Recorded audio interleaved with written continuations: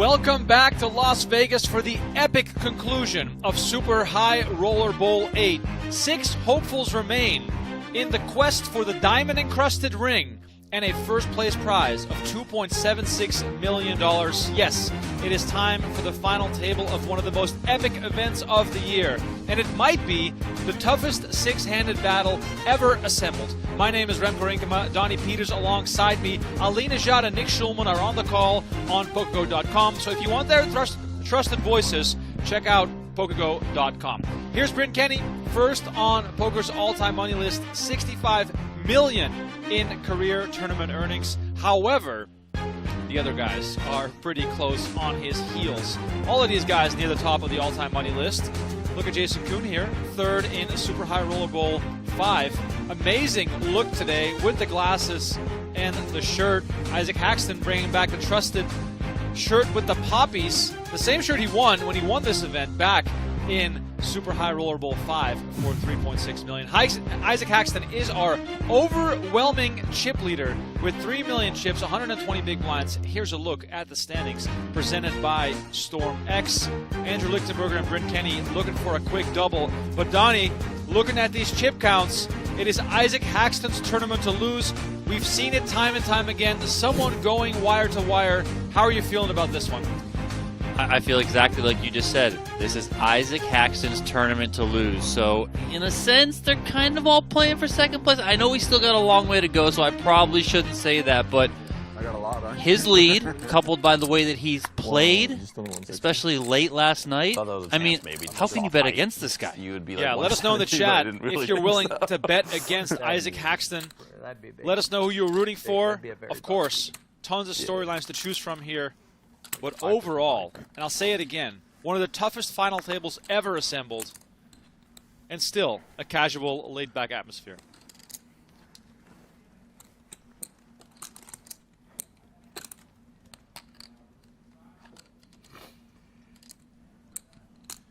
First hand off the deck, of course. Isaac Haxton right back to it, raising it up. Donnie, last night he put on a clinic, but the cards were also heavily in his favor. Oh, yes. I mean, you need the card distribution to go your way.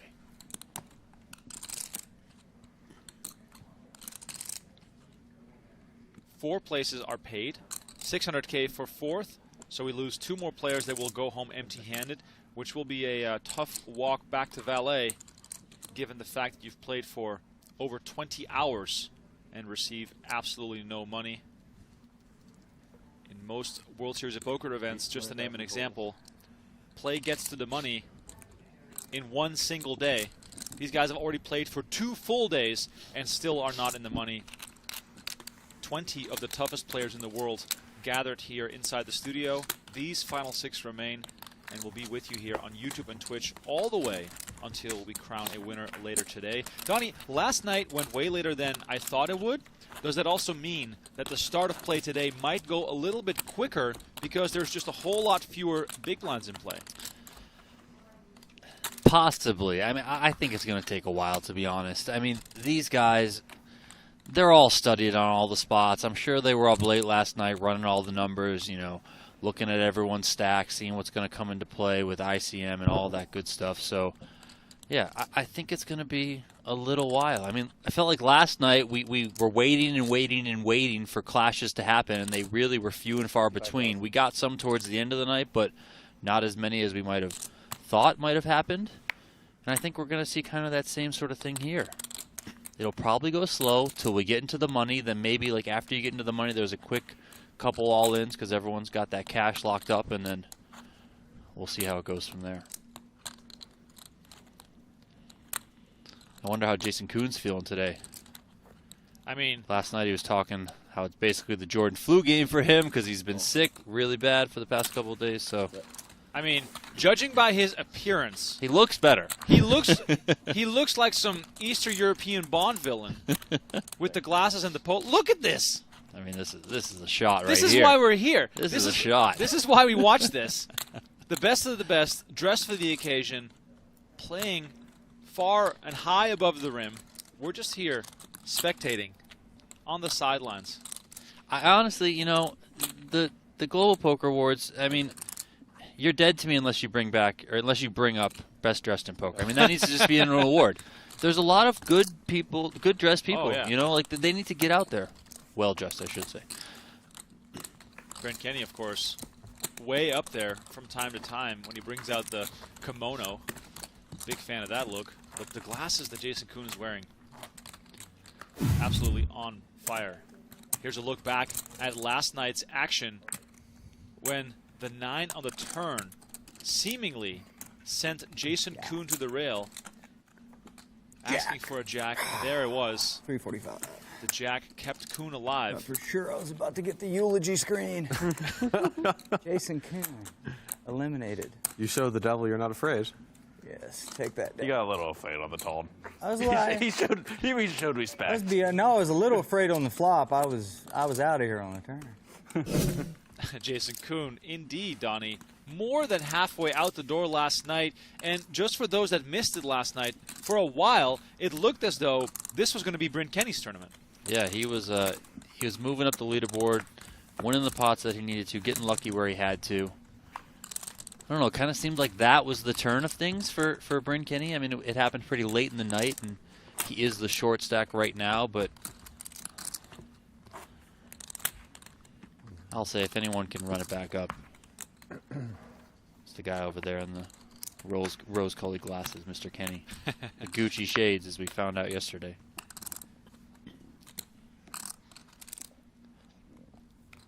Thank you, everyone, for tuning in once again.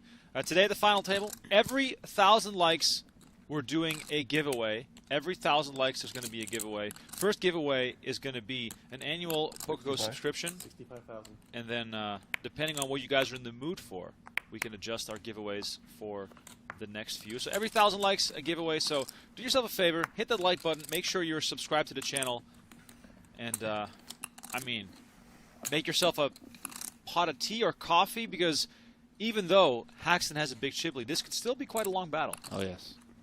I think we're going to be here for a while tonight. For those that have been watching the past 2 days, who has impressed you the most? Let us know in the chat. Really curious to hear some thoughts on this. Donnie, personally, I'm going to go with Chris Brewer. The way he played last night, the way he was able to bluff at the right times, make some crucial folds, put himself into a spot here to potentially, give Isaac Haxton a run for his money, just very much impressed me. Yeah, I mean, Chris Brewer was... I think Isaac Haxton probably stole a lot of the headlines yesterday with that chip lead in his play. I mean, if you actually watched, I don't know how you can come away from yesterday's play and not be thoroughly impressed with what Chris Brewer displayed, as you mentioned. Really, really, really elite folds all throughout the day. Well-timed bluffs. I mean, it was just a masterclass in poker from Chris Brewer. And he's really been doing that all year. It seems like he finally said, Variance, you're not going to get me this year. He's won almost $12 million. If he does cash here, he will go over that $12 million mark on just the year. Okay. Trays here for Kenney. He moves all in for 13 big blinds. Koon lets it go. Let's see what the blinds are looking at. Oh, wow. Snap call from Steven Chidwick. We got our first all-in of the day. Bryn Kenney at risk with the small pocket pair. Which side are you on, chat? Threes for Kenney, ace-king for Chidwick. Massive coin flip here. 2 eliminations away from making the money. Let's see the flop. 7, Jack, Deuce. Threes still in the lead. Kenney now 74% to receive a double up here. Stacks would basically flip-flop between these two. Turn card coming. It is the 4 of clubs. Still safe for Kenney. He's won many of these on his way to becoming #1 on poker's all-time money list, so would not surprise me to see him pull it off again. Chidwick here, 6 outs. River card. Oh, the dagger! King on the river. GG Bryn Kenney. He's the first player to hit the rail today, and we are down to the final 5. Just like that, as Jason Koon called it, eulogy screen in the background. Also him wearing one of those epic outfits from, I believe it was last year's Super High Roller Bowl. Sixth place finish for Bryn Kenney, $0 You have heading his way. 750. 755. And Stevie, you have like Starting off with a bang. Almost Right? exactly a million, yeah. I'll say this, Donnie. At least it wasn't Haxton who busted him. A little over even. Here's a look at the updated standings presented by Storm X. Isaac Haxton still on top, but Steven Chidwick emerging as a real contender, now up to over 1 million chips, 42 big blinds in front of him. Donnie, all eyes now on Lucky Chewy.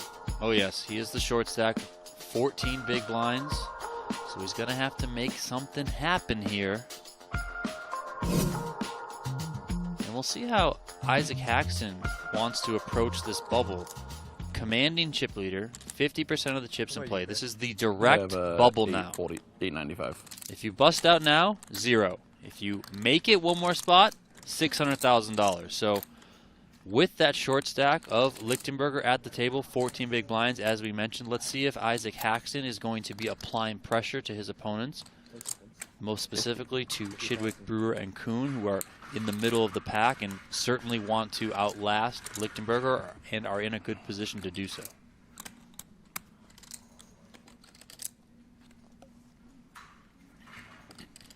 All in.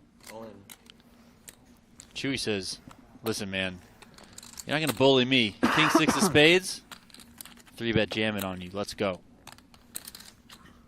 Gets that one through. Lichtenberger now back up over 400,000. You see the bio board there, presented by thehendonmob.com. Recently announced his new endeavor, Octopi Poker. Debate You're probably bad things to do. internally here on the Yeah, I don't think I logo want to go of up. Octopi Poker. In the Let us know in the 70s, chat. Really small bumps that How do you goes feel about it? Really? up. Yeah. Very, very tiny. But I think I'm gonna give you $5 and I owe like The trays that were not kind to Bryn Kenney now in the hands of Steven Chidwick, currently second in chips. that's for you. And Lichtenberger picking up 2 kings here. The Cowboys for Chewy. Chewy had a rough end of the night last night. Stack kept dwindling, couldn't get anything going. Now finding himself with kings in the small blind. That's going to feel like a gift in case Chris Brewer wakes up with something playable. Ace-7 off. Donnie, what, can we see something here? You had 420 to salt. Yep. Could possibly see something here. I mean, Lichtenberger is shorter, so you would think coming in for a raise here out of position from the small blind, he's probably got a pretty good hand. That said, I mean, Ace-7 blind versus blind, not All the in. worst of it. And there's the shove. Oh my God. Major misstep for Chris Brewer, but can you really fault him? He has Ace-7 off in the big blind. It's just that Chewy has pocket kings, and all in a at deep 420. sigh there for Chris Brewer. As while his tournament life is not on the line, Maxed out. this one will send him to the bottom of the And he counts was the if chronic he doesn't manage to find an ace. I mean, this is an absolute blistering start. Oh my God. Yesterday it was like very, very slow, kind of methodical, really at the end. yeah, Comes one the of my flop. original King opinions in was the feed center ball. of the table there. Chris Brewer Feed. understanding that he will now need running cards to send Chewy to the rail. Turn card is the 4 of spades. Not out of the woods yet. Chewy can appreciate a bit of a sweat here. Not so long ago. This is the money bubble. Chewy's Don't not forget gonna that. talk to the devil either. 600K money bubble on the line here. Chewy Trade. almost towards the full double, and there it is, 3 of spades, doesn't change a thing. Chris Brewer now takes the unfortunate spot of being the short stack on the money bubble. 600K for fourth, 0 for fifth. Raymond found two PCA main, and all of his bet sizes ended in 420. Donnie, last night, the final level, I was sort of falling asleep. They were just, passing some chips back and forth. Now, everyone is refreshed. Everyone's had a shower and perhaps an extra coffee. And we are just seeing the chips fly, and I love to see it. It's great. His network too, and Just let it all hang out. Let's go. Play for the win, everyone. oh yeah, those guys were a good time. I like him. He's a good kid. If you're with us in the chat, let us know who you are rooting for. What side are you on? I saw him He still plays successful. And poker, right? look at this Does he? graphic, Donnie. This is not the graphic that Chris Brewer and Jason Koon want to see. They've bubbled super high rollable before, and they could do it again. Very, very nice guy.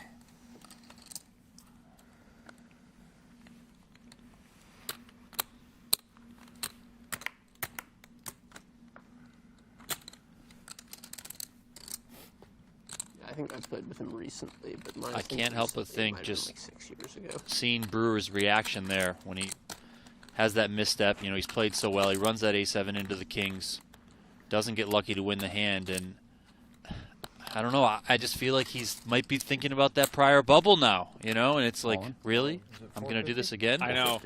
It's impossible not to think about that. And Brewer all in here. Koon with ace-3 of hearts in the big blind. Well, I think this is close for Koon. Wow. 18 big blind shove. Koon is second shortest with 29 bigs.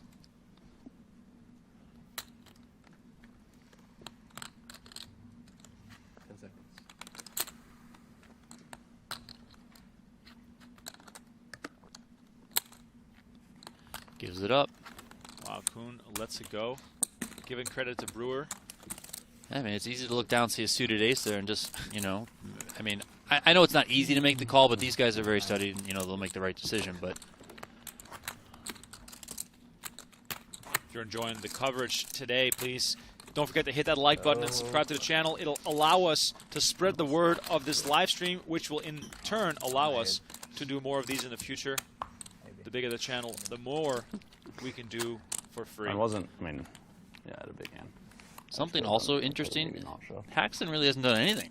No. He raised the one hand and folded to the 3-bet jam from Chewy, but other than that, he's just been chilling. Haxton probably walked in here today and said to the guys, hey, how about you guys figure out who wants to go heads up against me, and I'll just wait until you guys are ready.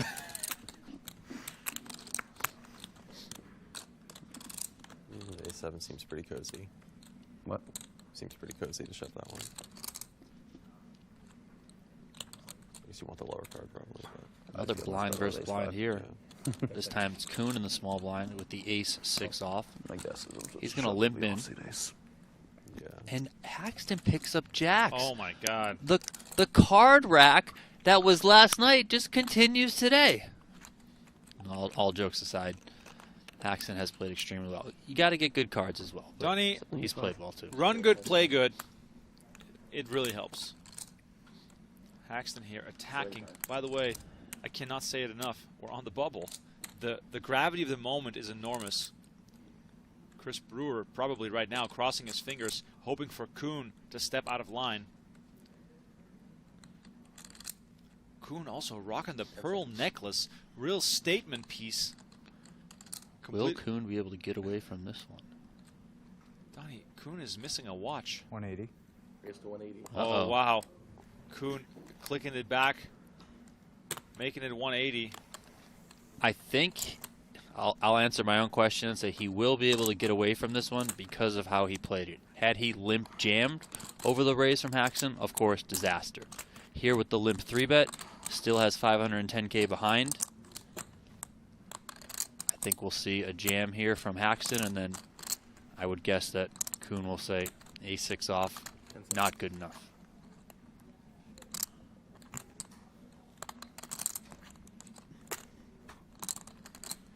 If you're Haxton, any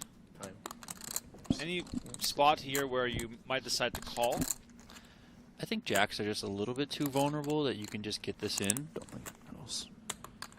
You know, I think he can also take some comfort in that he has that huge chip lead. So, you know, if this is an extreme cooler, blind versus blind in this spot, then, you know, Haxton could possibly take the hit, you know, and afford it. Look at this. He's going to just call. I mean, just forget what I'm saying. Just whatever. 385 in the middle here. All the pressure on Jason Koon. The other players eagerly awaiting the outcome of this hand as it has massive implications. An ace, 7, 8 rolls off the deck. Donnie, now in hindsight, Koon wishing he was all in. Well, yeah, and, you know, Haxton should have put it in pre. Wow, the way these hands play out, it is just crazy how much it affects the overall flow of the tournament. Now, Donnie, if you're Koon, Are you 100% confident in the strength of your ace? All in. Yes. Question answered. Question answered. Okay. Carry on. No, really a good flop for me. You know, Haxton probably assumes some better aces, probably stick it in pre. Or sorry, not Haxton. Koon does. And then once he jams here, you know, I think he feels absolutely tremendous that he did not get snap called. Yeah, so now he feels really good about his hand. Haxton gets away of his jacks, basically costing him the minimum as Koon chips up. And this might be the first dent in Haxton's stack in over 3 hours of play, Donnie. Stacked with lots of people all night. Yeah. The matchups are, I think, particularly interesting when you can see, like, you know, how much equity this person wants instead of. I hope I'm going to be pretty high up. Jason, you won a huge hand at the end of the night. Walk me through your emotions when the turn card hit and then ultimately that river card. Honestly, it was such a long day, and I was so tired. Pretty devastating turn card, but at the same time, you're just so exhausted and kind of dead inside that you're like, well, whatever's going to happen is going to happen. And I said Jack, and then there she was. Or he, I guess. It takes a lot of focus, obviously. These 3 days, they're grueling, they're long. With a final table like this, does that river card re-energize you a little bit coming into today? I mean, hey, getting to be here on day 3 is incredible. You know, yesterday was a really grindy day. This tournament's been an extremely grindy tournament, which is just going to happen whenever you play a lot of the best players in the world. You know, you're not given gifts like you are on a lot of the softer tournaments. So I'm just happy to be here, give it my best. Thank you so much. Best of luck. Thank you, Natalie, for the update with Jason Koon. 85. Turn of a card changes bankrolls. It changes the state of mind of some of these guys. 55 over the plate. Right now, About 130. we are on the money bubble, so 130, maybe 3 bet. next player to go home. 130 was the last You're getting away a with surprisingly good price. 130. Isn't it? Ike makes it 130. You're like, well, he might be thinking he's 3.5x, and he was shoving pretty good. But he also could know that I think that. Could also just have Jacks again. Did he have Jacks on that one? Yeah, Jacks. Oh, that's so funny. I just saw Jacks and freaked out. I just got so excited. The old saying is 3 ways to play Jacks, and they're all wrong. I found the 4th. Has been disproven. I have 840, I believe. Jacks probably isn't the hand for the 130. 840, yeah. Not banned for 130. I was like, I actually think all hands for it. I think it's a real idea, but I don't think that's the one. Jason Koon, after picking up some steam, continues right away here, raising it up with ace-9 offsuit. Is there anything to say for some of these players caring less about the bubble, or is this just going to play out the way that it plays out because these guys are just, you know, too smart? I mean, it's probably just going to play out the way it plays out. I think even though these are extremely seasoned pros, that they still very much care about this bubble. I think you've heard many of these players talk about this event specifically, the prestige that comes with it. So you know, I think they want to get into the money. I think they want to put themselves in the position to win. And it would be a bit of a heartbreak to go home here in 5th place and get $0. Yeah. Chris Brewer currently sitting on 20 big blinds. He is the short stack with 500,000 chips in front of him. If you're just tuning in, we lost Bryn Kenney in the early goings, currently on the money bubble. By the way, welcome again to everyone in the chat. Let us know where you're watching from. Let us know if you've been hanging around here since day one. It's been really cool to call the action on 3 straight days in the toughest tournament of the year. Today, the big money is being handed out. $2.76 million for the winner. And in a funny way, that will not even be the biggest score for many of these guys. It's crazy where tournament poker has gone. Absolutely crazy. Oh, Brewer's got the shades on. It's getting serious. It's getting real serious. Colin? Andrew Lichtenberger shoves onto Brewer's big blind and gets an immediate fold. Both players sporting the Octopi Poker patch, Donnie. no soft play between these two. No, and I want to say Steven Chidwick might have an Octopi poker patch on as well. Where's our patch? Good question. Octopi is octopine the final table. There you see the payouts presented by Volato, flyvolato.com. 5th place, a big fat 0. We are on the money bubble. $600,000.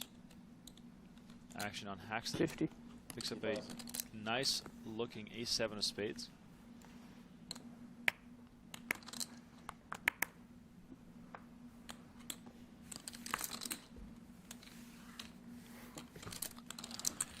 Bunch of rags for everyone, and Haxton takes this one. A few quick shout-outs here. We got Germany, Long Beach, Saskatchewan, Macedonia, Nigeria back in the house. Holiness watching for the 3rd straight day. Love to see it. Andy is watching from Scottsdale, Arizona, up at Talking Stick. Legendary spot for some poker action. I think just over 9. Yeah, I think. Well, I guess I just posted. Yeah, I think about $1 million before I went through the blinds. So. Yeah. Bada Bing saying Adrian Mateos should be one of the best of the best. He is one of the best of the best. Also showed up for this event. Was one of the first to bust, unfortunately, on day 1. 65,000.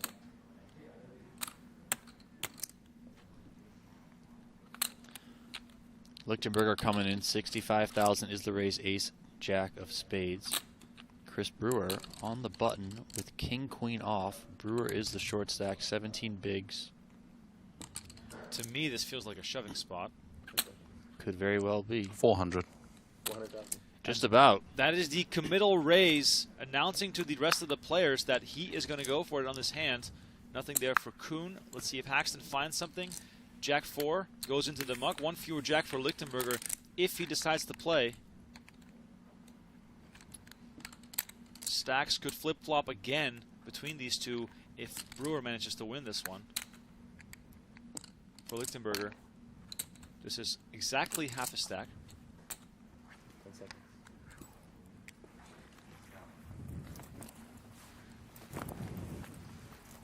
Is this one of those where ace-queen is an easy call, ace-10 is an easy fold? Yeah, I mean, ace-jack is close. Brewer's going to have some of these king-queen off shoves in there.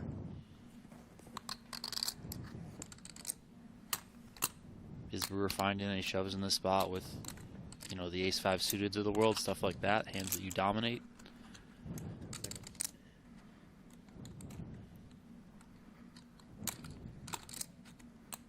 Lichtenberger taking his time. To all the chat pros out there, pretend you haven't seen the cards. Are you going to call here with ace-jack suited to potentially burst the bubble, but also potentially become the short stack on the bubble?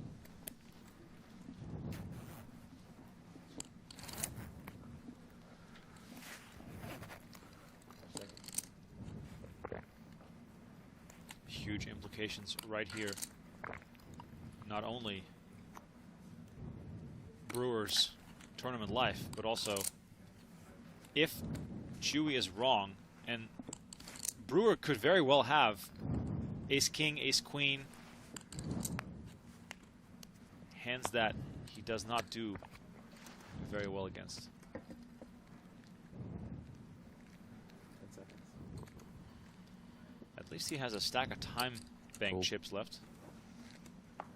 Does let it go, Donnie. This is what the bubble is all about. Ace 9 suited? No, I had a much better hand than that. Yeah. Ace 10 suit? Better. I would guess you would call then. I guess I should have called. I think I'm not saying you should have.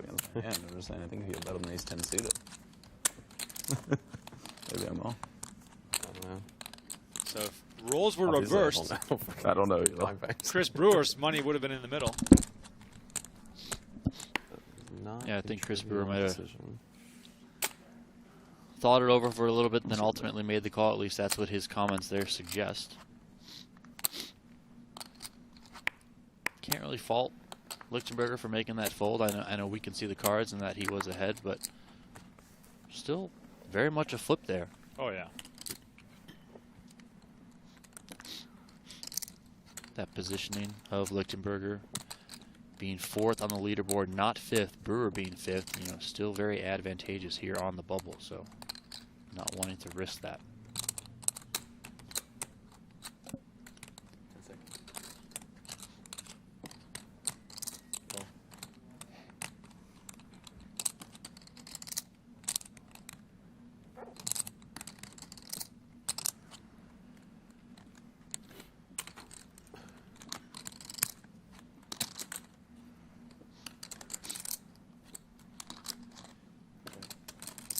Chat pros fairly unanimous that Chewy should have called.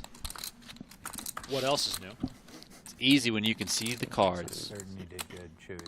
What's up? I'm certain you did good. You were in touch with the universe. I could see it in your face. Oh, thank you. Certain. I sure hope so.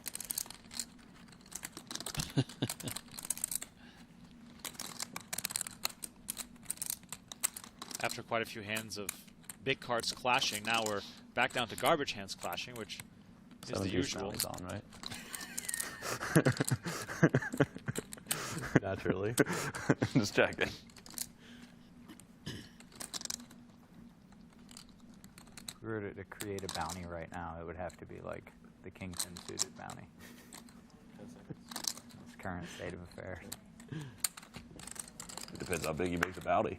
Yeah. Like 500K each for the 7 deuce. I don't really. I'll probably in there. Small blind Put a battle 6 here. shove at that point. No real chips have gone into Chewy the falls. middle. I win 2 million. You'll take your chances. While Brewer is the short stack, Donnie. No one else comfortable besides Haxton. No, I mean, I don't think you can. You're never comfortable on the bubble. I mean, unless you're Haxton in this situation. Like,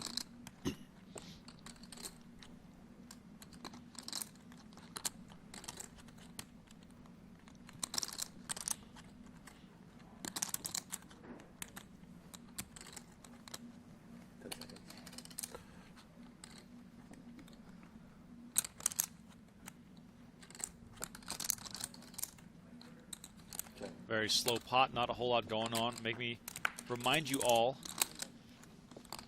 that if you like the video, you might be in one of our upcoming giveaways. First giveaway at 1,000 likes, so smash that like button right now. Let's try to see if we can get to the first 1,000 likes before the first break. I was going to say at the end of this hand with the way this is going. Yeah, exactly. We might make it there at the end of this hand. But yeah, 1,000 likes, we're going to give away an annual subscription to PokerGo. We're going to make the giveaways bigger with every 1,000 likes. As, check.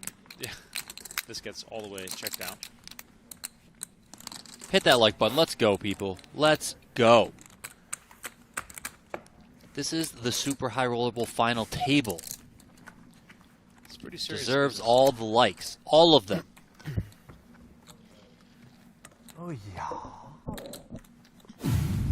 Ike, you come in today with the chip lead. What do you feel you've done well the last 2 days and executed in your game to get here? Well, I mean, it certainly helped. I've coolered a lot of people. I mean, you look at the last couple hours last night, I had like 10s plus 8 times in 2 levels or something, and I've just got a lot of great hands. But when I have played big pots, I feel like I've mostly made good decisions, or at least happened to be right. Made a couple of good river calls and folds. Yeah, things have just gone pretty smoothly. Can't pin one exact thing down, I guess. Half the chips in play are in your stack. How does that change your strategy coming into today? Obviously, that's a really good position to be in, playing the bubble with already having half the chips in play. Other people are, you know, kind of fighting for the min cash and the ladder ups, and I can really play aggressively and try to accumulate chips and win the tournament. So, good spot to be in. Thanks, Ike. Good luck today. Thank you. We're about 30 minutes into our final table coverage, and Isaac Haxton still sitting on just shy of half the chips in play. Dynamics have changed a little bit. Bryn Kenney out the door. Jason Koon chipping up nicely.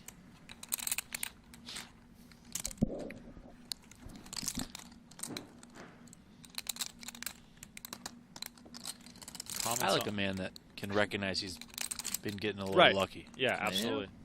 It happens. It's poker. That's what you got to take.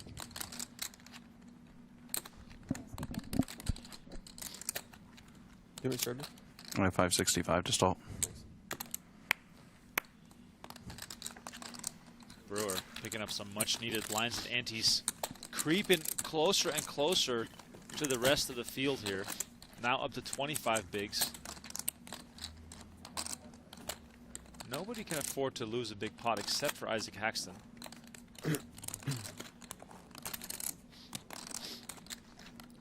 Brewer's largest career score this year in the summer.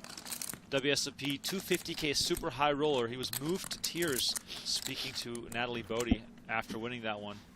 Got a huge monkey off his back, and he said earlier here at the Super High Roller Bowl how that win and the other success he's had this year has really helped his confidence when he steps into the arena. And you cannot understate how important it is to not only have your strategy dialed in, but to also be mentally locked in and to believe that you're able to perform at this level. Yeah, I mean, poker is annoying at times, frustrating, you know, especially tournaments.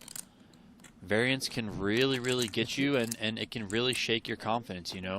We've all been there. We've all gone through stretches of running bad. And, I mean, if you haven't, I mean, God bless you. But we've all been there, and, you know, you start questioning everything. Was this the right fold? Was this the right call? Should I even go play today? Am I playing well? What am I doing? You know, all that sort of stuff. You could be playing A++ poker and just still get unlucky. It's just part of the game. So once you're able to start winning a little bit, that confidence starts to come. You see it so often. Players go on these streaks, and those streaks, you know, are a lot of times backed by confidence, because the more you win, the more you believe that everything you're doing is correct, and you're like, yeah, I can continue to do this. I'm kind of just, I'm seeing everything, right? Like I'm pulled back, kind of an out of body experience in a way, and I can just see everything play out and make all the right moves. Haxton here raising up to 50K. Brewer defending his big blind with 7-4 suited. Action goes check, check. Brewer has some backdoor options here, and the deuce of clubs gives him a flush draw. His 7 high, though, still far behind.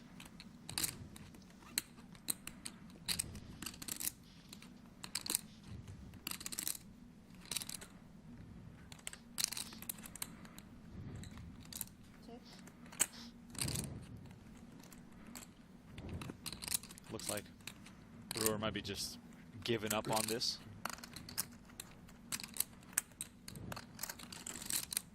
I want to know why Ike did that. He was shuffling blue chips. He put the stack back and just took another stack of blue chips. Hey, man. I want to know what if there was a reason for that. Sometimes they don't feel right. Maybe you get a sticky chip in your stack and you just want to put it back. These guys are all way smarter than us, so I just want to know why. Maybe I need to start doing that. You know, like I just want to know why that he just did that. He's merging his chip shuffling. Brewer continues to miss here. Haxton perhaps hoping to also get the showdown for cheap with the 7s here.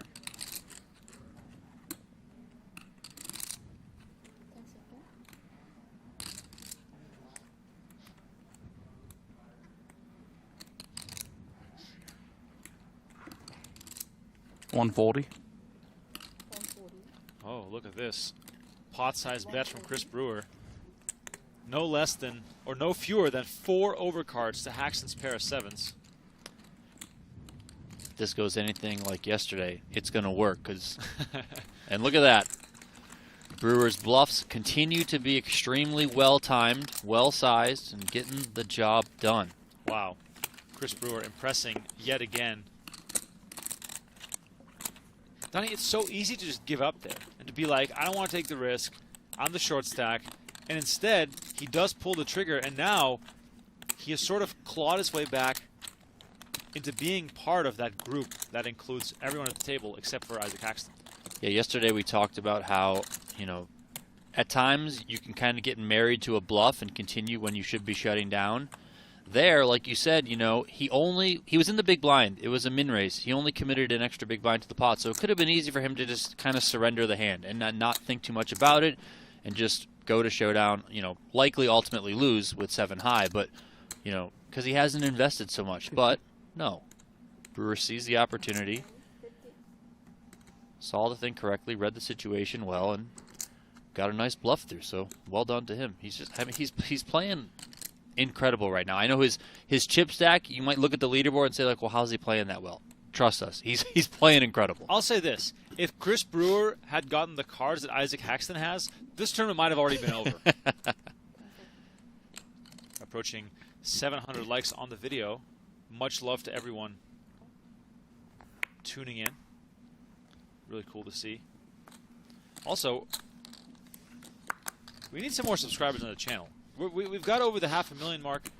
Let's try to make some moves and add a couple more thousand here before the year's done.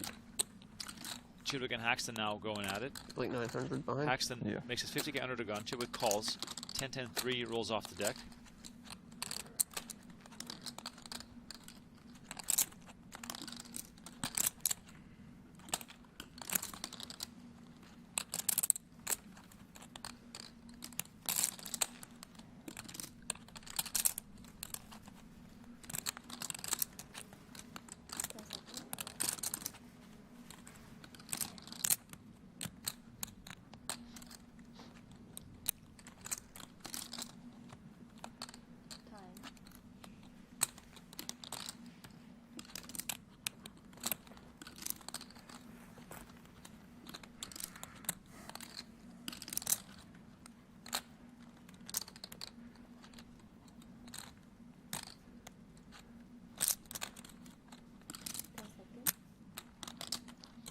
$100.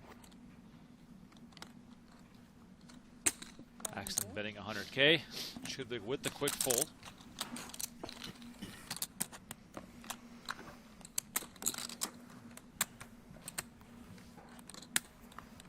Haxton trying to claw his way back up over 3 million where he started the day. 6 million chips in play. Haxton has just under half of that.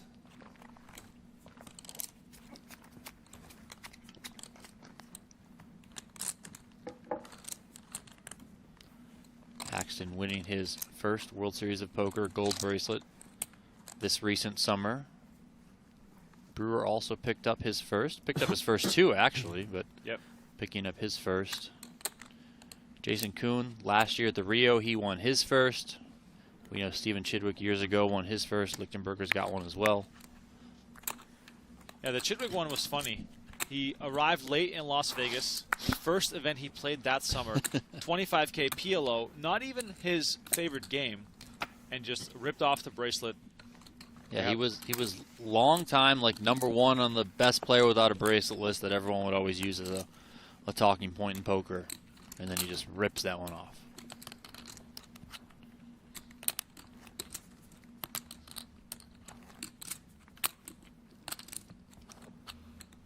Should have claimed to be feeling bad about the fold they made so I could see a hand. Yes. I'm not sure I would have made you feel better.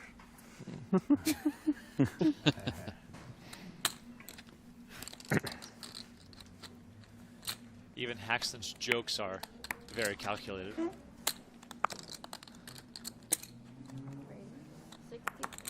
Lichtenberger raising with ace-9 of clubs, of course. Lots of added pressure and adrenaline in this very moment. As soon as we lose one more player, we might see a flurry of aggression as that money bubble tends to unlock, or the money bubble bursting, I should say, tends to unlock a bit more of a laid-back atmosphere for the remaining four.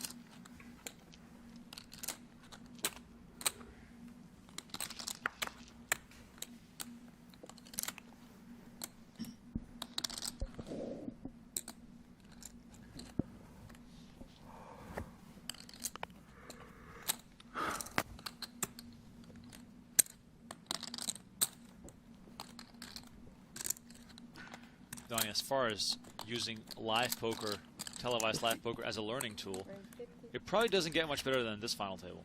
Stacks are a bit deeper too, which helps. And honestly, it doesn't get better than this event. Right. The whole event. You know, we streamed the whole thing from start to finish. This is day 3, the third and final day, but the past 2 days are available on demand whenever you want on the PokerGo YouTube channel. So you guys can find those and watch them if you missed anything, or you want to do what Remko just suggested and just learn. This is a great, great learning tool. 680. Videos on demand are great because, you know, you can just pause the action, look up a spot. If you're like, I wonder why he did this. Maybe you pull up our sponsor GTO Wizard alongside, and you're like, I wonder why he shoved here with this, or I wonder why he folded that, you know, that sort of stuff. And you can really dig into things. I also like the idea of pausing the action and then trying to predict what they're going to do. Yeah, no, for sure.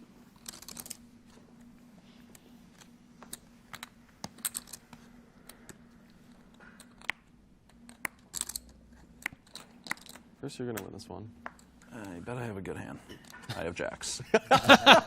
We told you yesterday, you don't look when you get a walk, Chris. Never You got a look. walk yesterday with the 8s. You really There he felt gets that a one walk coming, with huh? the jacks. You don't look, man. It's pretty big fade, but you guys have a lot of bad calls. Yeah, it's some great head cards. Ups the chance I have some pretty good calls. It's actually a really good theory there, Donnie. Your calls were so bad you didn't even have like the momentary like I wish I could play this. Yeah, no. I folded King 10 suited because the bounty's not on though. True. I mean, I might be glad he did. He might just fucking rip that one. All right, off we go. Only 6 big blinds separating 5th place from second place. Lichtenberger here with the King 10 suited. They've joked that this should be the bounty hand. And aces for Chris Brewer. 2 red aces. From jacks to aces. I know he didn't get any action on that last one, but he's at least getting a little something from Lichtenberger raising on the button here, so.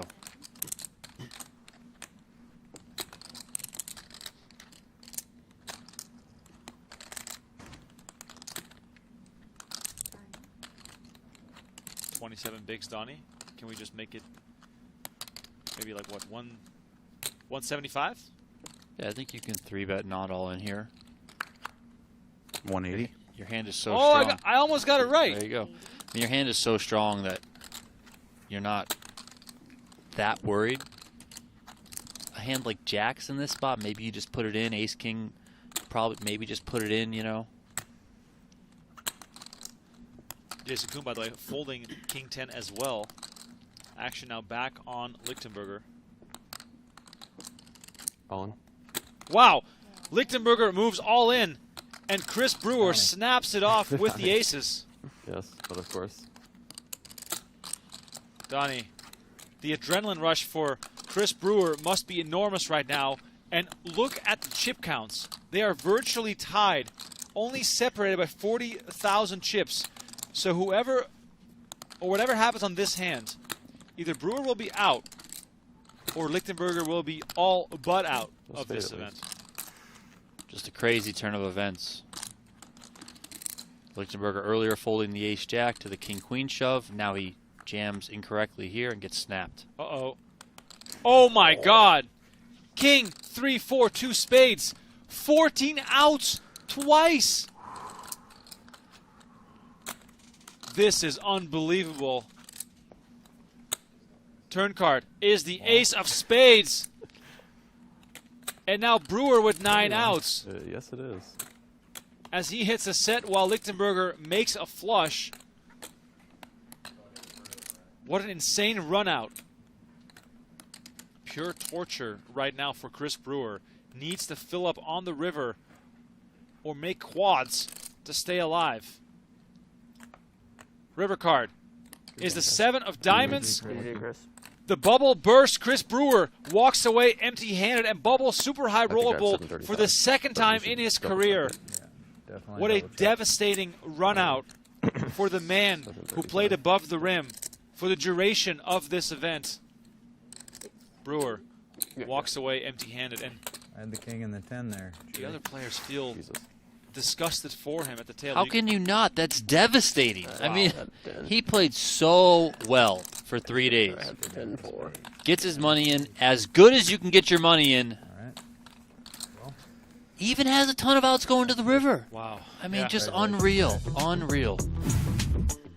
There it is. Look at the updated standings presented by StormX. Chidwick and Koon basically tied for the bottom spot here, and that hand shoots Andrew Lichtenberger up into second place, now sitting on 1.48 million chips.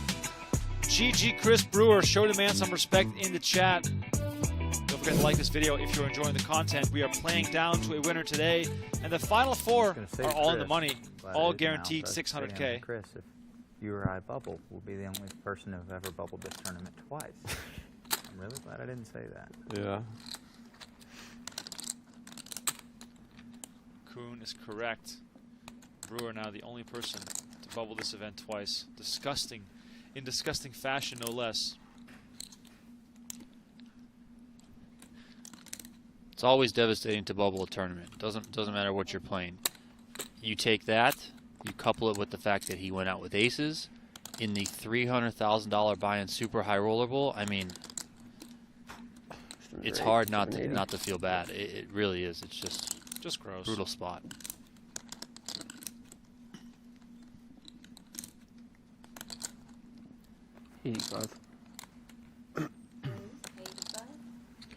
Koon limps, Haxton raises, and Koon folds.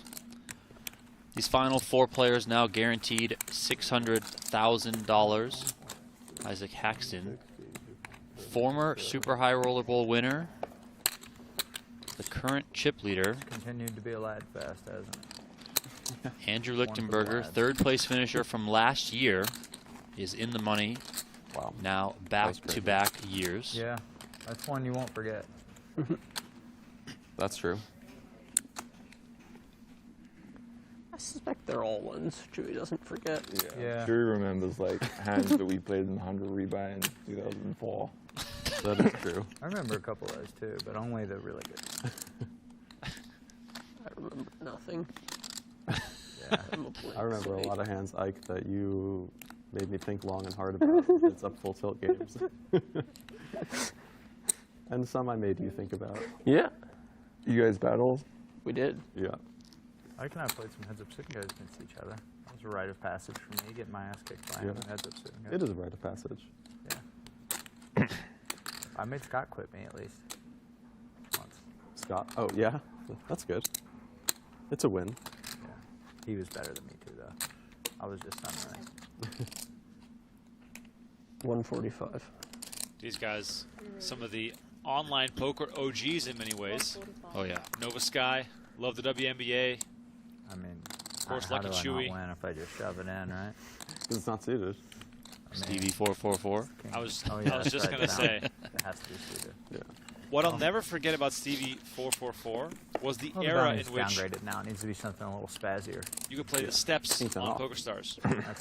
Yeah. And I believe Steven Chidwick qualified Chris, for the World Series obviously Poker not main the event. finish that you wanted, but are you pleased with your play in this series? Yeah, I think I played well. I think the A7 off to shove against Chewy today I'm not sure about, but I think everything else I'm pretty content with my decisions.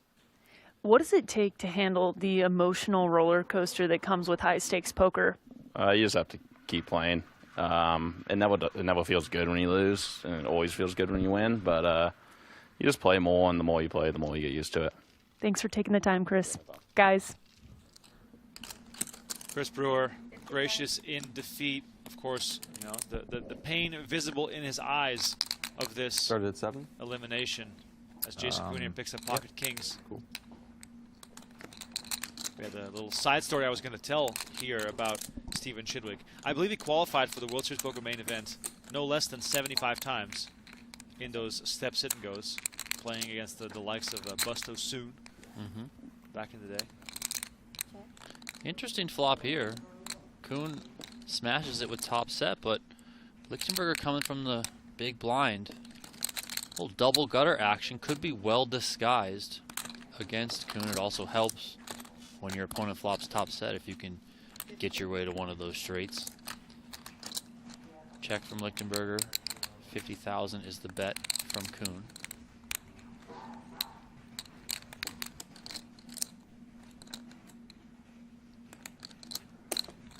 Lichtenberger makes the call. 8 on the turn. Lichtenberger makes that straight. Wow. This one could be pretty well disguised. Again, it also helps. Koon has top set here, so. Also, Lichtenberger with the snap check here on the turn. Action on Koon right now. Only $250,000 in the middle. But Koon, the current short stack with 28 bigs and top set. That is basically what you're looking for. Healthy bet here, 175,000 into 250,000.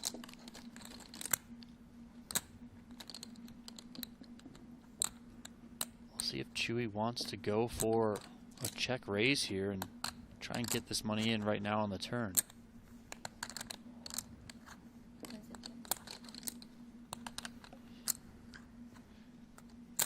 He's probably trying to think, what will look the weakest?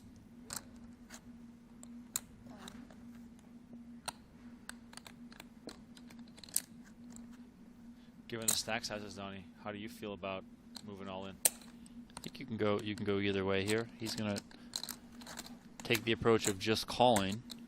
Now, at least for Lichtenberger, he's got to fade Koon making a full house. Not that he knows that right now, but call has been made. River card incoming. 3 of diamonds. Andrew Lichtenberger gets the check mark with his straight. Jason Koon must be loving this. Can now shove 420 into 600, Donnie. yeah, I don't really see any way that Jason Koon does not put his chips in here. I mean, it's just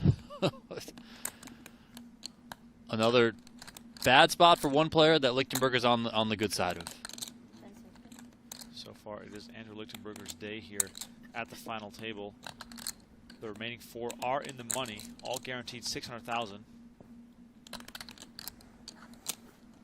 Koon, of course, wanting to get action here on this strong hand.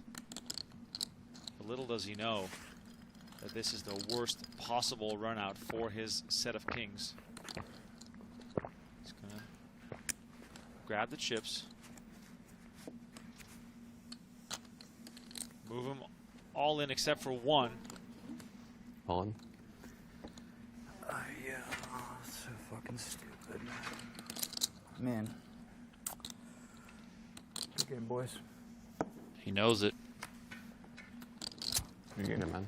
Oh, gut punch for Jason Koon. When you think you hit a set at the final table that you're about to collect a massive pot, but there it is. As he said it himself, the eulogy screen in the background, Jason Koon eliminated, but does get to collect $600,000. And all of a sudden, within an hour, we go from the final 6 to the final 3, and Andrew Lichtenberger emerging as a top contender, now up to 2.2 million chips. Absolutely, yeah, of course. Wow. What'd you have for breakfast this morning? Nothing different than the past couple days. Go on. I had green tea. I had a smoothie. Actually, what was in the smoothie? Steroids. It's called the $1 Million Smoothie. Okay. I'm gonna need a recipe at some point. You don't have to give it to me now. They sell it at Sun Life Organics. Free plug. Donnie, this is what That we were might have doing been wrong. pessimistic. I mean, Well, already locked up the $1 million. $2 million smoothie works too. You have to change the name. Three of the best. Also, 3 of the funniest. Deadpan, one-liner, dry sense of humor type guys here, battling it out for the trophy and the $2.76 million first prize. Also, our 2 predictions. Oh! Your Steven Chidwick, my Lichtenberger, both in the final 3. Some might say, Donnie, we know what we're talking about. Some people might say that. By the way, smash that like button. Let's get us to 1,000 likes $1 right now. It's like banana, almond butter, protein. Jason Koon stuck around here for just a bit. Now catching up with Natalie Bodie to talk about his elimination and his tournament. Jason, a tough run out there, but overall, how would you evaluate your play in this series? I think I played okay this tournament. I wasn't feeling my best, and I definitely think I made some mistakes along the way. Very fortunate to get into the money. Tough lineup. You're someone who's had a lot of success. What continues to drive you playing high-stakes poker against great competition? I've always loved playing high stakes, and I just have a passion for the game. I still really like to study. That's my barometer, too, if I should continue to push myself, is if on the slow, boring days, I get out of bed and go look at poker hands and try to get better, and I still get very excited about that. So as long as I continue to do that, I'll be here. Thanks for taking the time, guys. Jason Koon, one of the best to ever do it. Near the top of the all-time money list, but, Donnie, he will drive home thinking back of that hand. Even though he had a set of kings, you could hear him say, I should have just checked behind. He said it. I mean, yeah, but it's...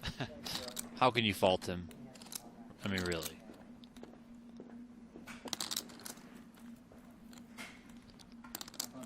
Yeah, man.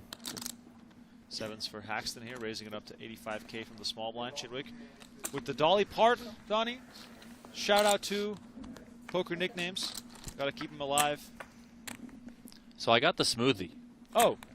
$1 million smoothie from Sun Life Organics. Banana, raw cashew butter, raw plant protein, raw cacao nibs, maca, colostrum, flax oil, trace mineral complex, pink Himalayan salt, chia seeds, raw honey, and hemp milk. But Remko. Hold on. It sounds like it costs $1 million too. Yeah. How much is it? $20. Oh my God. But they have a $1 billion smoothie. No way. Yes, they do. I have no idea why Lucky Chew's not drinking that one. Big mistake. And it costs $10 more, $11 more. Oh my God.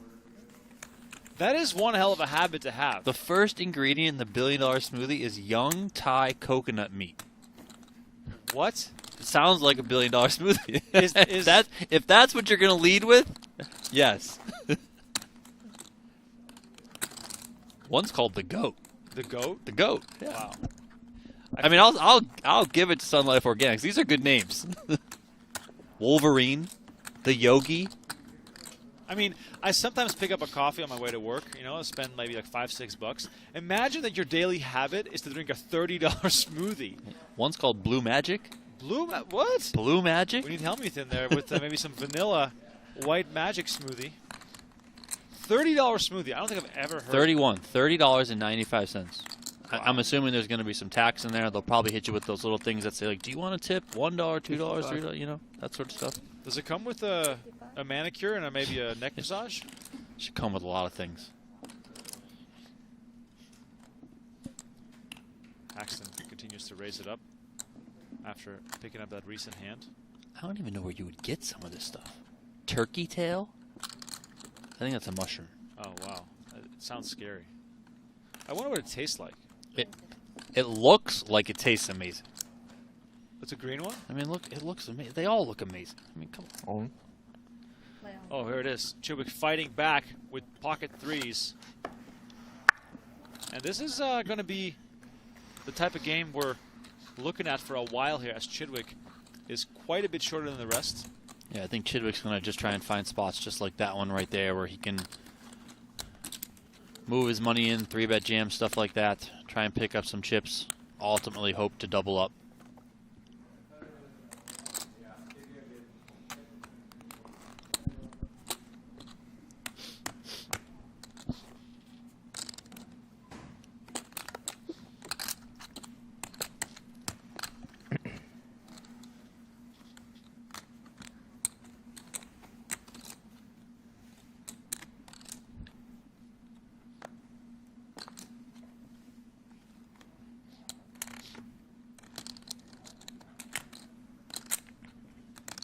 Lichtenberger with a tasty-looking ace-3 of spades. I feel as though the steel wheel will also be a good smoothie name. I don't know. That sounds more like a like a beer. The steel like wheel? a Bud Heavy Right. type of nickname. Seeing a tweet from Adam Hendricks, renowned high-stakes player as well, calling out that Chris Brewer had the best performance during Super High Roller Bowl. I mean, he really played unbelievable. Got his money in as good as you can get it in. Just got unlucky at the end. This will not be the last we see of Chris Brewer, that's for sure. Pretty sure he's coming for Super High Roller Bowl PLO. Love it. As is, I think, Jason Koon.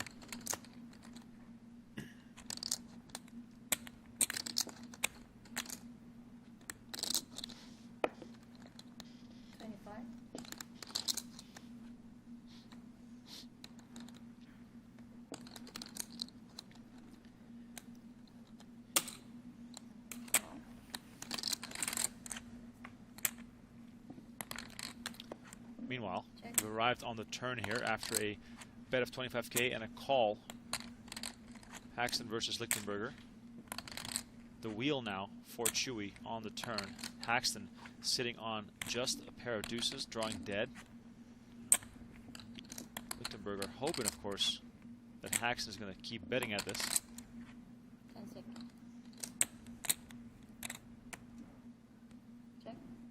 Action does go check, check. Haxton slows it down. River brings the 9 of hearts. Haxton backs into 2 pair.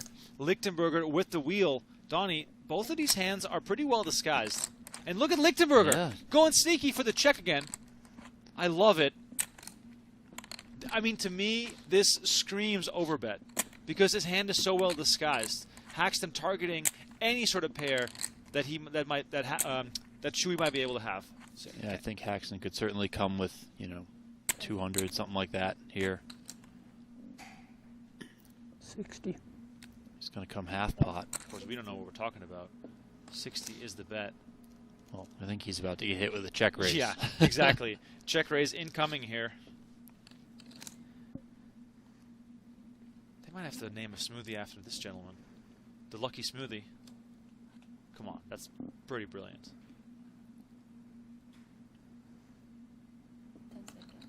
Lichtenberger here, deliberating the size. 25. Goes for 225.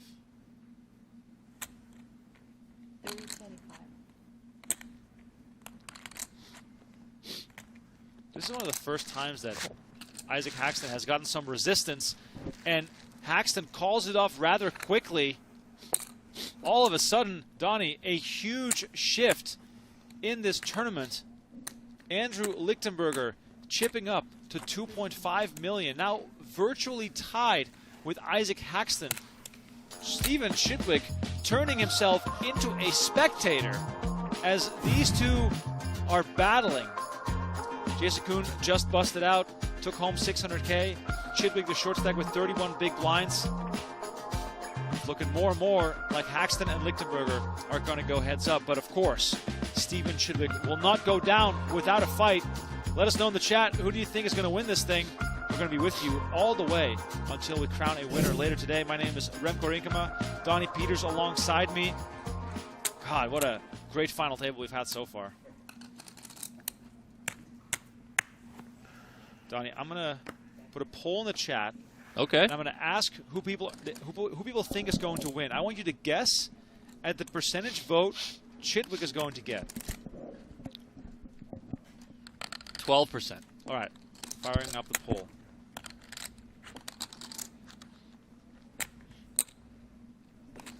Jeffrey Joseph in the chat immediately saying Chidwick will win this.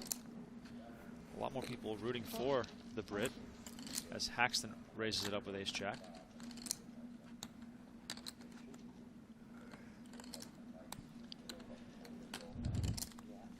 Don't forget to hit that like on the video. We're almost to 1,000. Come on. Come on.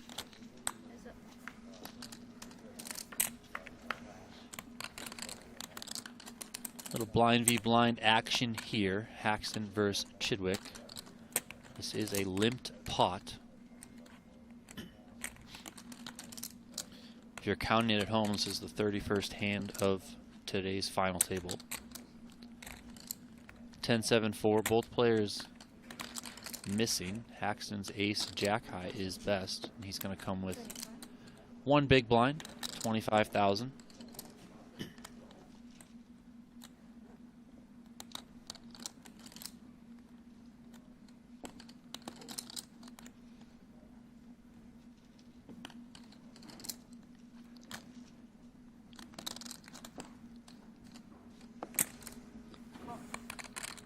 Chidwick makes the call. 3 on the turn. No backdoor hearts coming in for Chidwick, but backdoor wheel draw is alive.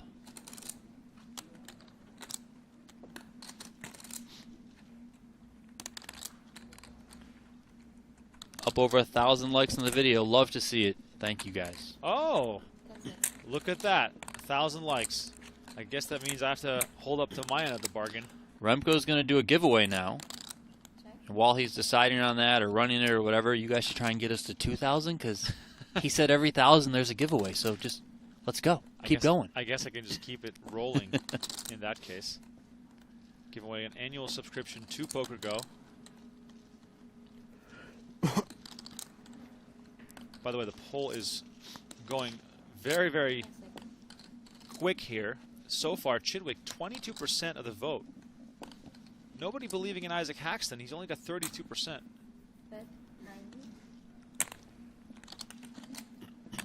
90K is the bet from Chidwick here.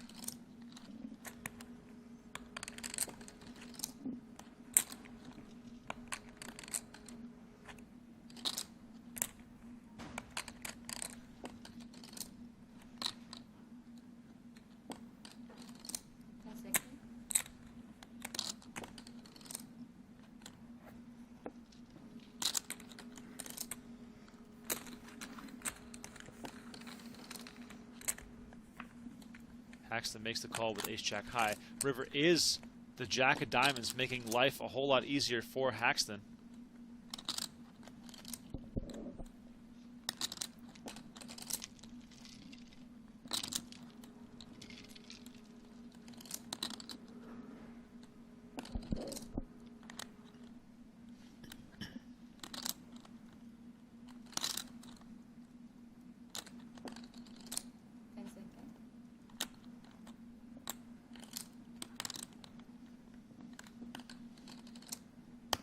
Maybe same hand.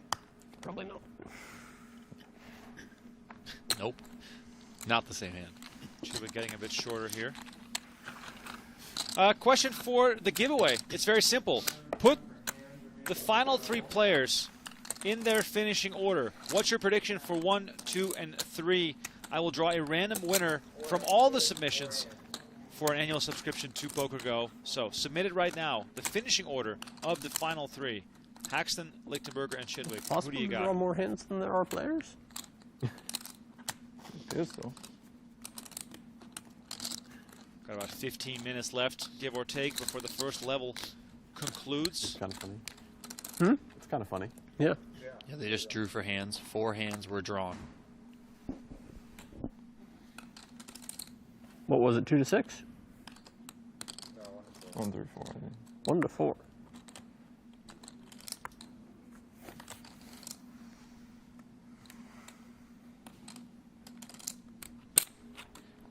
Chidwick with ace-king of spades. Of course, a monster hand, but unless your opponent has something to fight back with, it's just another hand. 25 big blinds for Chidwick.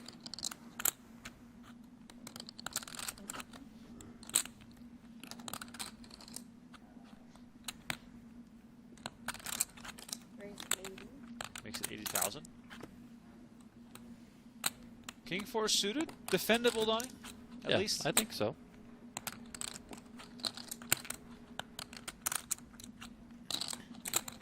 And there it is. He's going to make the call.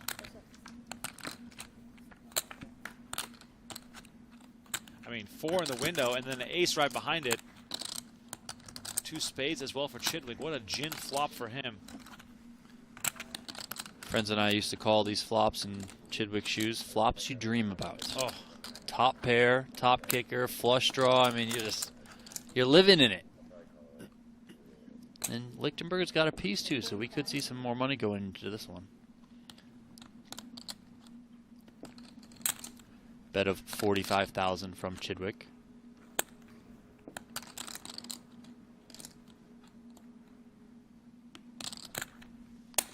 Lichtenberger makes the call. Wow. Third ace for Chidwick.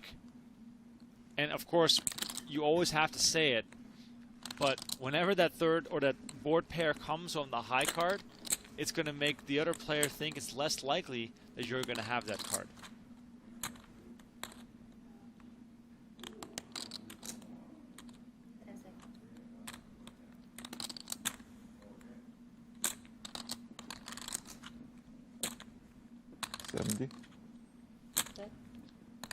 Keeping it small here. Chidwick betting 70,000.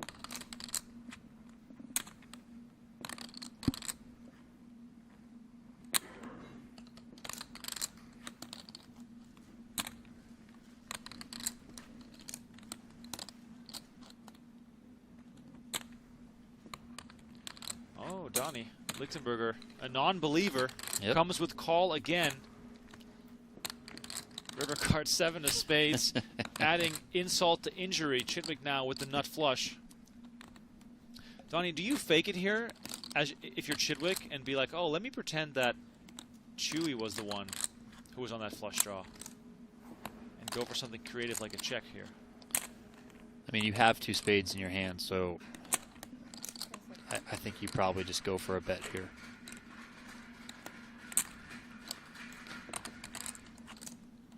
The sizing that he takes is something that I'd be interested in. Chidwick has 430,000 behind. The pot is currently at 415,000. So.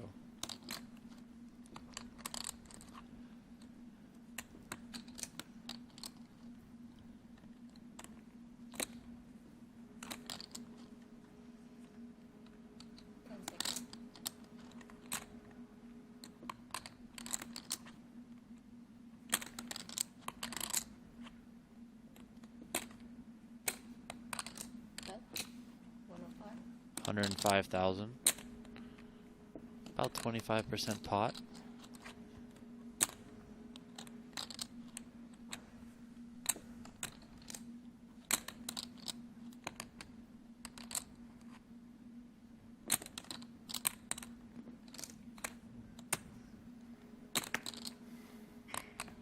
After 3 straight bets, Lichtenberger gives up on the river, and Chidwick gets a whole lot stronger here just by winning a single hand. All right, after the conclusion of the upcoming hand, I will draw a winner for the giveaway. All you have to do is let us know in the chat what the finishing order will be of these final 3 players.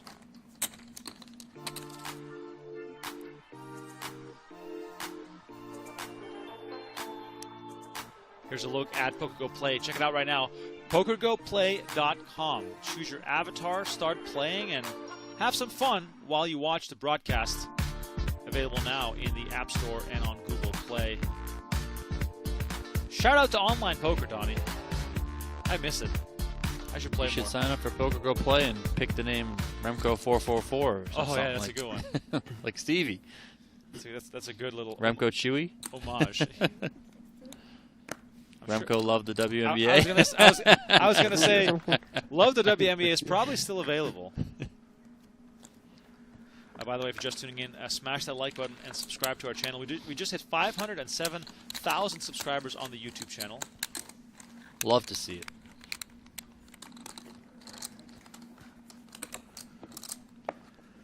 That is all. Literally all. There's nothing left for you to have.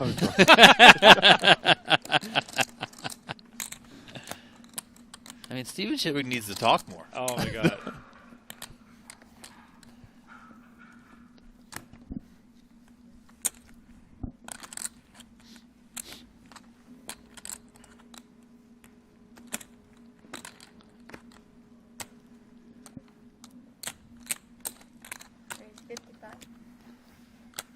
On the button here, Lichtenberger coming in with the Queen-8 off, 55,000 is the raise.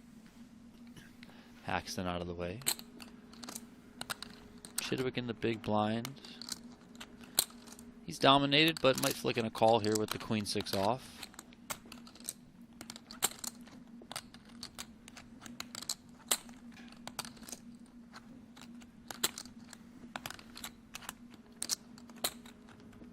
Of course, as the table became more and more short-handed, we are more and more likely to see mediocre hands clash. And when it is a queen-8, queen-6 combination, there is some potential for trouble. And like that. The words have not left my mouth, and there it is.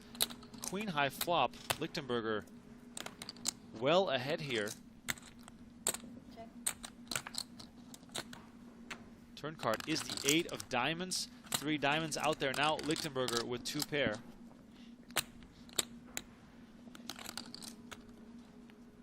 Only 150K in the middle, Donnie. Not really getting out of hand just yet, but we can only assume that Chidwick might want to bet here.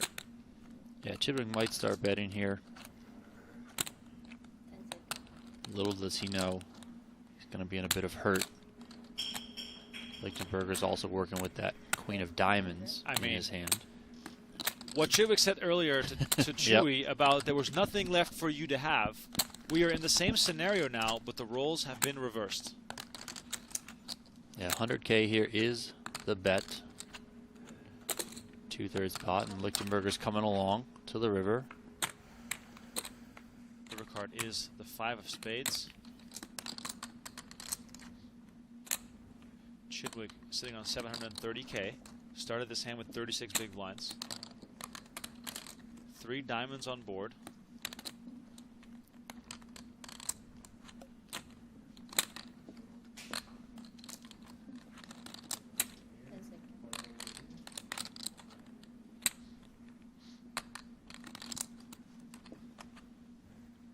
Chidwick is going to do his own betting, and he comes out with 225.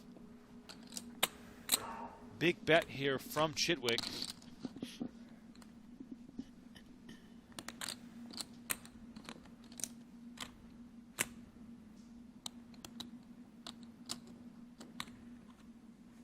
Lichtenberger motionless.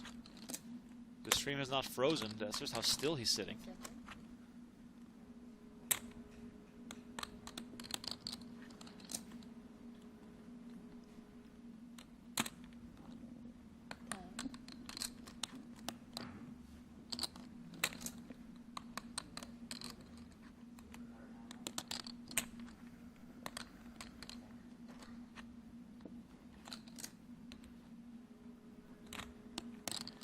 Lichtenberger perhaps thinking about raising here?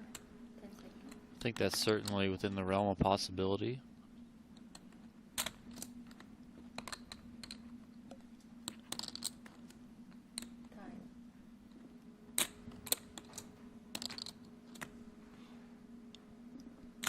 Lucky Chewy has not moved a muscle except for his right hand shuffling the chips.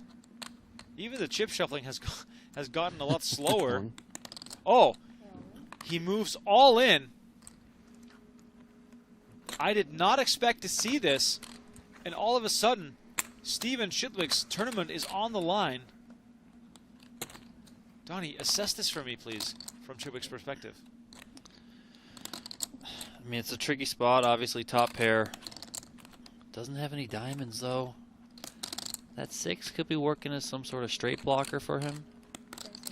I think I'm just going to revert back to everything that I've said constantly during this tournament, and that I trust Steven Chidwick to figure it out. I mean, right? Isn't that how it works? Yeah, the fact that he doesn't have a diamond comes into play. Does have a 6. Is that a factor at all?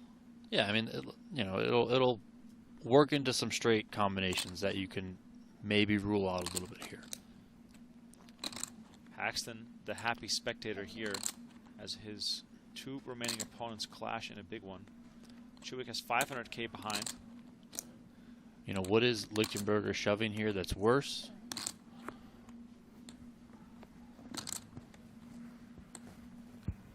Really taking his time here. While Chidwick is in the tank, let me announce the winner of our giveaway. Alejandro Abad Pablo. It's a whole mouthful. Congratulations, you get a year subscription to PokerGO. Wow, he makes Oh the call. my God! Chidwick calls for his tournament life. And all of a sudden, we are down to heads-up play. I was hoping for you win. I did not expect this to happen. Ladies and gentlemen, in the first level of play, we've gone from the final 6 to heads-up play. Chidwick collecting $960,000. And all of a sudden, it is Haxton versus Lichtenberger. 2 very deep stacks, Donnie, as we head towards our first break of the day. Absolutely so many moons wild. since we sat 1-1. And Lichtenberger's now the chip leader. Wow. What an insane turn of events. Here's a look at our leaderboard presented by Storm X. That caught me off guard, Donnie. Lichtenberger, 3.2 million. Haxton, 2.7 million. And Haxton is down from his original count to start the day. Chidwick and Koon eliminated in the money. And we are going to be going on a 10-minute break. Heads up action about to get underway here. Don't go anywhere. We're crowning a winner very soon.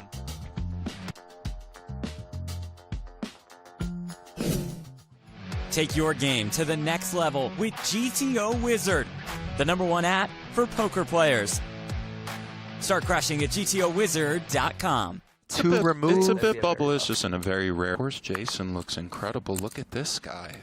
The gun show, but then the pearl balance generally reserved for the... Oh, thank you. Yeah. Oh, ace-3 suited.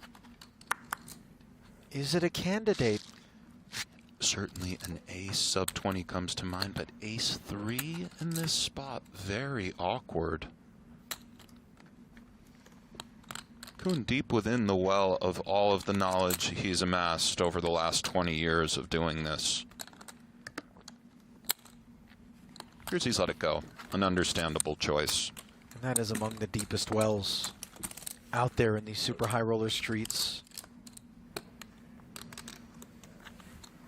And now the player that finds themselves under the most pressure is Chidwick. He is meant to play extremely tight. Being in second, 5 left, pays 4. What? Seems pretty cozy to shut that one. I mean, is it just professionally appropriate for Chidwick to really just detach himself from all but the most clear cut of pre-flop situations? Note the limp from Koon. Interesting one brewing. Certainly we'll see a raise from Haxton, and let's see how Jason responds. An ace in this scenario. A lot of hand.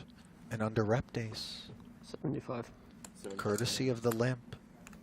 Under repped, but having said that, he's not just limping in with the normal lot, but still, indeed. Narrower range then to be limping into Ike? Yes. As the chip leader, we expect aggression. This spot to me is not entirely clear. Again, sometimes you see the click back. Call feels not wonderful. He does go for the 180. This is just sort of somewhat textbook maneuvering here from Jason, and this one likely is coming to a wrap soon, although given that his range is so polar to things like amazing hands and what we're looking at, curious to see the Ike procedures if he just rips or does something highly exotic. 5-10 back for Jason.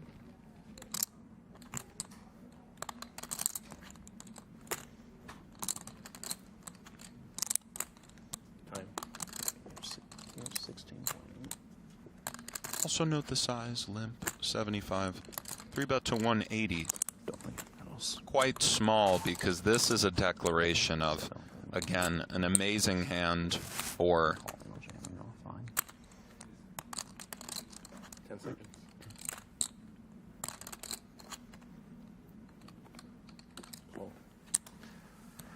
And this is a very cool play from Ike to just call.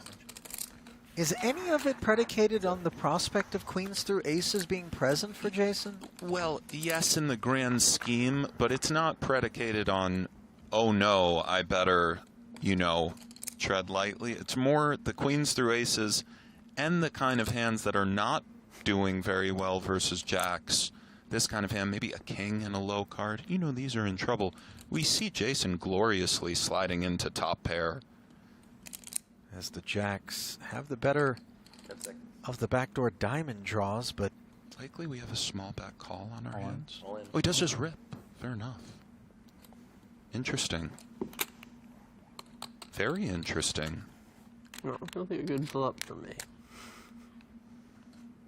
Music to Jason's ears, Why Ollie. the rip versus a more conventional sizing? Has Jason already determined, looking at this board, that he's going to find himself at showdown, so why not have fold equity, potentially get something out of there? You know, when we go small, fold.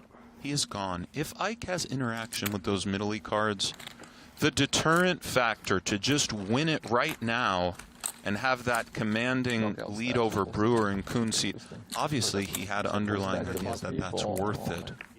And again, we'll see Ike relentlessly attacking the stack of Stevie with this setup. You see those plays that Jason employed with extreme ICM pressure. You see more just kind of You're getting a surprisingly good price. all-ins with similar hand classes. Interesting. We move on. Ike makes it 130. You're like, well, not many have you might squared be off thinking he's against thinking half X, Haxton and he was shoving pretty successfully. good. But he also could know that I think that. Could also just have jacks Since again. the onset of this final Did he have table. jacks on that one? Yeah, Yeah, that's so funny. I just saw jacks and freaked out. I just got so excited. The old saying is 3 ways to play jacks, and they're all wrong. I found the fourth. Has been disproven. I have 840, I believe. Jacks probably isn't the hand for the 130. 840, yeah. Not man for 130? I was like, I actually think all hands for it. I think it's a real idea, but I don't think that's the one. I like that from Stevie, Ollie. There's 3 ways to play jacks, and they're all wrong. 3-bettable for Haxton. Foldable. Stevie also low pro funny. We touched on Haxton's dry wit yesterday. He was really keeping the crew in stitches, but Stevie is very dry. Really picks his spots, too. Yeah. Quiet for 9 hours, and then a gem. I, on the other hand, noisy for 9 hours. Lucky if we find a gem. Correct. High volume, low margin. That's exactly right. I'm not going to change. You're a quantity over quality guy. See what you goes for with the crabs. Elects to just bow out. Again, we bear witness to the byproducts of ICM. It's a bit bubblicious and a very rare setup, as you said, with Haxton and 5% body frame. in such a commanding lead. Of course, Jason looks incredible. Look at this guy. The gun show, but then the pearl balance, generally reserved for the likes of Linus Lolliger, who brings that vibe, perhaps an influence. Linus brings the noise, for sure. 50. 50,000. You kind of got to have the degree of masculinity, dare I say, that Koon brings to the party to then reach for Grandma's pearls. I know what you mean. As the accessory. I certainly would never. Dangerous. Meanwhile, Haxton, Queen 8. 10 seconds. Brewer considering 3-bet, certainly. Yesterday, Nick, as He's you'll reaching, recall, Ollie. Go on, Haxton Chris. held the deck. Everyone assumed that he would be up to no good, raising with a high VPIP, and yet it was queens and jacks and tens and ace-kings and the sort that he just showed up with. It was a sight to behold, indeed. Great start for Chris. Haxton sailing away. Ace-10 now for Stephen Chidwick. When you look at poker's all-time money list, Nick, number 1, 65. number 3, and number 5 are all amongst this final 6, and Negreanu at 4th all-time was part of the final 8. So truly it may never ever get more stacked. Of course, not to be overshadowed, Haxton 11th all-time, also part of the final 6. Yeah, utterly world class.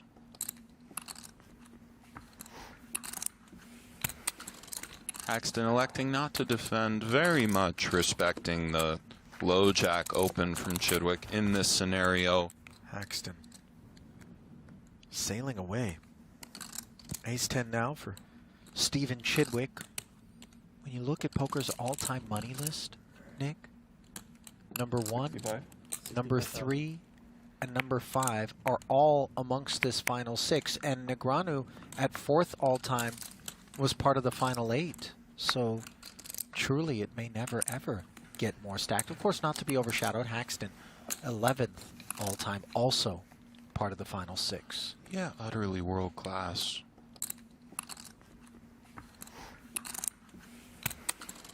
Haxton electing not to defend, very much respecting the low jack open from Chidwick in this scenario. Desensitized to the greatness because it's on display so consistently, but greatness nonetheless.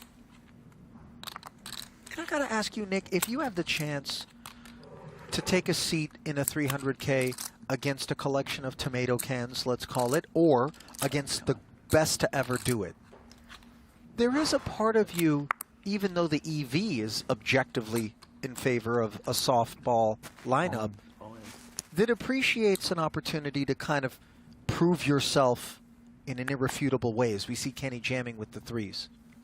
That he does. Let's see if BK gets any action. Appears he does not.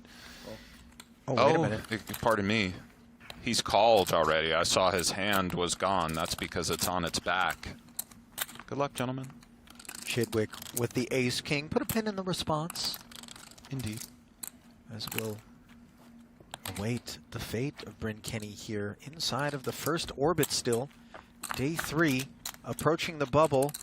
And a nice little Jack-7 deuce keeps the 3s comfy.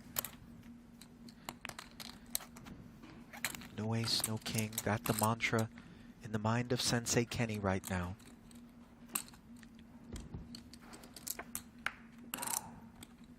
Fact remains, as the turn is clean, just need to fade 6 outs.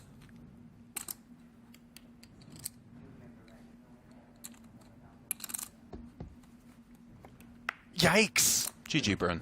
GG, Bryn. The Cowboy. Another on the all-time end. legend falls, just like that stone bubble. The eulogy screen is behind us.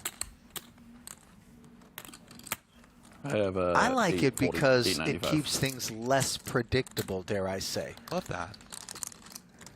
Not to say that curveball pitching isn't available, you know, right now on this mound, but Stone Bubble Chewy clearly are shorty.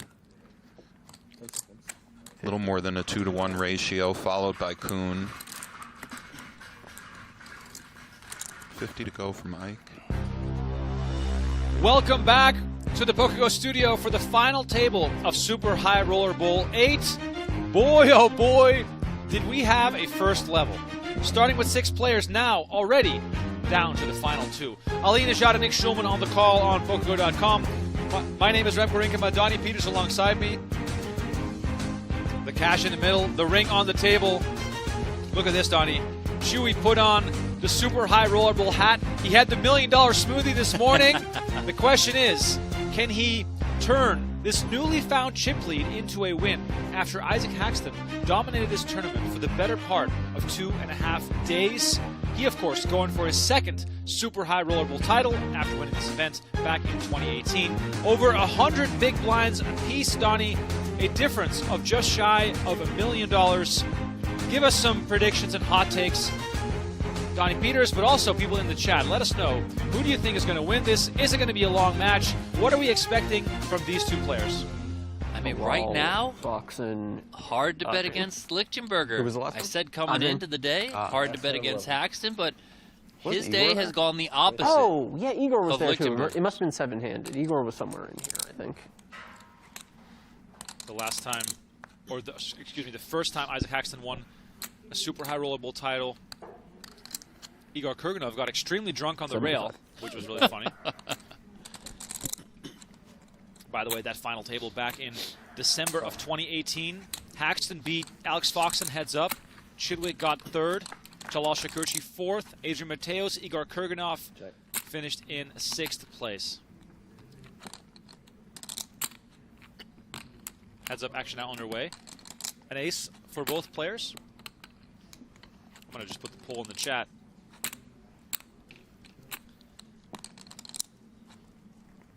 $50,000.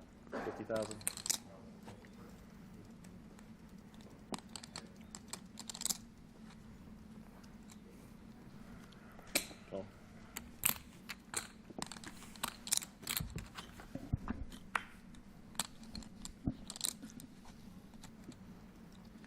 $50K bet from Ike Haxton on the flop.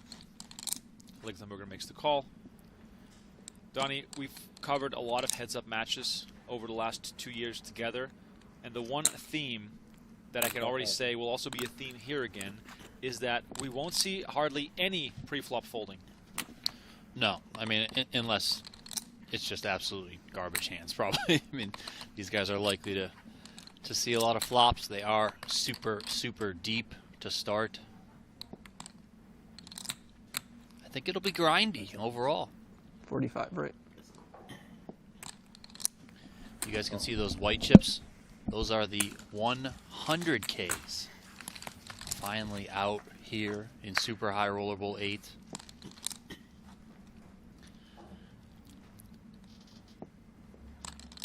I expect nothing less from this first hand of heads up where Lichtenberger, it's kind of just been his day, coming from behind here, making 3 sevens. And on a paired board, Haxton sitting there with ace high. I mean, could see him pay off a bet here. 345. 345. Just about a full pot-sized bet from Lichtenberger.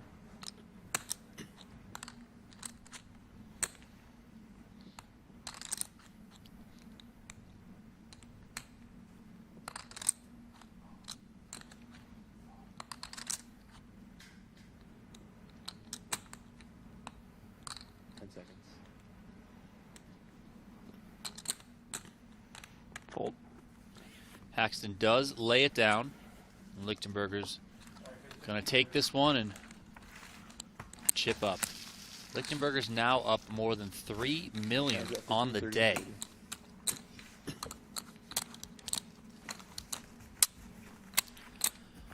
That was the last hand of the last level. Blinds are now up 15,000, 30,000 with a 30,000 big blind ante. Playing for that $2,760,000 first place prize that you guys see there, smack dab in the middle of the table. The beautiful Super High Roller Bowl ring in the middle of it all.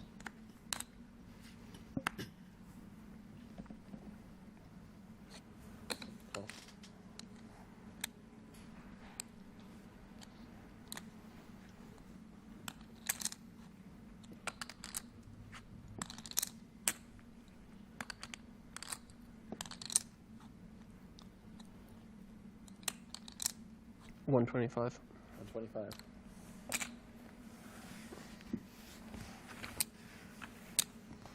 Well, we got one pre-flop fold. Limp fold on the button there.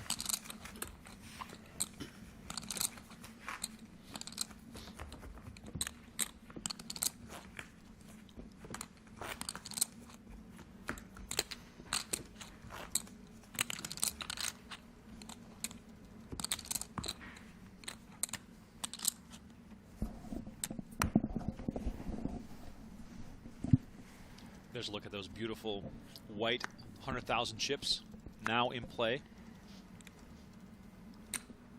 As I mentioned before, Haxton wearing the same shirt he was wearing in 2018 when he won this event, so perhaps going for the lucky shirt juju. Earlier we heard him discuss that certain waters can be unlucky, so maybe a little bit of superstition there for one of the brightest minds in the game.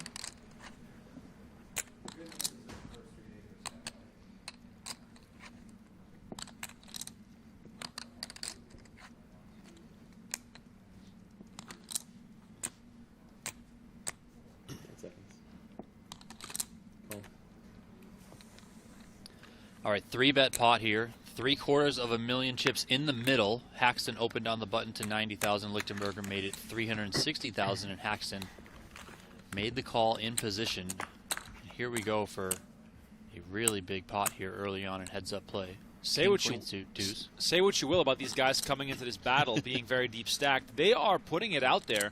We've seen some chips exchange hands already. This time Haxton 91% to win this hand if the percentages hold up. Of course, a king not what he is, or a king something he could be worried about.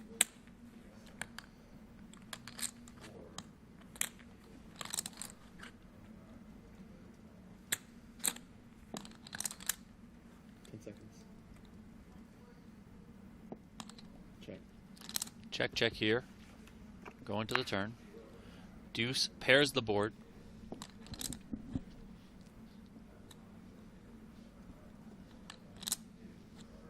Check. Feels like this is a sign of Lichtenberger giving up. Not really the board texture he wants to mess with here. And Haxton should feel pretty good at this point. Haxton's still below his starting stack that he came into this final table with, which is absolutely insane. I joked her. 300,000. 300,000 is the bet.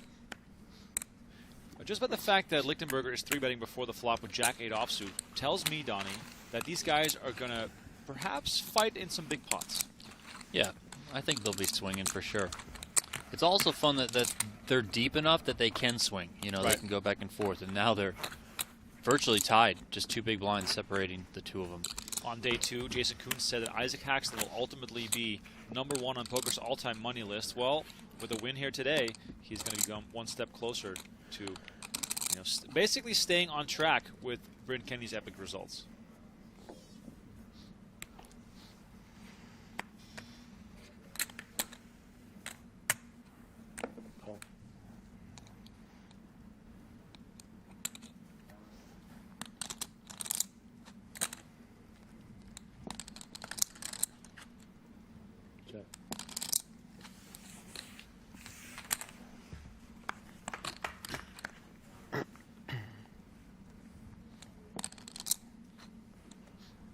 Nine, 4, and 10-3 here in a limp pot.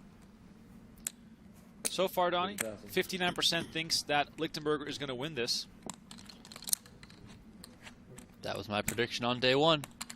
Yeah, my guy was busted. Yeah, close. Stephen Chidwick got close. 3rd place, $960,000. Not bad. By the way, the offer still stands from the start of the day. For every 1,000 likes, we're doing a giveaway. So next giveaway at 2,000 likes. If you've just joined our channel, make sure to like today's video, subscribe to the channel. Also, hit the notification bell. We got a lot more live content coming up later in October. Check. 20 of the toughest players in the world signed up for this event. This is a freeze out, so making the tension on day 1 just a bit higher, with the risk of elimination always lingering.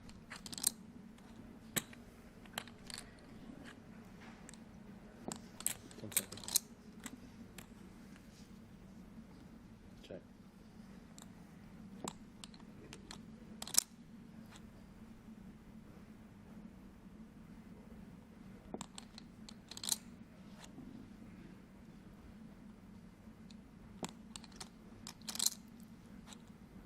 These guys both very deliberate. 10 seconds. And of course, Donnie, especially for someone like 335. Andrew Lichtenberger, a 335. big title like this is not something he has a whole lot of. So the crown itself, and in this case the ring, would probably mean a lot to him. It would. He's been close before. 3rd place in this event last year. $1.1 million was that score. Lichtenberger has 2 Poker Masters titles. Wins in high rollers on the World Poker Tour at the Venetian. Also has a bracelet, of course, from back in 2016. It must be, because I know your affinity for doing things. I do have an affinity for doing things. What's that? I do have an affinity for doing things. That's true. It's a shared affinity. Yeah. Back in 2010, Chewy winning 5K World Series Poker Circuit event, his first big breakout score on the live felt.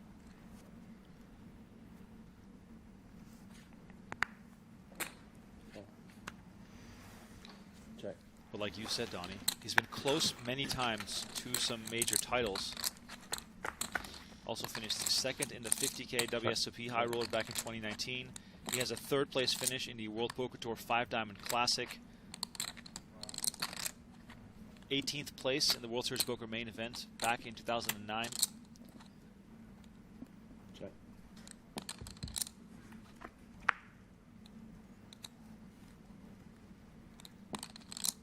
Check. Check.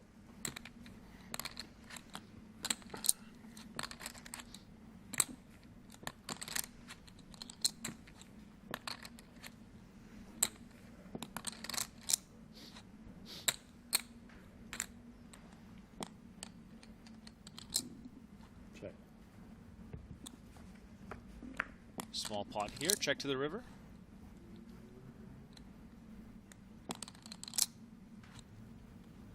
Check.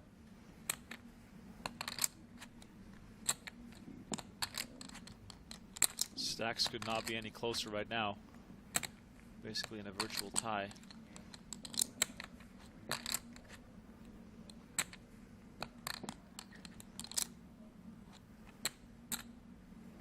Seconds. 75. 75,000.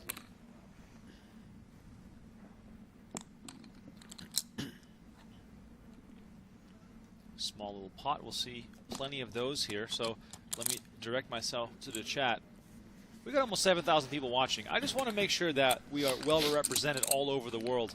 Where are you watching from? Just give me the country only. So give me the country only. USA.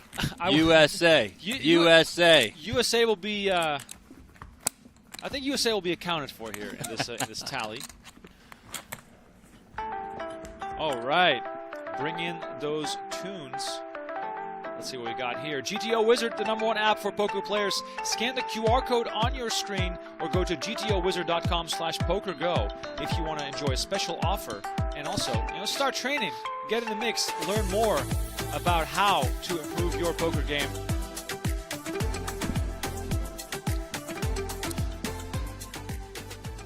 Donnie, look at the chip counts. Do it quick. Do it fast. Bang, bang. 3 million. 3 million.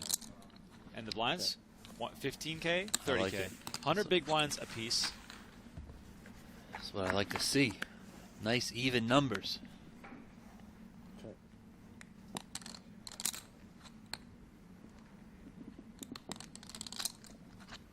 Check.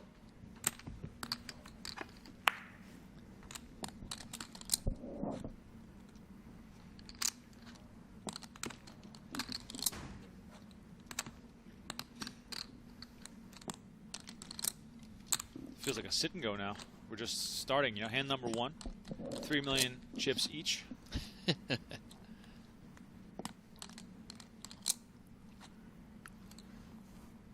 As Donnie 60,000.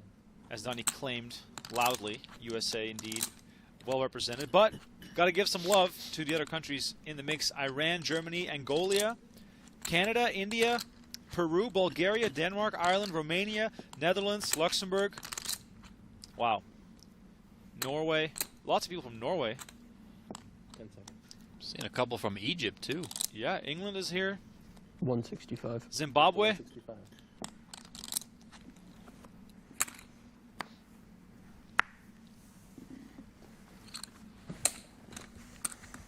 This one goes to Haxton, who now is in the lead for the first time during heads-up play. Not by much.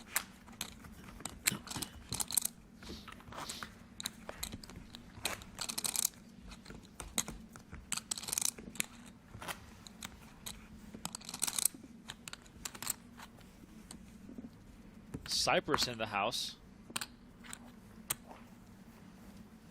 Portugal. Love it. Love to see it. International crowd, as always. Thank you all for joining us. Means a lot. Haxton, king 5 off. He's going to start off with a raise.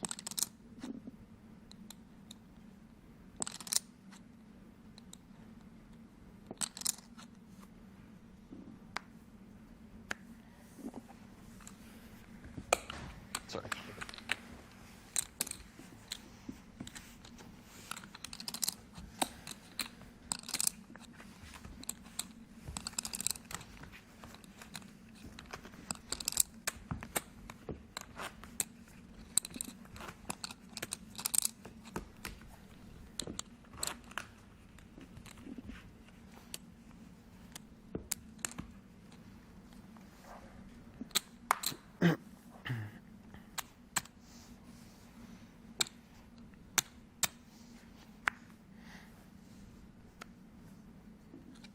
Queen 5 suited.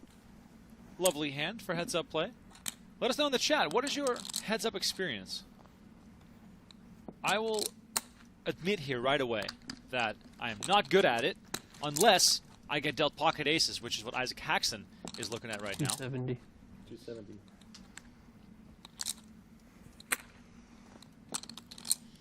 Haxton making it 270,000 to go.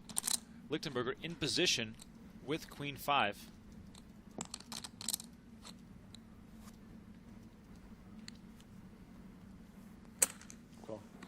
Makes the call, Donnie. This is an interesting one. 570 in the middle. Haxton with aces. Queen 5 suited for Lichtenberger.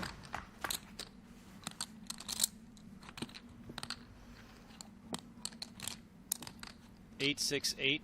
Not a whole lot going on here, but still for Lichtenberger, Donnie, maybe not the nut low flop. Still with some backdoor possibilities. Yeah, he's got some backdoors. Those clubs working.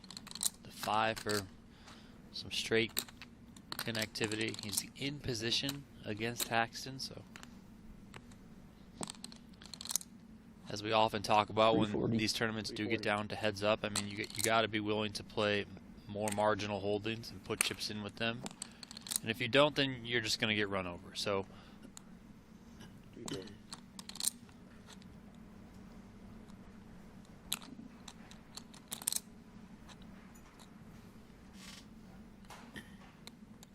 Haxton bets 340, and Lichtenberger is going to come along, and we got our first pot of worth over 1 million chips.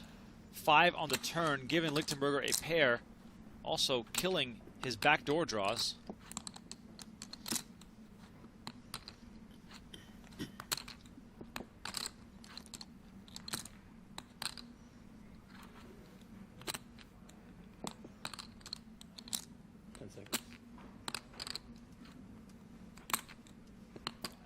Haxton, 1.25 million in the middle.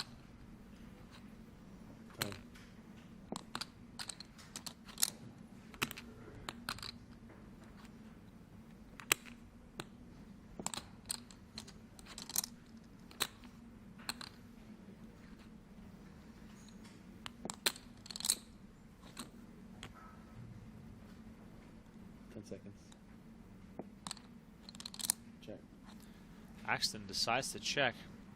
I'm sure Lichtenberger is happy to see a free river card with that pair of 5s.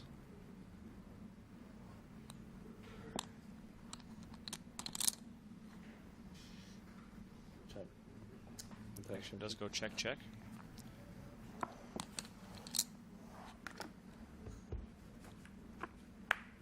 River card, deuce of diamond, a deuce of clubs.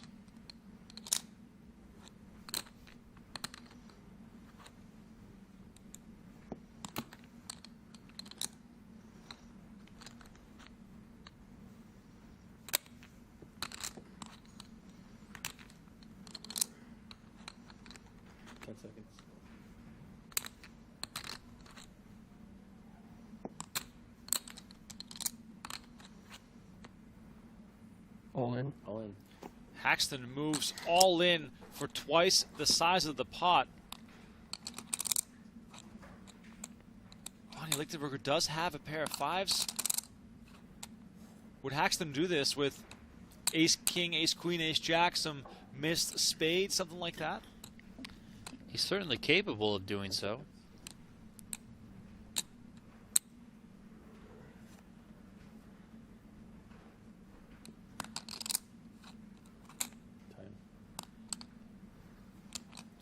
Time declared, so first time bank chip burnt here by Lichtenberger.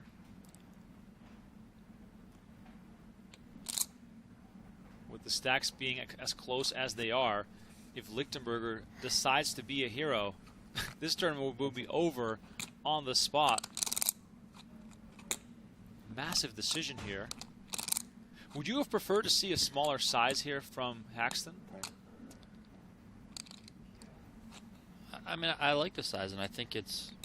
I'm not sure if it'll ultimately work out in the fact that he'll get called, but it's worked out enough that I think it was the right sizing because his opponent is tanking over it. So, you know, if Chewy just puts his hand into the muck, then you're like, oh man, I really messed up on the sizing, right? Or if you bet really small and he snap calls you, then you're like, oh, maybe I could have gone larger. Here, I mean, it feels like we could get a little bit like what we saw when Lichtenberger busted Chidwick, you know, where he tanked forever and then ultimately called it off incorrectly.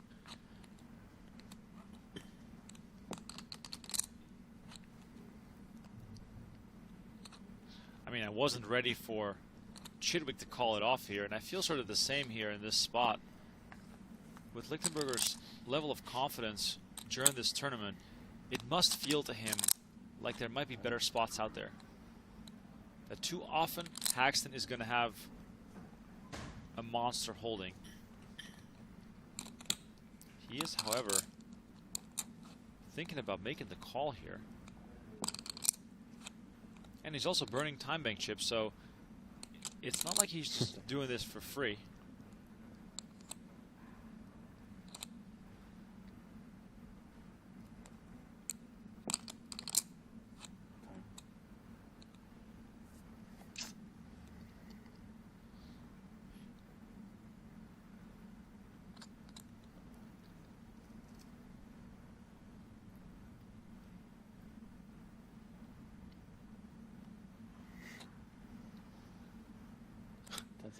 Whatever the decision is he's about to make, he doesn't feel good about it.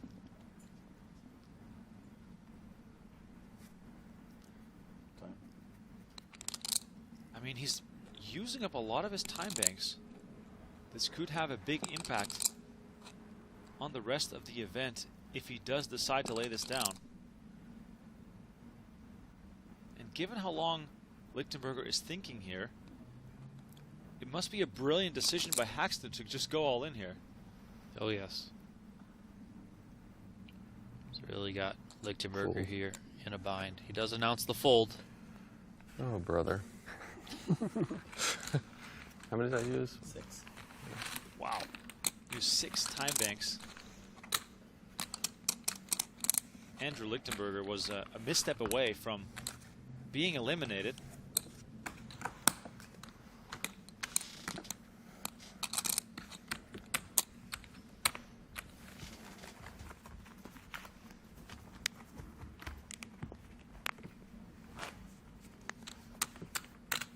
All right, play carries on, and well, Haxton could now play that hand differently.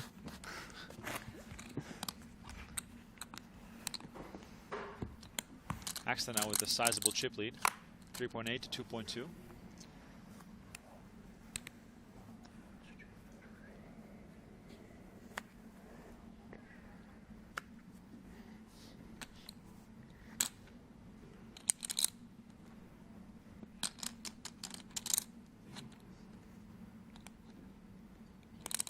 King 6 of hearts. The nuts again in heads-up play for Isaac Haxton, of course. Any suited hand with a high card feels great. 140. 140.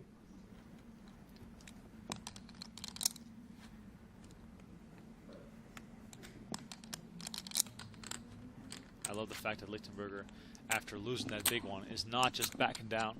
He's stepping on the gas here. Of course. Raising it up with 8-6 off. No need to back down just yet. He's still plenty deep. That was a big pot, of course, that he lost, but Just one pot.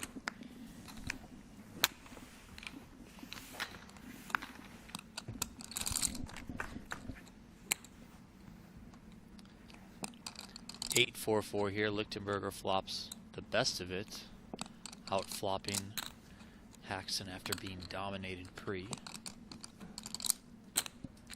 Check. Lichtenberger does decide to not blow this pot up right away.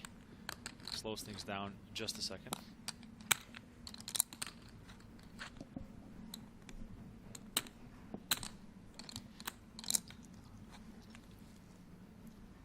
Check. Action goes check, check. 9 of spades on the turn. Lichtenberger's 8 still best.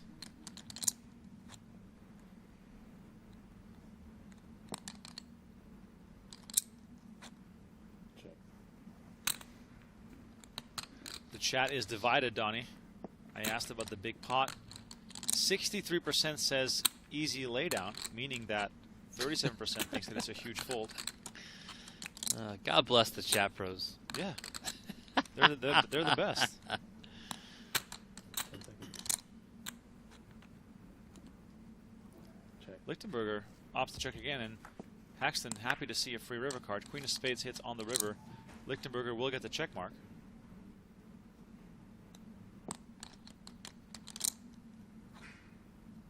Check. Vincent says Andrew needs another smoothie. Maybe that's going to be the key to success. He's got to step it up, get that $1 billion one. Exactly. And you can afford it now. Check's done. 8. Need some force to the queen. 8 does win it, and Lichtenberger takes this one down. Interesting to see the players check this one all the way down, Donnie. A little bit surprised to see that. Yeah, maybe just don't want to bloat the pots, make them too big. I know they just played that big one, but...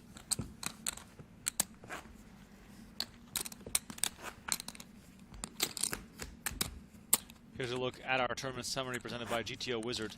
300K buy-in, 20 entries, 4 places paid. First place, $2.76 million.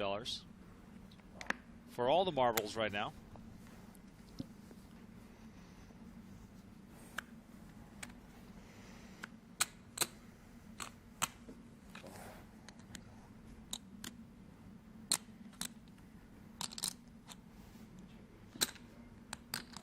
Ace-7 of clubs for Lichtenberger.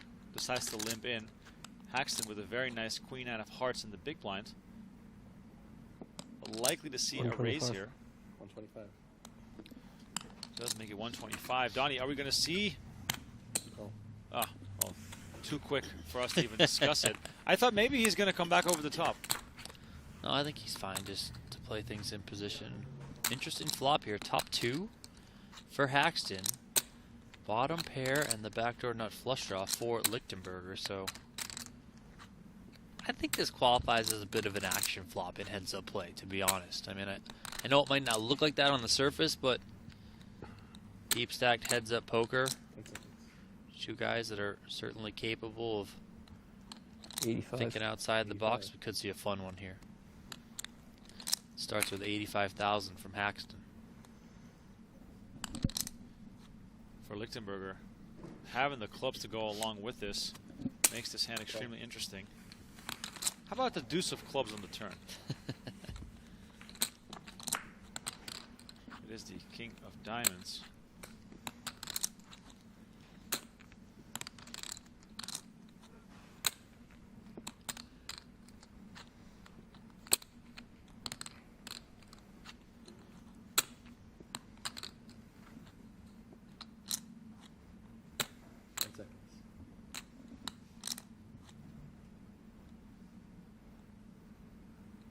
$360. What's the best card? $360. 360.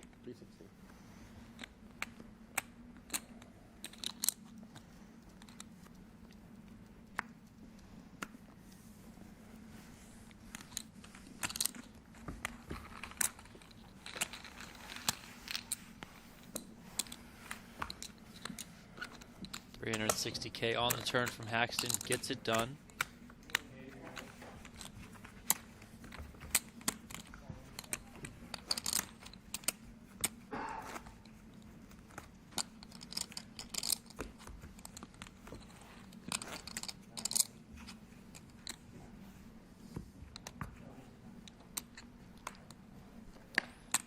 Nice overhead shot here of what we're working with. Haxton on the left, Lichtenberger on the right, and a whole giant pile of cash in the middle, baby.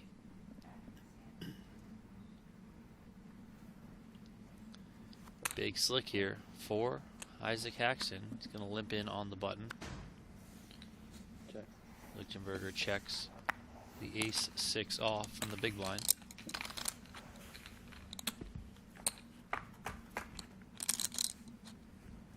King 9-7, 2 spades. Haxton remains best, improving to a pair of kings.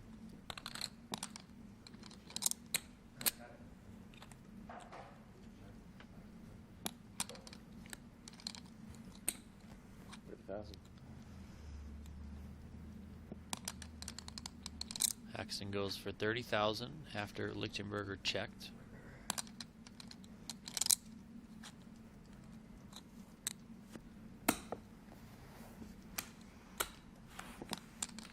Lichtenberger makes the call. 7 pairs the board on the turn.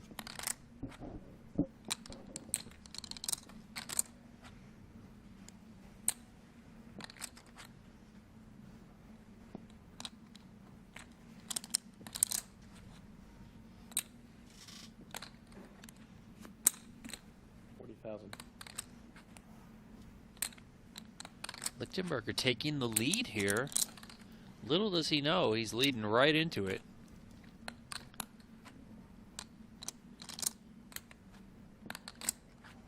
Nathan says, so disgusting. Haxton can't miss. I mean, he missed earlier.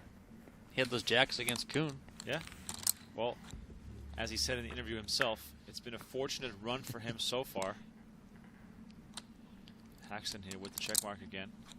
Lichtenberger took the betting lead. Let's see what he comes with here on the river.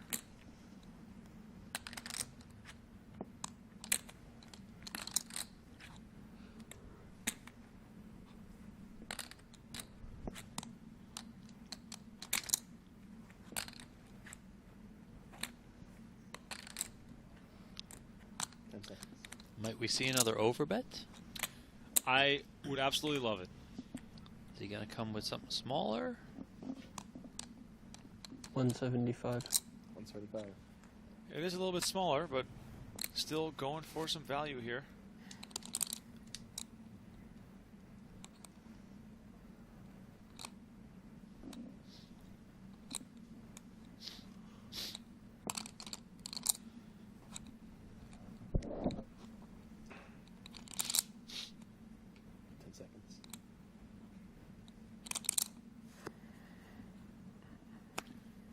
Lichtenberger taking a peek back at his ace high. Doesn't really block a whole lot. Lets go of his ace-6, and Haxton extends his chip lead, now approaching a 2-to-1 chip lead. There it is. 4 million to 2 million. 2-to-1 now. Isaac Haxton in the lead. And Lichtenberger started out as our chip leader, but things have changed a bit. And Donnie, what is this all about? This is PGT Mix Games, round 2 of the PGT season, October 5th through 14th. Here at the PokerGo studio in Las Vegas. Wide variety of tournaments, 9 of them on the schedule. Buy-ins are $5,100 up to $25,300. Series leaderboard winner is going to take home a $25,000 championship bonus. Satellites start on Monday. I might get out there and get in there. There's a $750 satellite on Monday. Oh, wow. I might get in there. What is it? What is the format of the satellite? 10 game. Oh, my God. It'll get you into the $5,100 10-game mini championship tournament. I think you just decided my Monday plans for me, Donnie. For those interested, you can visit pgt.com for more schedule info, or you can email info@pgt.com if you're an interested player, and one of our representatives will get back to you. Meaning you're Tim. Tim, not Tim? me. Okay. I'm not going through that email. Come on, man. I managed three other emails. I can't. Don't give me another one. But it is cool that we have a mixed game series coming up at the studio. We also have a PLO series coming up. It's going to be some streaming as well of those PLO events. Of course, highlighted by the fact that we have the 100K Super High Roller Bowl PLO. Yeah, I can't wait for that one. I mean, you keep saying 60 players. That's what the player said. Chris Brewer said he thinks it'll get 70. Oh my God! I mean, we heard the other day on this Super High Rollerball stream, Jason Koon was talking about how even Ben Tollery might be making an appearance. So I'm assuming if we're getting Ben Tollery, maybe we're getting a Phil Galfond. Sounds like Jason Koon's going to play. I think Chris Brewer's going to get in there. I would guess Haxton's in there for sure. Maybe Lucky Chewy. I don't really know how much PLO he plays. I know Haxton does play some. So we'll get a lot of the big guns for that one. Yeah, we'll get the Euros to come out. I hope that Antonius would come. That'd be fun. Yeah, I mean, he was here playing some cash games the other day, but then I saw a video from him when he was walking through the streets of good old flooded New York City. So oh wow.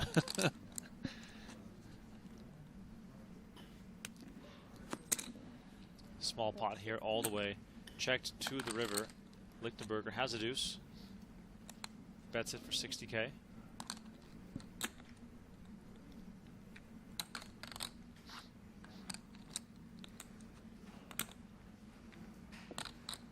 Big O said, I think you will get more than 70. Wow. Okay. Yeah, that's... I mean, let's go. kind of wild. Oh.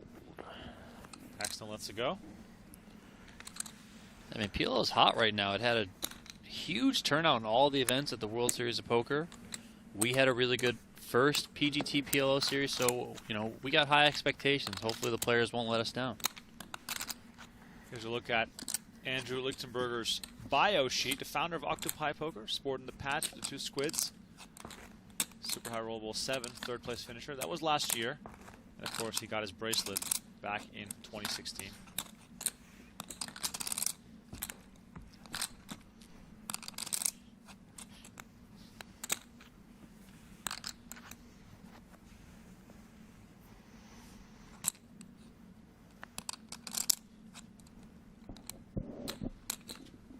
Queen Jack off for Haxton. Another really nice raising hand. 80. Raise 80. All right, 80K will get it done.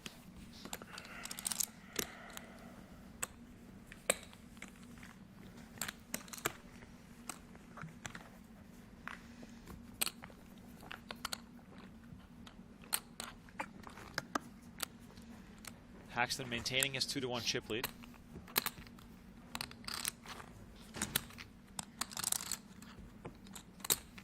Just tuning in, please smash that like button and subscribe to the channel. Our next giveaway at 2,000 likes, we're going to give away an annual subscription and some gift cards for our PokerGo shop.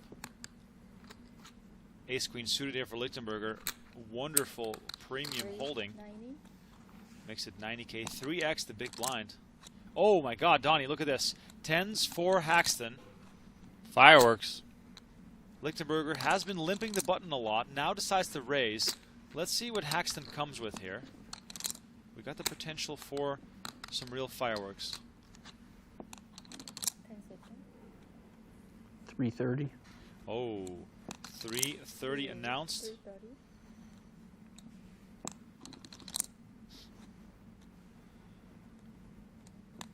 Donnie, if you're Andrew Lichtenberger, as he makes the call, are you considering 4-betting at all to get it in there, or is your 68 big blind stack still a little bit too deep for that?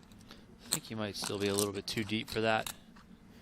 I think you can play just fine in position here, obviously with a very, very good hand as well.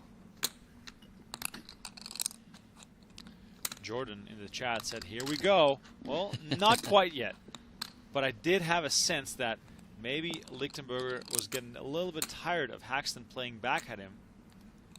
Still, of course, thinking back of that hand where he was put to the test for all his chips. 410. Haxton's 10s find a very clean flop. And he bets 410. Lichtenberger with absolutely nothing here. Not even a single club to give him some hope.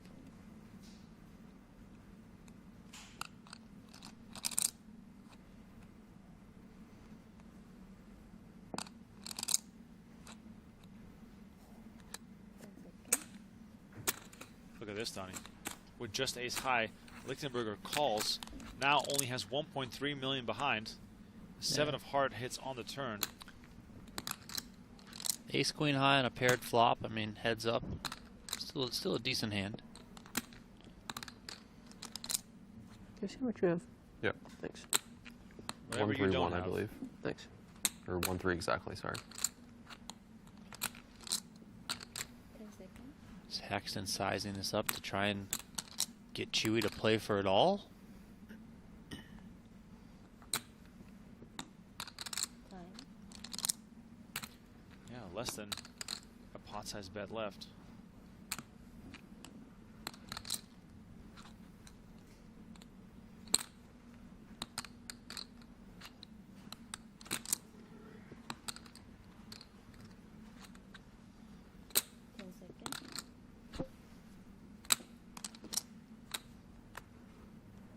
All in. There it is. Haxton moves all in. Shoves on Lichtenberger. For as much as it's been Lichtenberger's day, it has not been his heads-up match. It's been all Isaac Haxton. Lichtenberger perhaps saving a little bit of face here. Yeah, I mean, I think there's some real thought to possibly making a call here. You know, he would be in a world of hurt had he done it. More chips for Isaac Haxton there. Wow, 4.7 million to 1.3 million now, and Isaac Haxton continues to dominate this event. There was a brief flurry of Lichtenberger dominance at this final table, but right now, Isaac Haxton in the driver's seat, over 150 big blinds for the man searching for his second Super High Roller Bowl title after winning this event back in 2015.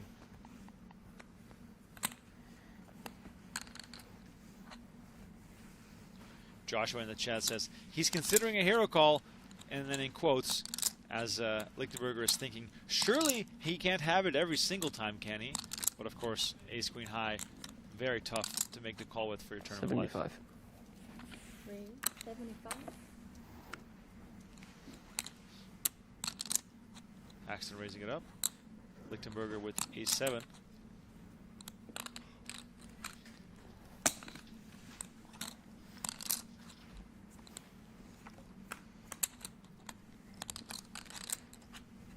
Check.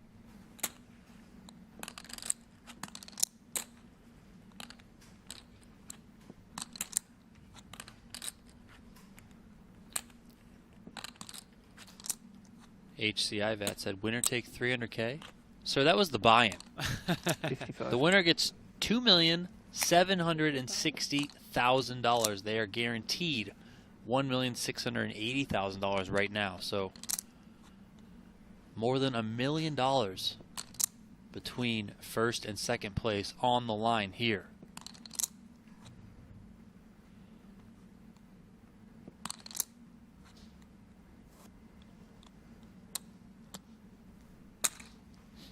Raise. 155. Look at this. Lichtenberger flops a 7. Decides to raise right away after Haxton continues for 55K.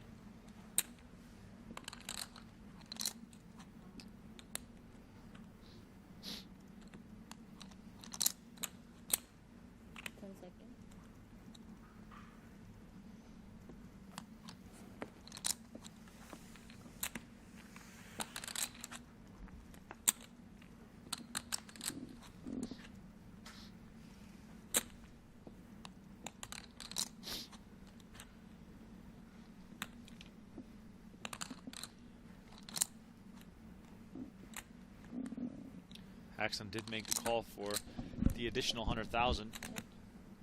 4 of diamond hits on the turn. Lichtenberger slows down, perhaps in an attempt to either be both more careful, but also get more value from weaker hands. Neither player with a diamond.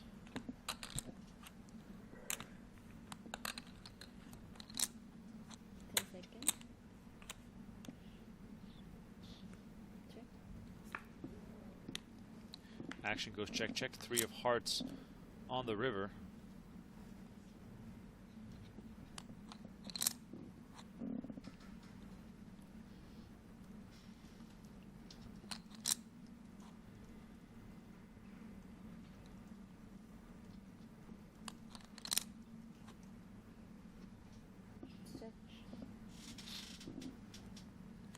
Seven. 7 is 7. good here. Very much needed pot here for Andrew Lichtenberger. And not the biggest pot, but it always feels good to pull some chips your way when you've been on the losing ends of things, especially in heads-up poker where you're pretty much forced to play every single hand. You know, full table, full ring, you know, you maybe sit a couple hands out, sit on the sidelines, that sort of thing, but not heads up. What do we got here? A little side-by-side of when the hair was a whole lot bigger. Super High Roller Bowl 1 back in 2015. Yoga Poker, Andrew Lichtenberger sporting the beard and the long hair. Isaac Haxton going for the full wizard look. That's not even the longest we've seen Haxton's hair. Oh, Remember no. the original PCA? Shout out Ryan Dowd.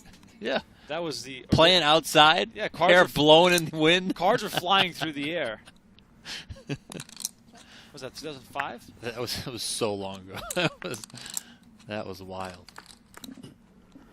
And I think he had the long hair when he got second place in the 40K at the WSOP. Oh yeah. Did he have the long hair then?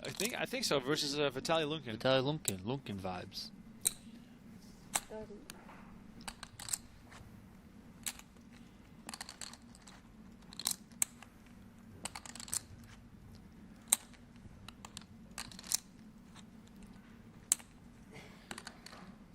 This pot here was limped pre-flop, and then on the flop, Haxton checked with top pair, and Lichtenberger went with a bet of 30,000 with his ace high, and Haxton is going to make the call here. Going to the turn, 9 of clubs. Check. Haxton checks again.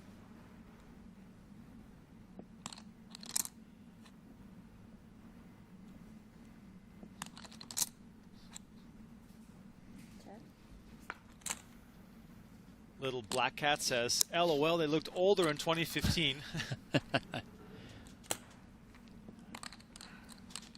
Chewy specifically, he used to look like he was 12. Oh, and yeah. then he looked like he was 60. And now he looks like he's like 17.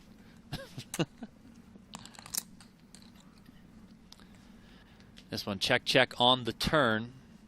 Haxton gets the check mark with this 6 on the river. 110.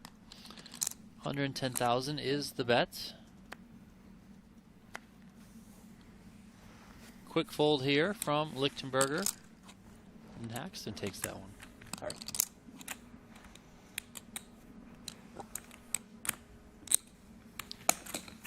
Bobby says, how long have you two announcers been together? The flow is so natural. Well, Too long. I'm filing for divorce. He's been cheating on me with someone else. He even got engaged on the side. It's unbelievable. Yeah, Donnie happened to get 2 children in the meantime. It was not part of the agreement. I don't know. We've been working together since, what, 2008, 2009? Yeah, 8, I think. In various different capacities. I remember when you were just the crazy Dutch guy who was doing a podcast on a balcony at like 4 in the morning. Yeah. And I was trying to sleep next door. I know. The good old days. I want to brag, but the best live reporting crew ever assembled. Oh, for sure. Back in the day. Shout out Tim Duckworth, Rich Ryan, a whole bunch more. Mickey Doff. Can't forget Mickey Doff out there. Josh Kalick. Even Dave King. He's on our team now. Dave King is right here. Handling the robos. Yeah. Absolutely.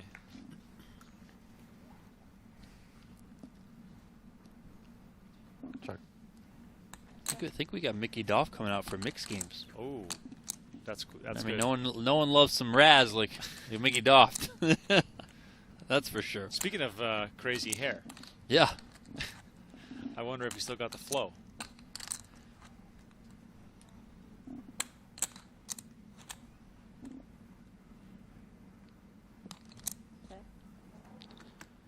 Limped pot here and has been checked all the way down to the river.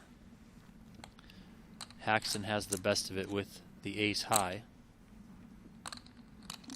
See if Lichtenberger wants to take a stab at it, but this is an extremely small pot, so not sure if he'll deem it worth it or not. No, he's going to. 90,000 full pot.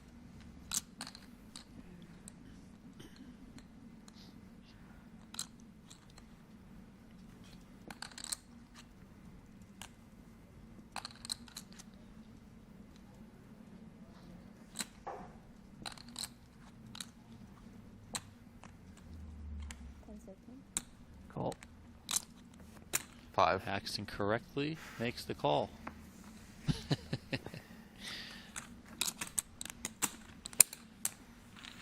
Chewy announces 5, and Haxton takes a look at the board. And, oh, 5 high. Got it.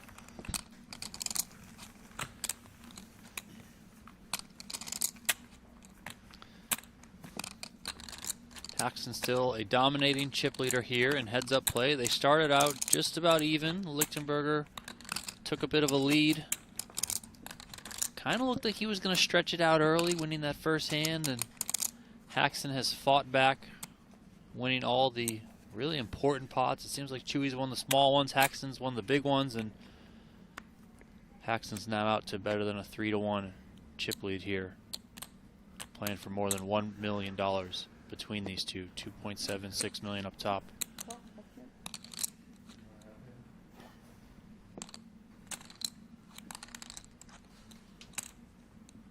They did talk about earlier when they were talking about the old days of playing online, how these two battled a bit in some of the cash games. So they've been around forever, these two. I mean, Andrew Lichtenberger had an appearance on 2 months, 2 million before he even turned 21.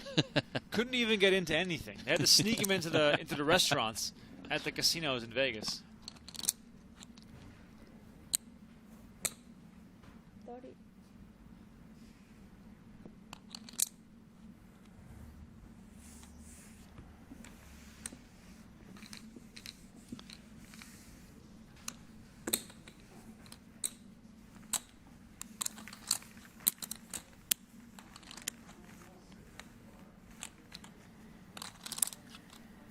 Just about 200, or exactly 200 big blinds in play. Lichtenberger's got 46 of them. Haxton's got 154.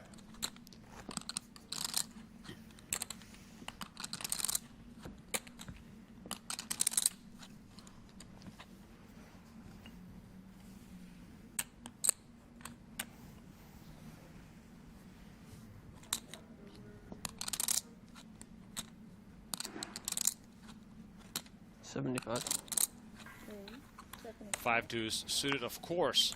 Good enough for a raise.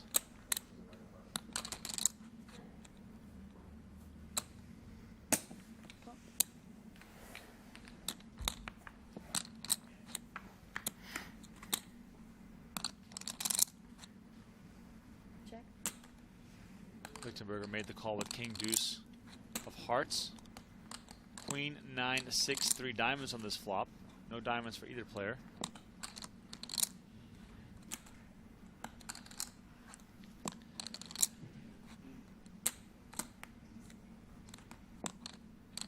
$45. At 45.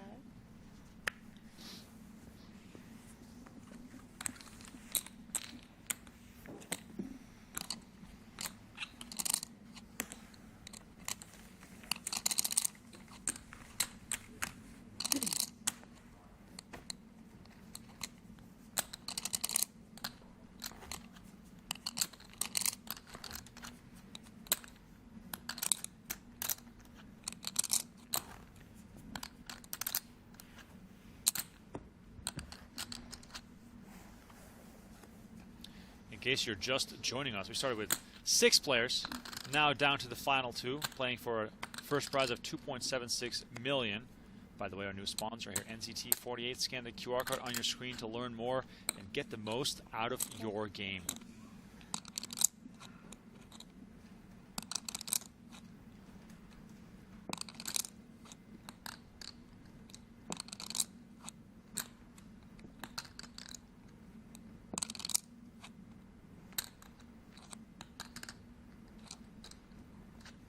$150. Again with the limp. Haxton making it 150 to go from the big blind.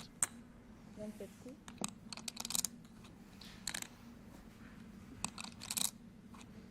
Dragon says, unless Chewy can double up, this is down to the last 10 hands. I mean, Andrew Lichtenberger still sitting on 42 big blinds. That is very comfortable. Of course, cannot afford himself any big missteps, but still, this heads-up game can go in any way, in any which direction.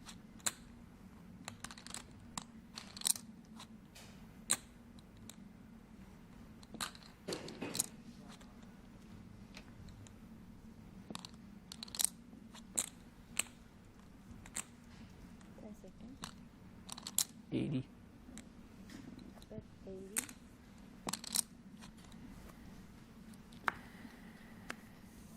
Nothing there for Lichtenberger. Lets it go. And it's these exact pots, Donnie, that... This hasn't gone as smoothly as the rest of the final table.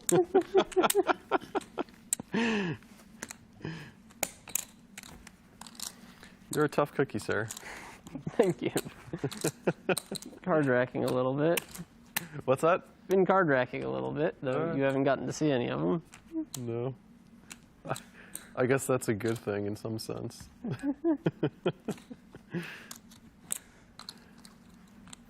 I was just going to point out that it is so important to win those small to mid-sized pots to keep widening the gap so that when you finally get your opponent all in, you have a lot of wiggle room. And at this point, it is 5 million to 1 million, and Haxton is running away with it. Calling. The Ducks. Wow. Quack, quack. Shout out to Brent Hanks moving all in with the Mallards.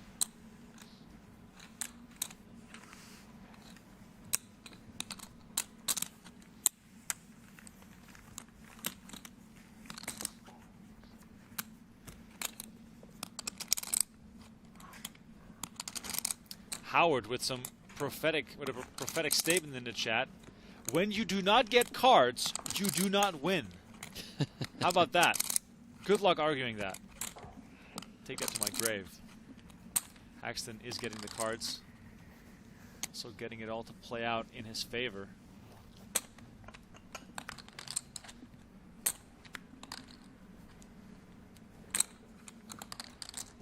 Ready? 75.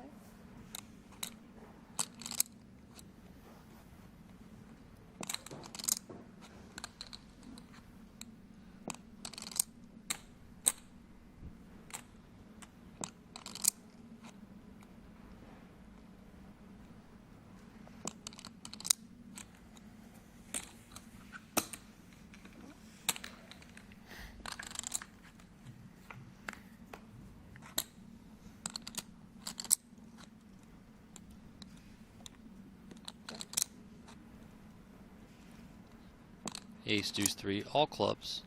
And Haxton checks over to Lichtenberger, who was the pre-flop raiser. He checks back. 6 on the turn.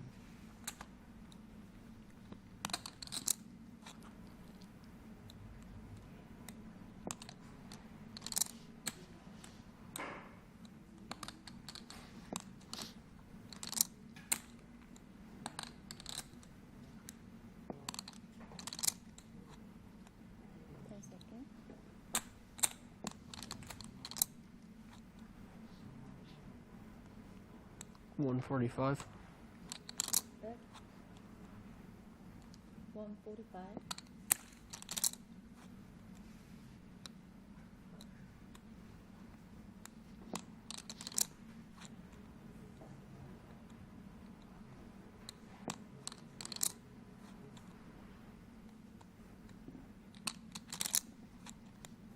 Fold.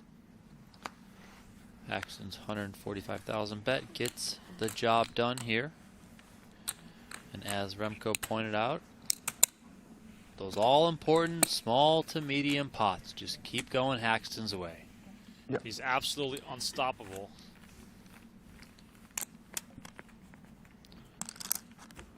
Caitlin asking what place Daniel Negron you got. He busted yesterday in 8th place right after they combined to 1 table. We came back with 6 players today. Bryn Kenney was the first to go. Then it was Chris Brewer on the direct money bubble.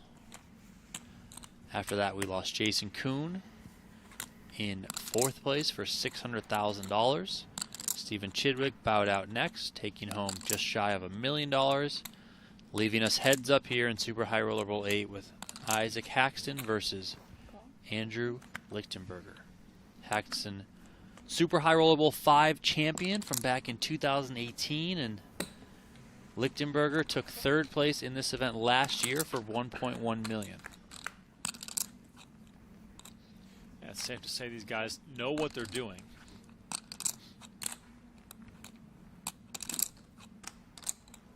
By the way, when we hit 2,000 likes on the video, we will do our next giveaway, giving away an annual subscription to PokerGo, along with some gift cards for our shop. We got some cool new merch out, including some Super High Roller Bowl limited edition items. If you want to check that out right now, shop.pokergo.com.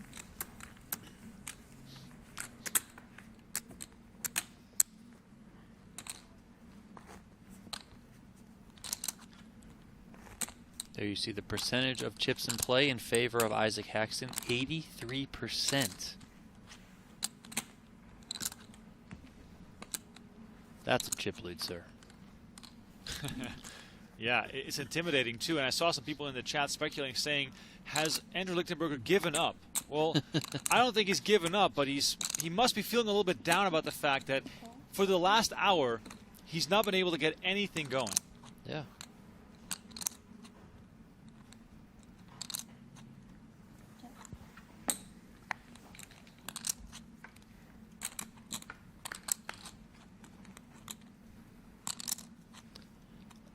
Limped pot here, ace, king, deuce, 2 diamonds.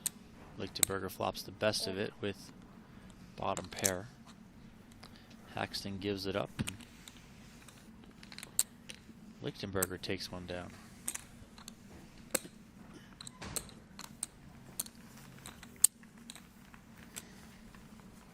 I drank way too much water this level. I don't mind taking a slightly early break if you want. I would love that, but I feel like for the production, production probably doesn't like that. You'll make it. I'm gonna make it. I do appreciate the moral support, though. Haxton should have Having said, to pee. Haxton should have said, no we'll just fun. bust you It's before not the great. break here. That's right. Been here before. We'll be here again.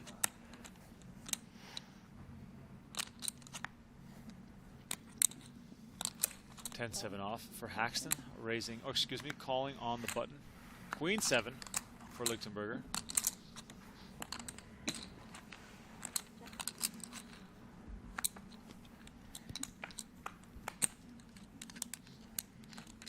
Check. 10 high flop, and Isaac Haxton continues to just be hit in the face with the deck. It really is incredible.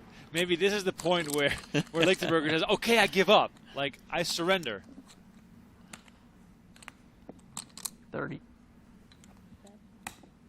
It's hard enough to play against Isaac Haxton, just in general. I mean, then you play against him when he's catching some cards. I mean, good luck with that. Yep. Lichtenberger does check call. The bet of 30,000 here. 4 pairs of the board on the turn. Lichtenberger checks again.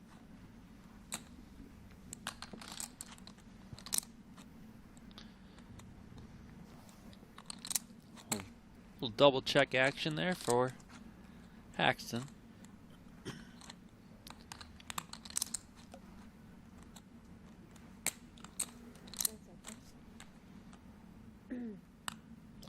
Haxton checks back. Jack on the river. The wrong paint card, as Lichtenberger was searching for a queen.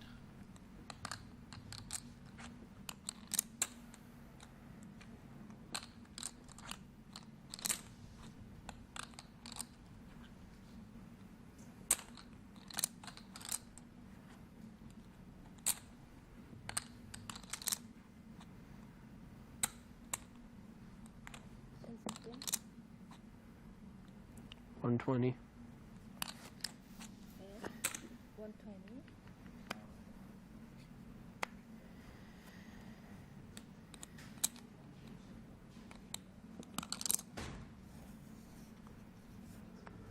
Lichtenberger correctly lets it go, and Haxton chips up some more. Lichtenberger now below the million chip mark.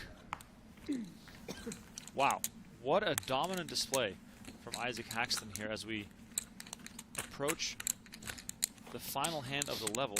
I guess 2 more hands perhaps, but we are closing in on the end of the level.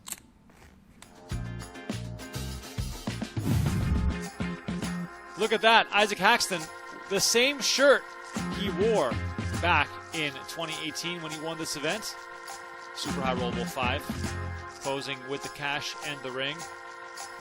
It's starting to look a whole lot as though we might see the same scene play out again here today, Donnie. Oh, yes. I feel like Haxton's got kind of one hand on that money that's in the middle of the table.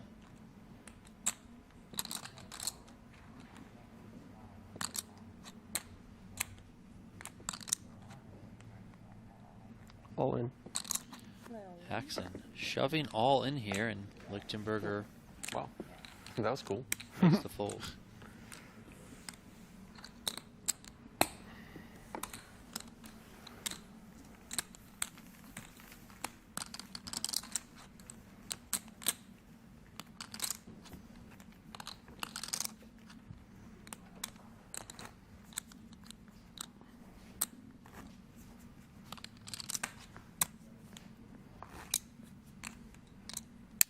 Is it possible after this hand that I could run to the restroom? Can I run to the restroom after this hand? Cool. This is Man's got to pee. Man's got to pee. Myself, right? They'll let you, yeah.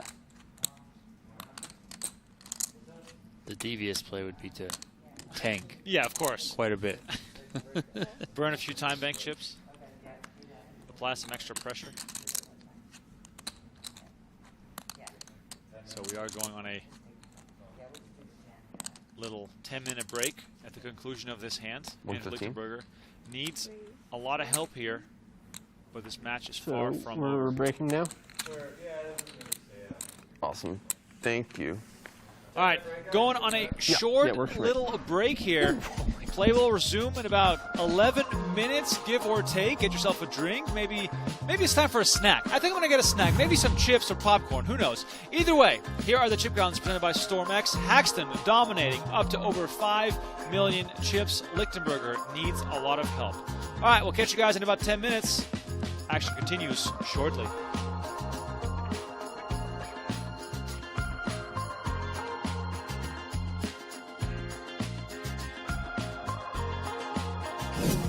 Take your game to the next level with GTO Wizard, the #1 app for poker players. Start crushing at GTOWizard.com.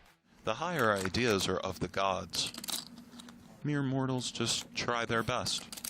Well, as close to poker's version of gods as there is what we're looking at here as a feast for the senses. It's 475 here at Super High. He'll be putting Brewer in momentarily. Don't think we get cute with this one.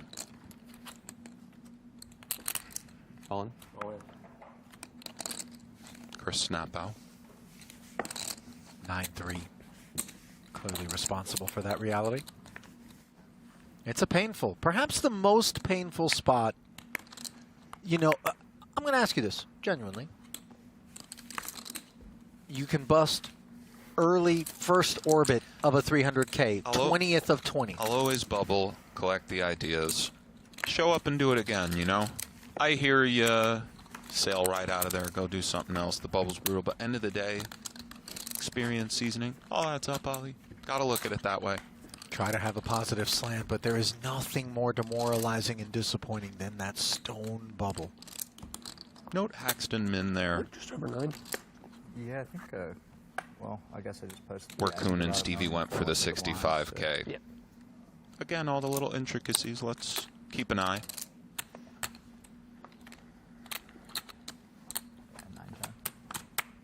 Whereas Koon and Stevie may require that extra 25,000 to dissuade, Haxton's lion of a stack. There you go, and in one and of might itself. be brewing here, albeit awkward for Brewer, as he knows Chewy is opening inordinately tight, given the situation, even from the cutoff. But King Queen, Ollie, still King Queen. A lot of hand. 400. 400,000. Most of it goes in. 400. Brewer leaving himself 35 back, of course, if Chewy. And for Chewy, I think we're at the bottom of a continue. I believe it's going in here, Ollie, albeit close. Ace-Jack suited also in turn a lot Under of hand. normal circumstances, of course, we would be on the turn already, but here, again, it's very intense. Chris is not just taking this spotlight whatsoever. Time bank time. 1 pip better, and it is just clear. This one is worthy of a bank.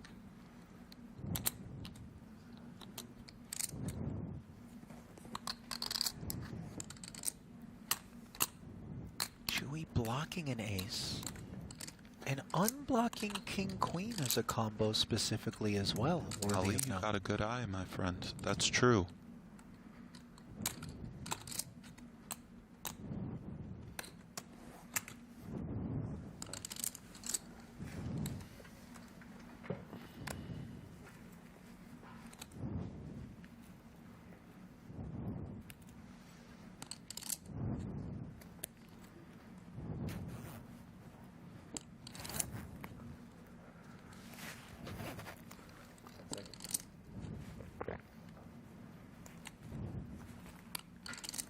Into the lab, into the annals. Goes Chewy now, 3rd time bank expelled.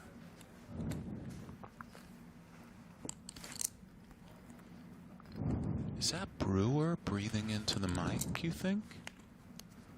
You can Obviously, hear that, you see right? the mic could very well be in close proximity to a nostril. And yeah, I would imagine that is exhalations. Does let it go. Interesting choice from Chewy. It was very close. That was annoying. Ace. I'm a bit surprised. You No, pointed that's out that better it's, than Yeah. Ace 10 you know, bottom Better. range, but on the call side of the cutoff. I guess you would call then. You guess I should have called. I think I'm not saying you should have. Yeah, I'm just saying I think if you had better than ace 10 suited. I would have called there, Yeah, but no. I have I don't know. overcalled in my day, Obviously, I Ollie. don't You know, so I don't know. Blind banks. Not a trivial. and we can see decision. after folding, Chewy's still, you know, Brewer's still the shorty. It's Easy one to shake off. well, Fiscally. yes, I suppose. Maybe not emotionally, but 65. Arrivederci, 800 still behind. Let's see what Ike comes with the 4 deuce offsuit, because again, Chidwick finds himself under the most pressure of anyone. And this will be very indicative of how wide Ike is taking this spot, or lack thereof. Kind of a canary in the coal mine, little bellwether. Going for limp. This hand is so brutal, he just decides to limp and attack post.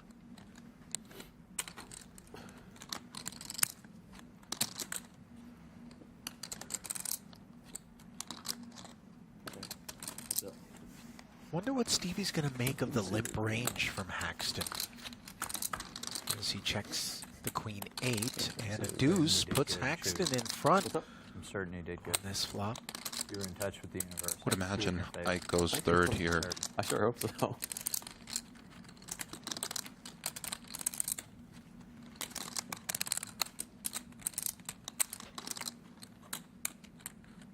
Okay. 7 deuce bounty's on, right? Naturally.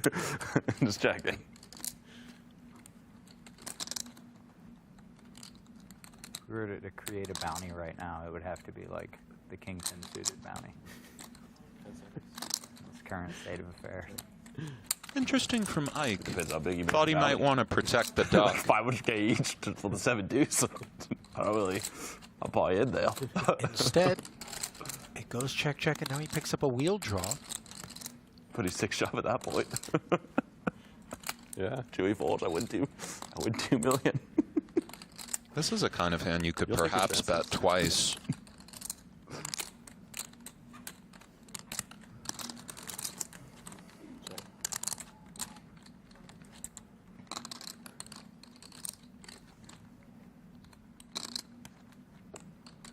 And much of Ike's maneuvering, not to say I know what his approach would be with another player in the big blind, but of course has the utmost for Stevie. As much pressure as he's under, this is not a guy you get to just run over with impunity.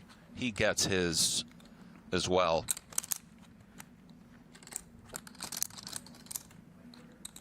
Content to check the queen. Winner for Ike as it stands.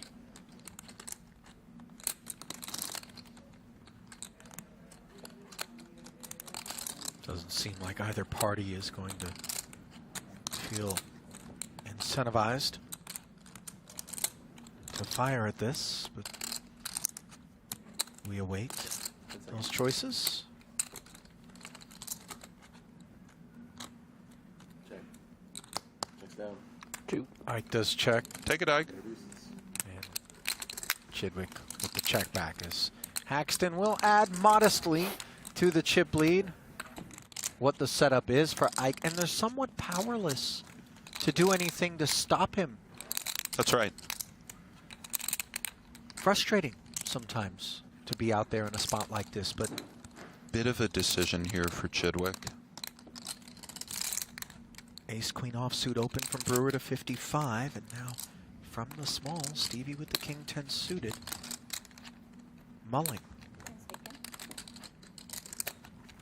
Do we start? Releases it. 565 to stall. We can only harp on the scenario so much, but of course that release is indicative of the climate we're in.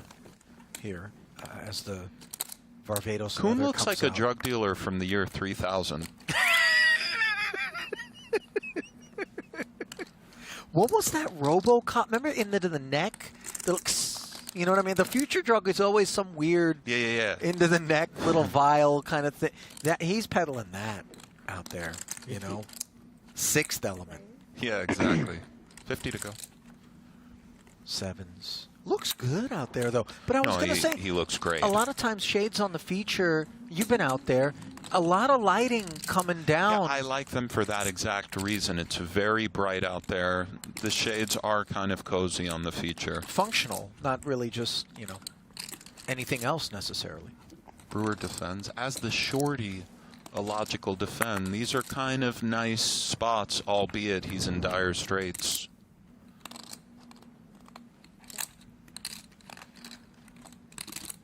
See what Ike comes with? He'll be leaning on Chris all the time. He does have a logical check backhand, though.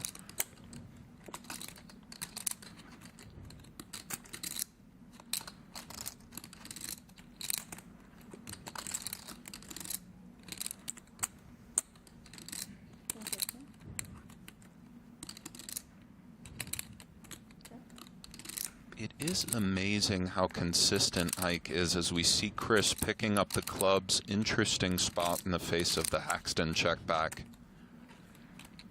How consistent Ike is with the shuffle, shuffle, shuffle, the 3-piece where he cuts them out. He looks down, he looks back up, and then can just do anything. Yeah, yeah. It's very... such a consistent I wonder, though, if that's Brewer goes for autopilot check. of sorts, or he's actually thinking about it. A lot of years of cultivating this image. I think much of it is genuine, and some of it was preparatory just over the years. Content to check it out. Welcome back to the PokerGO studio in Las Vegas. Super High Roller Bowl 8 is down to 2 contestants. In the left corner, Isaac Haxton. Massive chip lead, 5 million chips. In the right corner, Andrew Lichtenberger, down to 990K, facing an uphill battle against one of the best players of all time. Ali Najad and Nick Schulman are on the call on the main channel, as you could hear during our highlight break.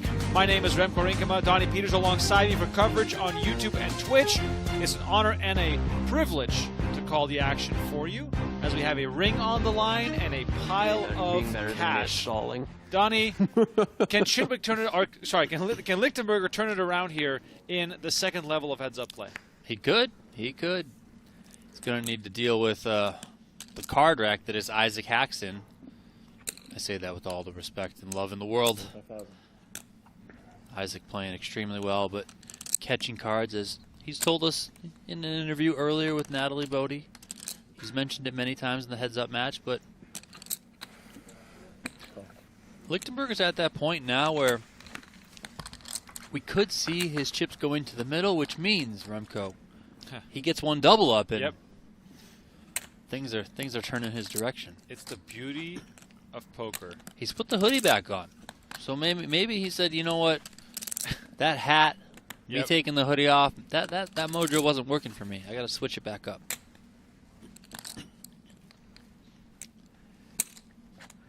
$45,000.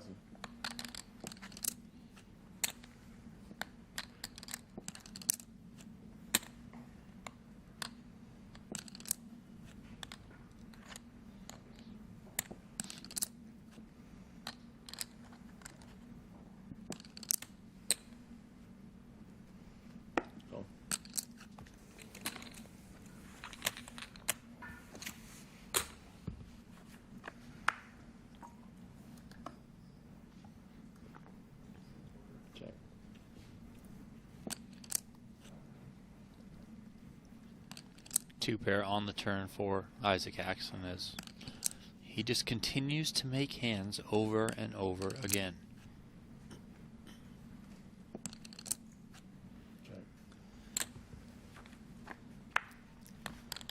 Ace on the river. Haxton still with two pair, although a different two pair now that the board has aces on it. He does have the best of it.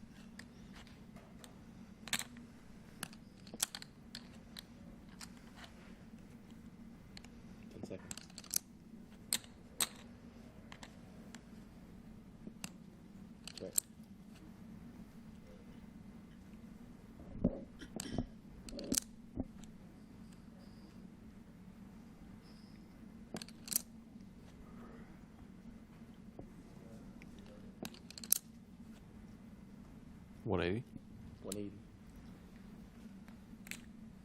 180,000 is the bet from Lichtenberger. Running a bluff here. See if he can get this one through.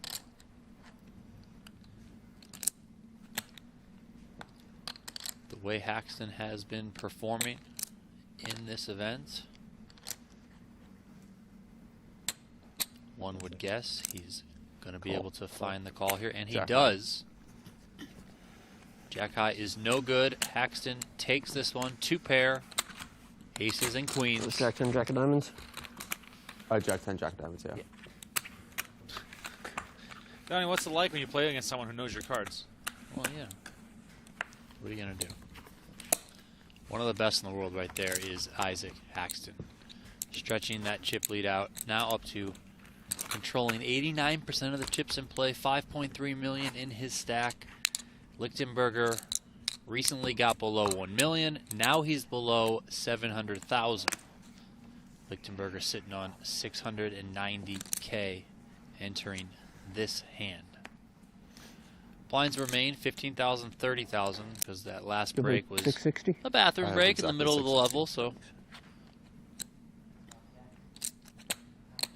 Lichtenberger sitting with 23 big blinds.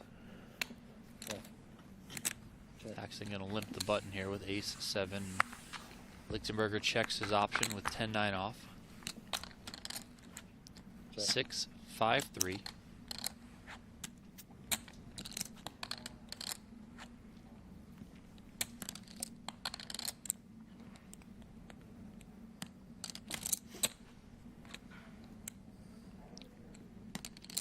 $60,000. 60,000. Fold.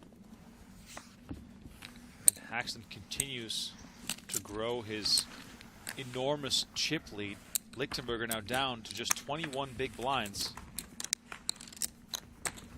This must be one of the most dominant performances we've seen at the studio in a very long time. Especially given the level of competition. Isaac Haxton just running all over this table. Lichtenberger did most of the busting prior to heads-up play, but now it is all about Haxton as Lichtenberger finds a very, very nice ace-4 of clubs. Haxton with the same suit, holding 9-8. Let's see where this is going to go.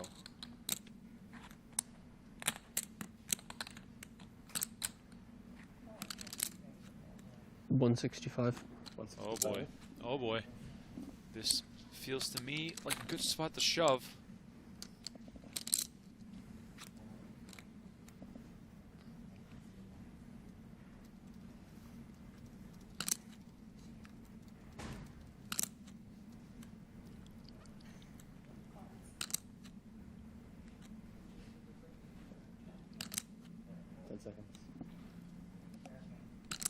Call. Oh, look at this, Donnie. Lichtenberger deciding not to move all in, just makes the call. We'll see if Haxton can continue to outflop his opponent.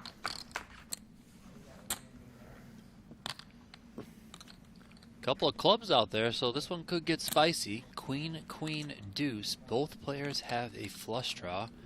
Lichtenberger's flush draw is best. His ace high is also best.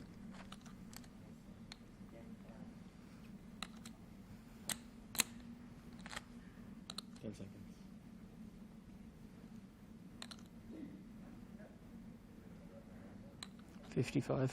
55.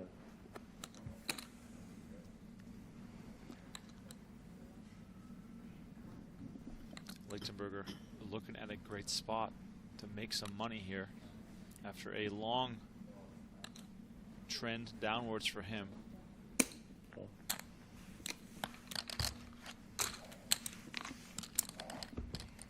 Continues to avoid any major risk, and it's a 9 of spades on the turn. If Lichtenberger had shoved at any point in this hand, he would have now been on the brink of elimination, hoping for an ace or a club. But by his defensive style here, he still has some ways out of this one.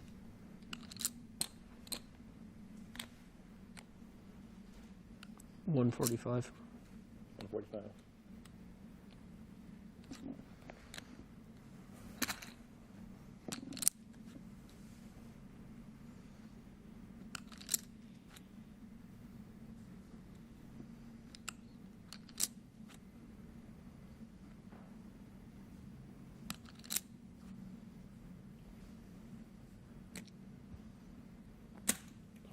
Lichtenberger again comes with the call. Now only 270K left behind. River is the ace of spades. What a dramatic turn of events here as Andrew Lichtenberger spikes the card he needs in order to survive this hand. Donnie, speaking of saved by the river. The ace from space. 10 seconds.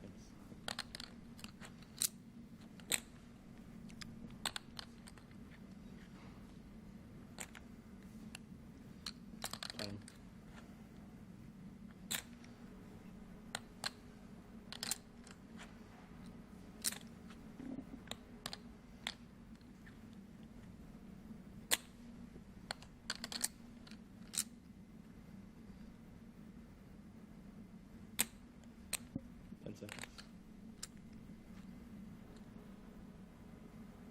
All in. All in. Wow. Haxton Call. moves all in. Nice. Lichtenberger calls it off. Yeah. Wow. Two. Full double up 65. in an unconventional way, Donnie. Oh, yes. Getting there on the river with that ace. Yep. I guess Isaac Haxton is human after all. Albeit probably just a flesh wound, given the chip lead that he had. Isaac Haxton probably going to just try and rebuild that 5 million chip stack. Just a small little hit to him. And Lichtenberger still facing an uphill battle with 43 big blinds at this current moment in the battle for the ring in Super High Roller Bowl 8. If you're just tuning in, my name is Remko Rinkema. Donnie Peters alongside me. It's been a lot of fun calling the action for the last 3 days. All we ask for is that you like the video and subscribe to our channel. It's been a blast being able to do an event this big for you. And Donnie, there's a whole lot more poker coming up in October. Give us a little bit of a lowdown there. Well, starting October 5th, we have the second edition this PGT season of the PGT Mixed Games Festival. 10 tournaments, October 5th through 14th. The series leaderboard winner will get a $25,000 championship bonus. That leads into the first ever Super High Roller Bowl PLO. Maybe not. Some king highs. $100,000 buy-in for that one.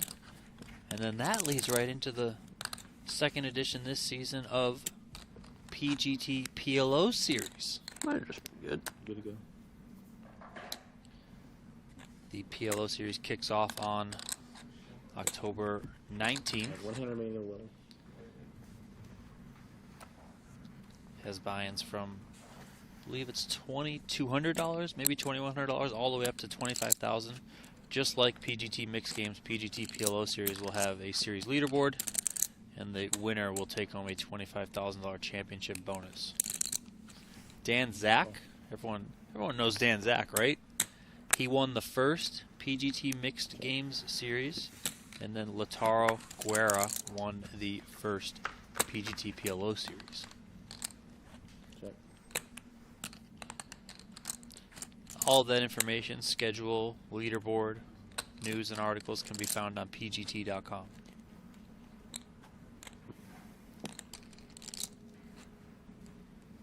$30,000. Haxton right back to work after doubling up Andrew Lichtenberger. Both players here with a pair of deuces. Haxton was best on the flop with that king kicker, but here comes Chewy on the turn with two pair. Haxton does have that king of clubs, though. There are 3 clubs on board. 10 seconds. Check. Check, check on the turn, 7 on the river. So Lichtenberger, his 2 pair is best.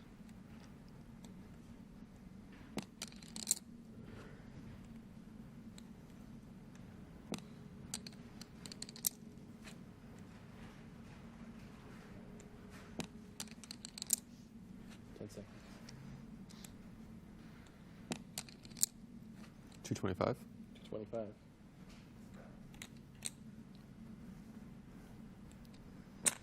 Overbet here, 225,000 into a pot of 150,000.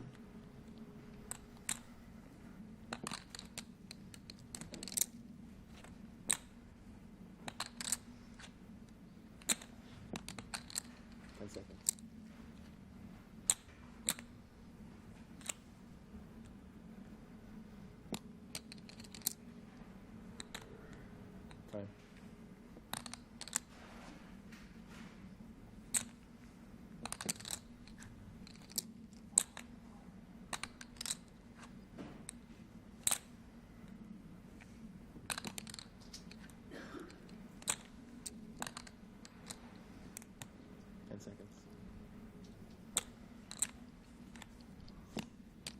Could we see a All in. raise here? All in. There it Oh is. my Look God. at that. I was just going to say, he's got that king of clubs working. Somehow felt like that might happen. Does that mean you're calling? Wow.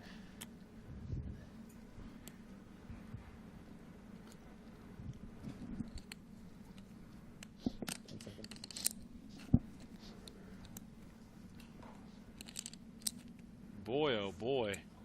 Andrew Lichtenberger, a call away Fold. from being very much back into this match, and he lets go of the two pair. Has Isaac Haxton gotten into his head, Donnie? I'm not sure he's gotten into his head more so than he's just playing absolutely incredible. I mean, he's hitting hands in a lot of occasions, but stuff like that right there where you see him pull off a very well-executed bluff. Wow.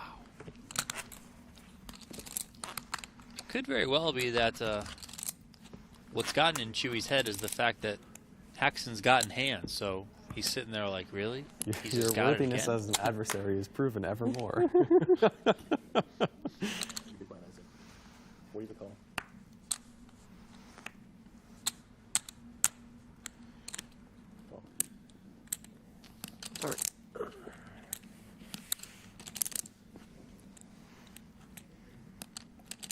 Lichtenberger back where he was not too long like ago, 850 below or something? 1 million chips. 5, 6, 7, 8. Yeah, I have 875. No. Yeah, 875.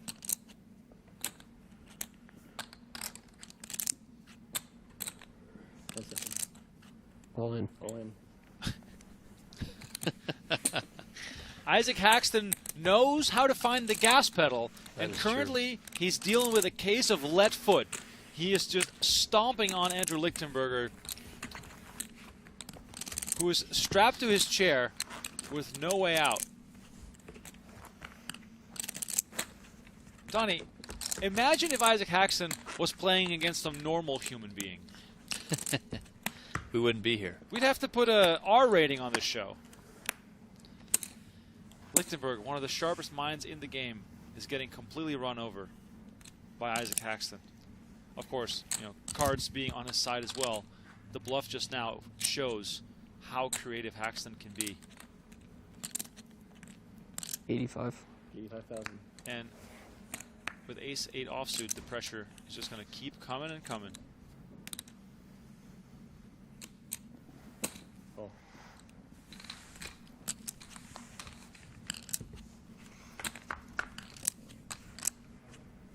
Check.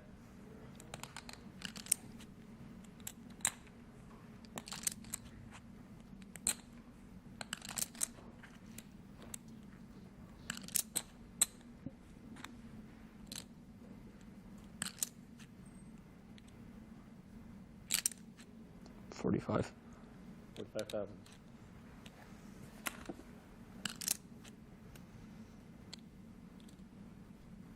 Go.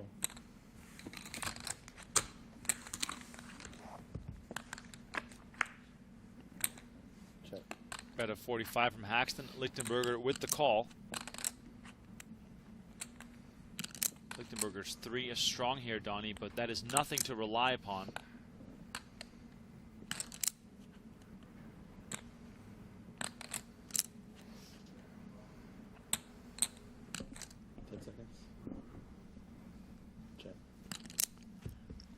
Haxton electing to check behind here.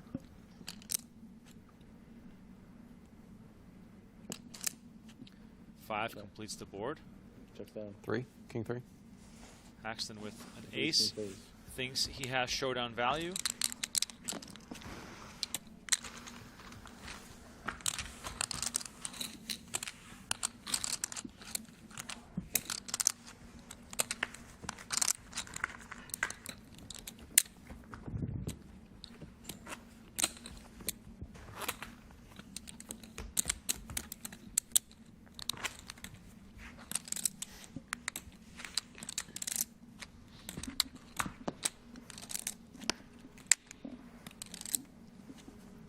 The ring is in the center of the table. Haxton, of course, made a huge mistake by not wearing the ring he won in Super High Roller Bowl 5. You have to intimidate your opponents, and that would have been the perfect way to do it.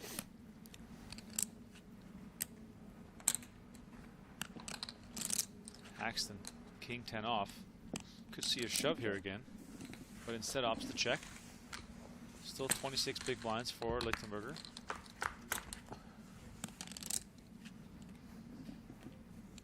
Check. Deuce 8-7, top 2 pair for Lichtenberger.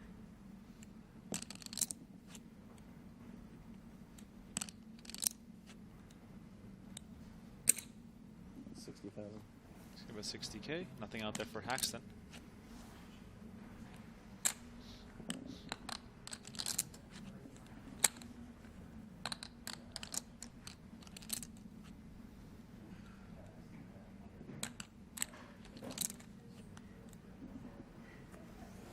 Call.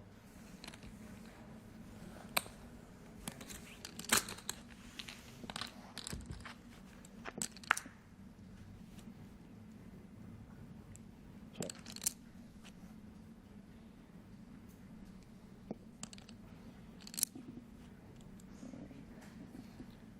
Haxton did come along there on the flop for 60K. Lichtenberger has the check mark.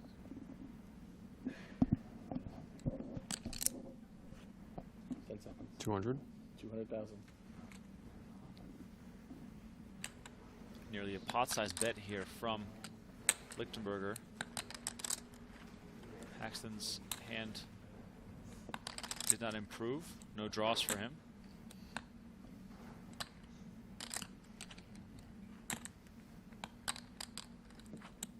Seconds.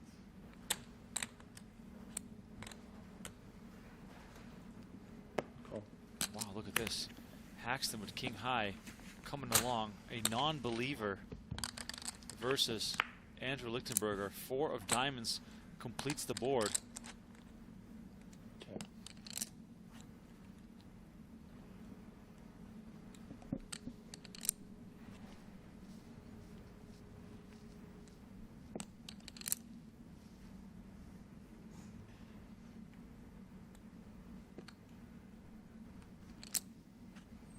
All in.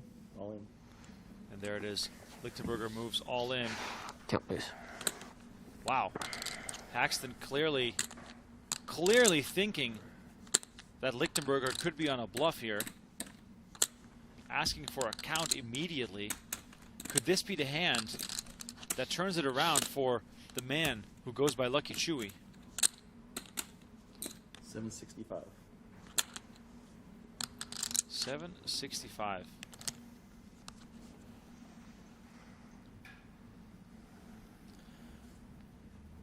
I think I'd be very surprised to see Ike find a call here.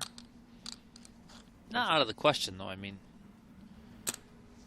these guys think very much above the rim, but Claim.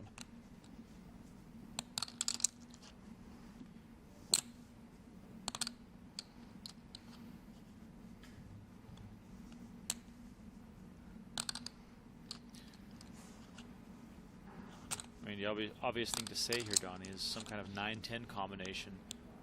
10 seconds. But Haxton has a 10 himself. Finding it hard to find a bluff here from Lichtenberger. Haxton correctly gives it up. Again.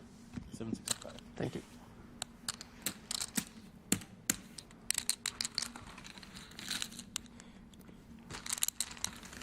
Jabberwocky on Twitch says, watching Ike dialed in is just an absolute pleasure. Yeah, it is phenomenal to watch the best of the best do what they're good at.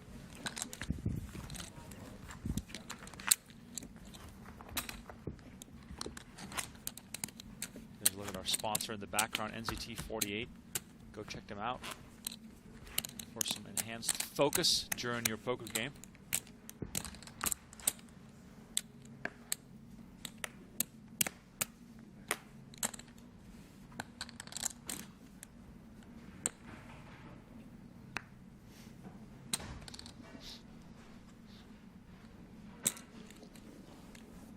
100,000.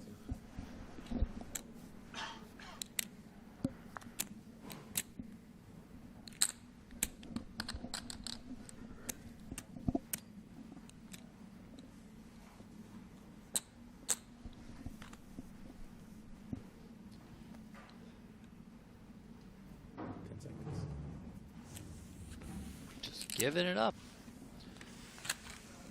Isaac Haxton makes the fold.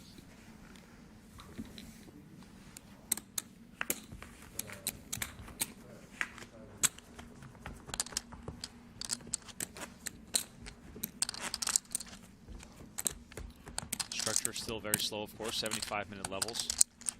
One double up here could extend this match by an hour or two even.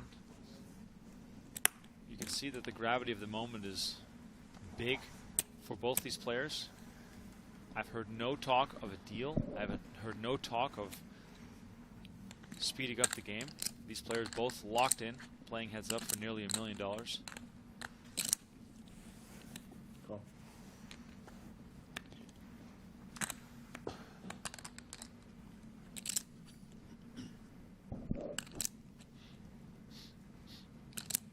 $160. 160.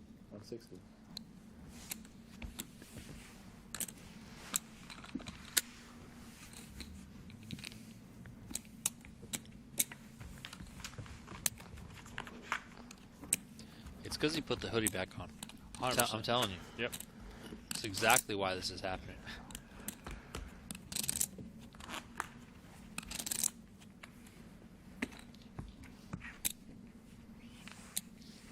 If we were in the right mind, we would have introduced some kind of blitz or bullet format into this.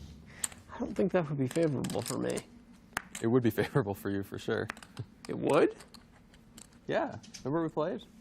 Oh, you mean actual chess? I thought you just meant make the shot clock faster. That would not be good for me. No.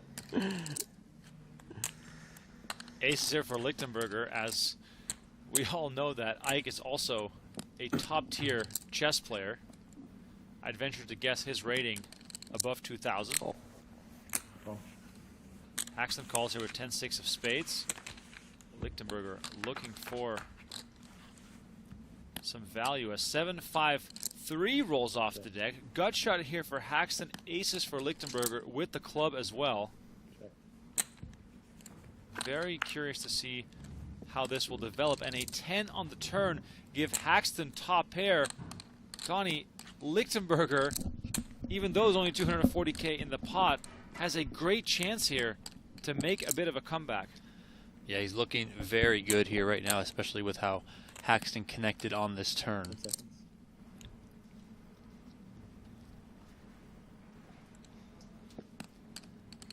140. 140. Haxton firing right into those rockets.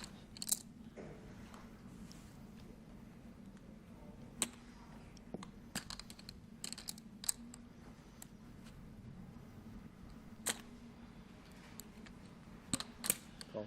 Lichtenberger makes the call. Big river card coming up here. It is the Queen of Hearts. Lichtenberger gets the check mark. 500K in the middle.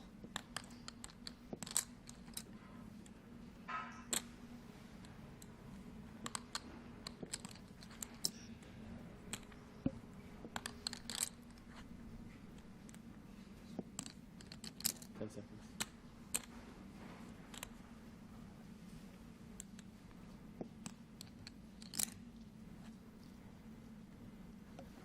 $170. 170. Haxton going for a smaller sizing, betting 170.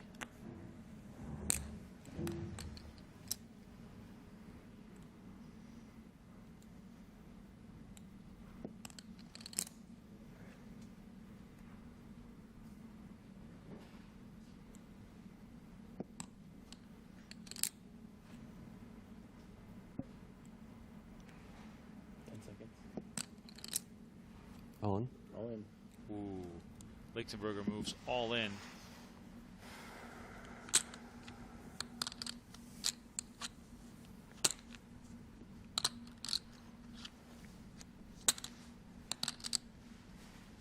Count, please. If you're Haxton here, you you got to assume the 10 is going to be good some portion of the time. However, what kind of hand is Lichtenberger shoving with that you can beat?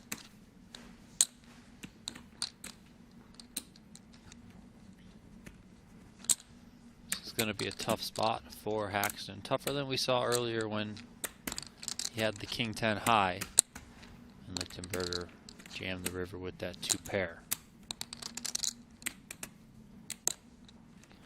A little bit more meat on the bones here for Haxton. Also has that 6 that could be blocking a straight here, you know, had Lichtenberger opened the button with the 6-4, but I mean, he's been limping a lot of buttons. 195? Yes. That can't be. No.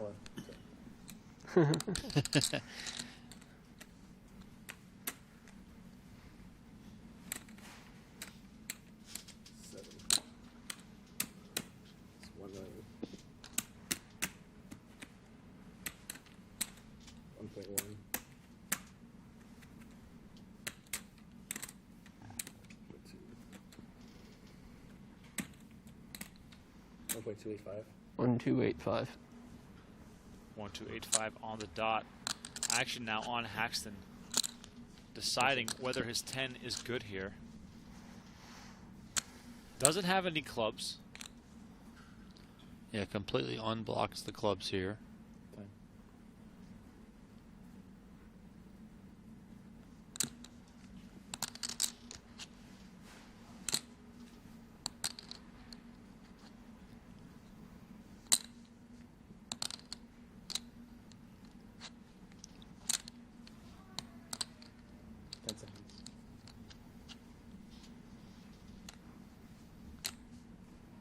I call. Wow. Okay. Haxton makes the call with the pair of 10s. Guess I'm supposed to show. Yes. Lichtenberger shows aces, and guess what? Andrew Lichtenberger 1285. up to 3 million, and now the race is tied yet again. And we were raving about the Haxton dominance, but that has been erased completely as Lichtenberger now holds the chip lead. 77 big blinds for Lichtenberger, 72 big blinds for Isaac Haxton. We got ourselves a game. Well played there by Lichtenberger. Did Haxton level himself into a call there? Look at these standings. I just mentioned it, presented by Storm X. Lichtenberger back on top. Not too long ago, we were speaking about a 5-1 chip lead. We were speaking about, has Lichtenberger given up? Well, guess what? He now has the chip lead, and this match will continue. A lot of fighting left to be done here at the final table of Super High Roller Bowl 8. Give me some new predictions in the chat. Do you think this hand will turn things around? Do you think that Lichtenberger will now keep on building and close this thing out? It's the hoodie. It's the hoodie, Donnie. It's the hoodie. You're onto something. I like it. Put the hoodie back on. Yep. He had the hoodie on all day. Yep. Took it off for the start of heads-up play.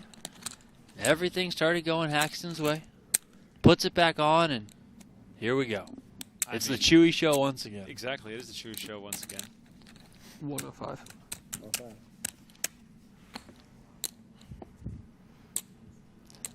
Gonna have to get me one of those green hoodies. Ace-9, Jack-9. Lichtenberger with the best of it again.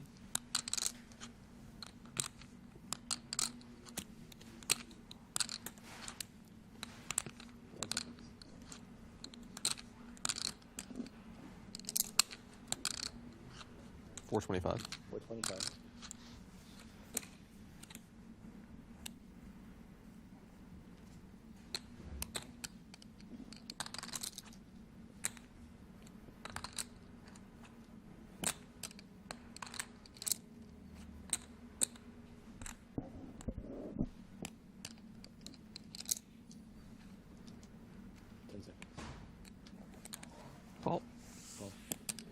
Haxton makes the call, and again, we are looking at a big clash.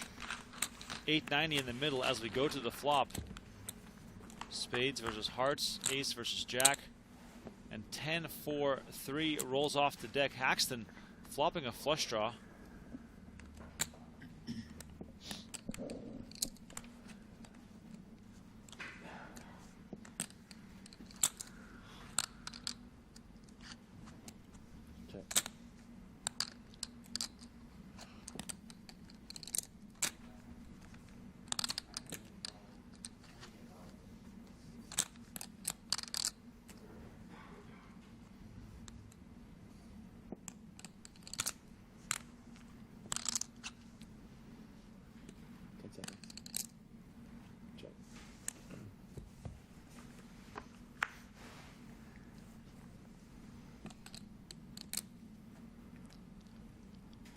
8 on the turn, so some additional outs here now for Haxton as he picks up an open-ended straight draw to go along with that flush draw.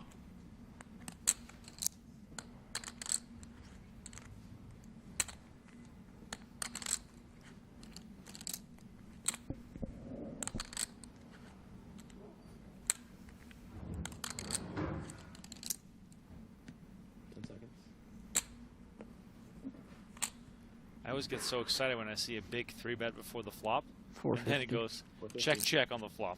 Well,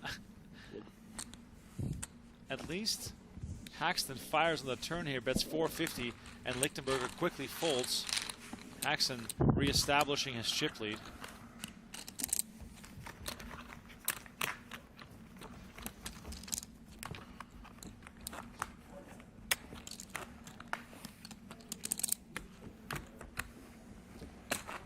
Isaac Haxton, a youth chess champion. I believe it. Yeah, why not? Isaac Haxton and Dan Smith, I believe, two of the best poker What should the bounty pros hand heads up be? on the Queen six chessboard. I got one of those. You got one of those? Yeah, when I called your Jack 10. Oh yeah, raise. Raise. 100,000. Congrats. Oh, look at this. Jack 7 for Lichtenberger, raising up to 100K, and then kings for Isaac Haxton. Donnie, was 100? that double up with aces just a slight interruption of the broadcast? Could very well be. 10 seconds. 400. 400,000. There is the 3-bet. Quick fold. If only those were suited. Haxton starting to stretch back out a little bit. Almost up about $1 million over Chidwick right now.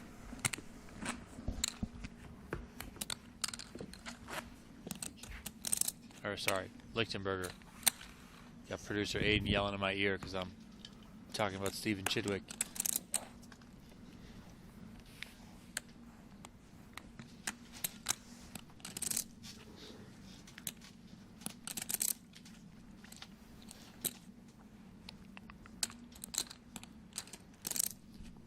Eight 4 clubs here on the button for Haxton. 105.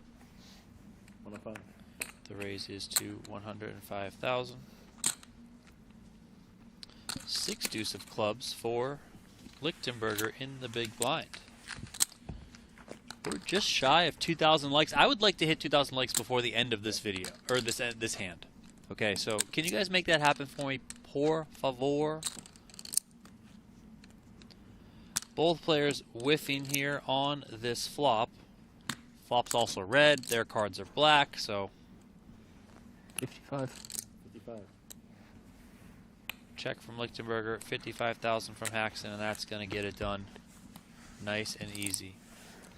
Yes, Chidwick did bust. I misspoke a few minutes ago, but he took 3rd place. Jason Koon took 4th place before him, and then it was Chris Brewer eliminated on the money bubble. This is Heads Up Play, Super High Roller Bowl 8, live from the PokerGo studio in Las Vegas. My name is Donnie Peters. My colleague Remko Rinkema just stepped out for a moment. Thank you everyone for joining us as we try and crown a $2.76 million winner here in this event. The largest buy-in tournament of the PGT season.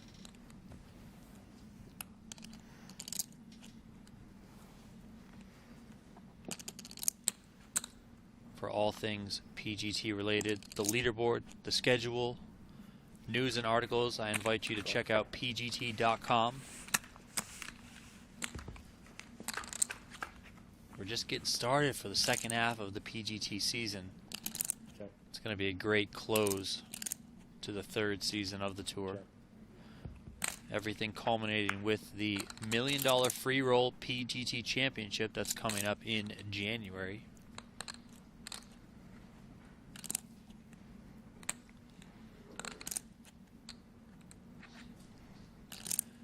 up over 2,000 likes in a hurry. Appreciate you guys on YouTube for hitting that like button, smashing that thumbs up icon.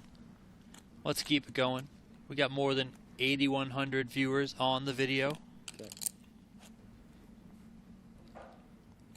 Let's keep on climbing. I'll remind Remko when he gets back into the room that he's got to do another giveaway. Every time we get 1,000 likes, we're doing a giveaway. So push onward to 3,000, and it'll be another giveaway.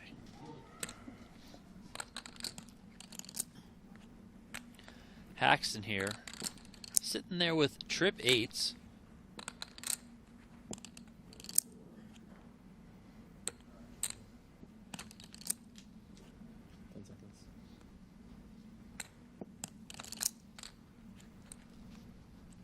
$540. You win. Haxton with the raise, and Lichtenberger gives it up. Remko's back, and we're past 2,000 likes. So. Oh, how convenient, Donnie. What did you do to trick them to like the video? I promised them naked photos of you on Twitter. Oh well, if that was really true, then we would have been down to 0 likes at this point. All right, got to think of a good question here. We're going to give away 3 separate prizes. It's going to be 2 $20 gift cards to the PokerGo shop, as well as 1 annual subscription to PokerGo. So, just so you know.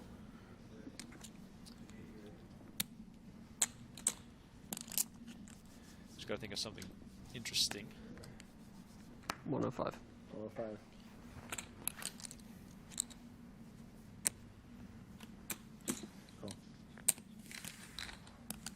I know one, as my fiance and I have been arguing over what's for dinner tonight. Oh, we're going back and forth on cuisines. Sushi has been mentioned, pizza has been mentioned. I just want to know what's for dinner tonight, and if it's already been past nighttime. I think you guys should decide on sushi. Sushi? Whose side am I on? 55. You're on my side. Yeah. Sushi. All you can eat sushi is what I'm in the mood for. Either way, what's for dinner tonight? Let me know in the chat. I'll pick a random 3 winners from this giveaway question. And just so you know, when we hit 3,000 likes, we'll make the giveaway even bigger. Every 1,000 likes will make the giveaway bigger. So if you're just tuning in, you can still get involved. I'll pick a random winner from all the submissions. So there's no wrong answers. We're just having a bit of fun. Someone please say Hot Pockets. Hot Pockets. How many Hot Pockets have you had in your life? Probably 3. Really? Yeah, wow. I never really got them. What was like a staple of you guys' freezer growing up? What was always in the house? The bagel bites. Bagel bites. Wow. That's a good one. Would that be oven or microwave? Bagel bites or Klondike ice cream bars. Oh, yeah. Yeah, in the Netherlands we didn't have. When I think back of the stuff that I would eat when I was younger, sometimes I'm surprised I made it this far. I mean, but then it's the same thing. Like I got kids now, and I know how they are. Like you try and feed them broccoli, no shot. Right. You know, they just want to eat. My daughter eats these. They're somewhat healthy. They're these like I think Nature Valley maybe fig bars. All she wants to eat nonstop. Fig bar, fig bar, fig bar. Well, at least she's carb loading well for any future endurance events. Donnie, this is going to be the cream of the crop. Super High Roller Bowl Pot Limit Omaha. Yeah, note the little addition there to the logo. $100,000 buy-in October 16th through 18th at the PokerGo studio in Las Vegas. Don't miss the action on the stream. Or, if you are able to, buy into the event. It's going to be a big one. Numbers ranging from 60 to 80 players perhaps joining this event. All the stars will come out for this massive one. I can't wait. 1 re-entry on that buy-in. 3-day tournament. The second 2 days, we're planning to live stream from the PokerGo studio here. You guys can find the information over on pgt.com. If you're an interested player, send an email to info@pgt.com, and the PGT commissioner, as we like to call him, Tim Duckworth, I'm sure he'll get back to you and get you the skinny on everything we got going on here at the studio. There's a lot of perks. Oh yeah. Like rake discounts for on-time registration. I believe there's a poker room rate here at Aria, which we can set you up with. free food from select Aria restaurants when you're playing inside the studio, so, you know. And it's just a very luxurious private setting. 2 jacks for Andrew Lichtenberger. Here we go. Raise. Raise 100.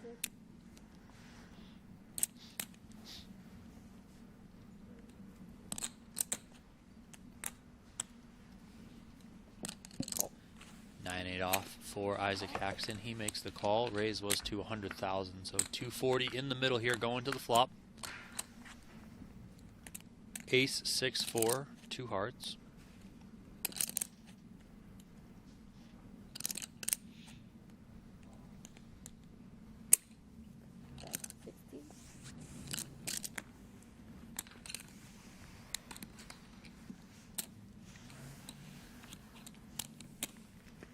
If you're just tuning in, you're wondering what the hell is happening with the chat. I just asked what's for dinner tonight. That's the question for our giveaway. Please send in your submissions. Make sure you're a subscriber to the channel. Make sure you like the video. I'm giving away a PokerGo subscription as well as some gift cards for our shop.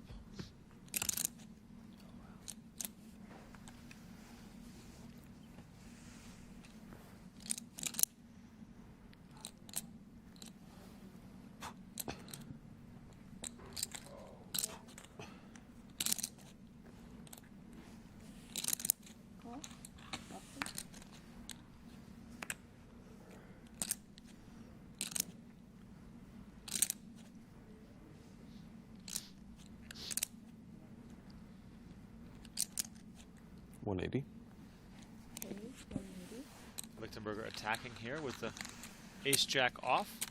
Gets it done.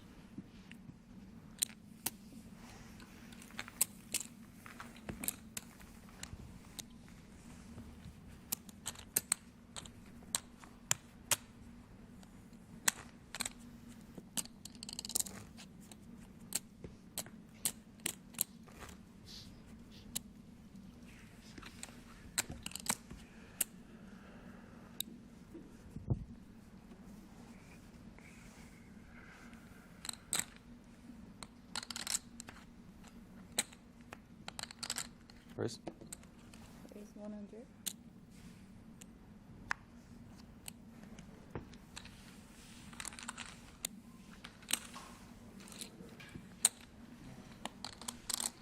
At the end of this upcoming hand, I will draw the winners for our giveaway.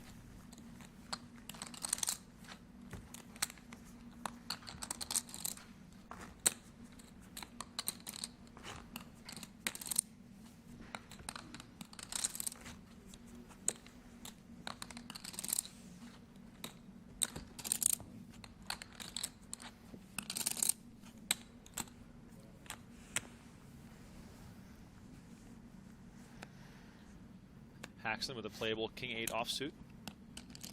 Let's see where this goes. 110. Raise 110.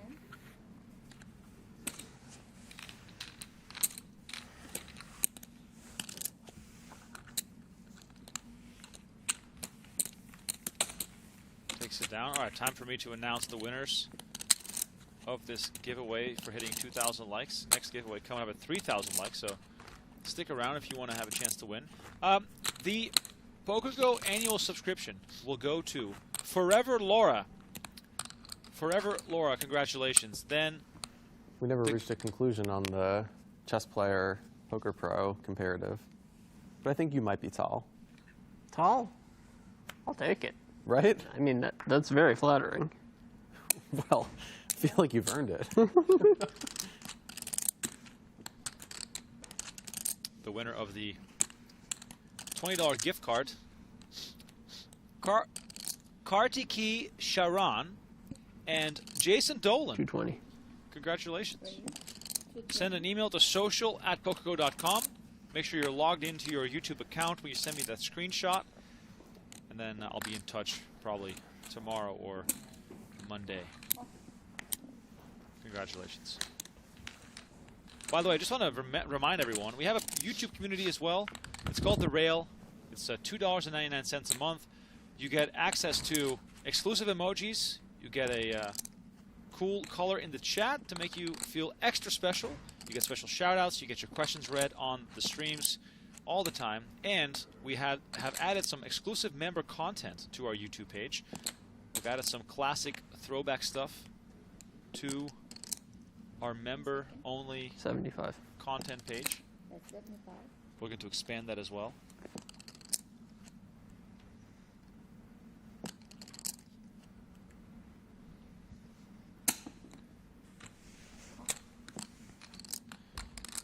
Haxton made it 220K before the flop after Lichtenberger limped. Lichtenberger made the call. Haxton bet 75K on the flop. Lichtenberger called again. Lichtenberger's threes are best here, but has to fade quite a bit.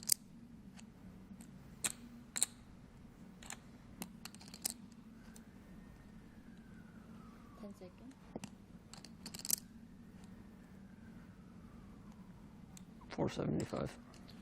Wow, Haxton continues firing big bets. 475, applying the pressure on Lichtenberger, and that pair of threes might be shrinking even more.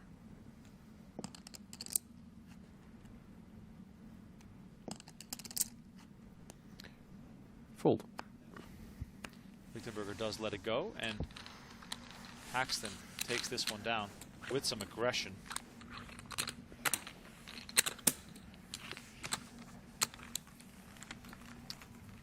For those that won the giveaway, send an email to social@pokergo.com with a screenshot of you logged into your YouTube account.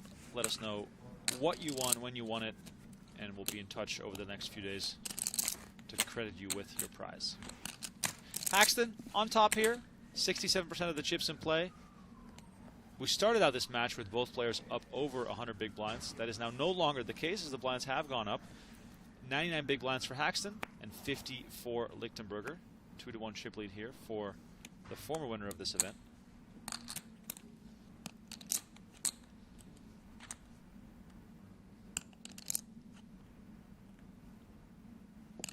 $100. Haxton continues with the aggression, making it 100K with Queen 5.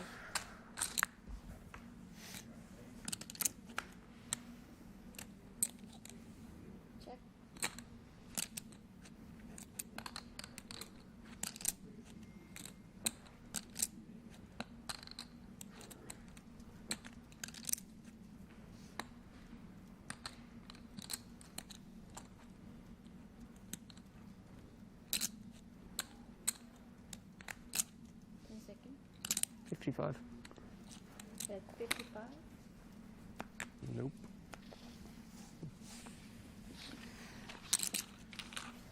Donnie, we're back to the Haxton show. I know.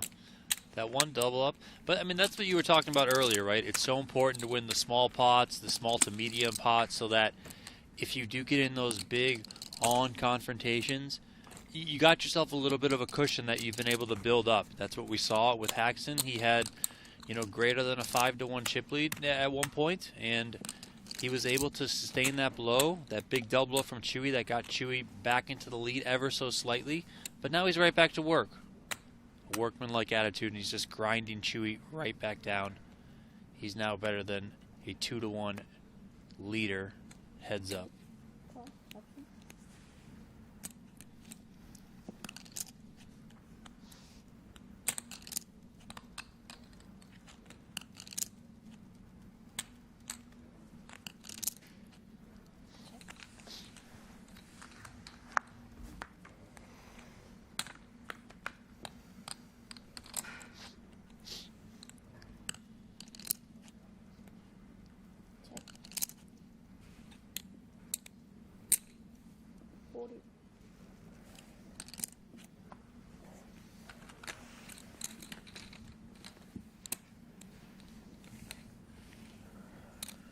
The King 4-4 Jack. Would you have called a shove free? King 4-4 Jack. No. 2 flush draws. Yeah. Yeah.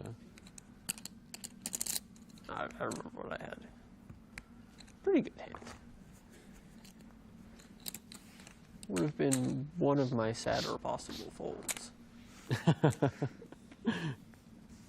Makes sense.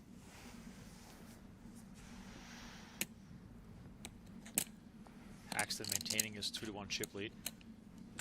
Of course, as I've said many times, looking to win the small ones here so he can afford to double up Lichtenberger if it ever comes to it. Check.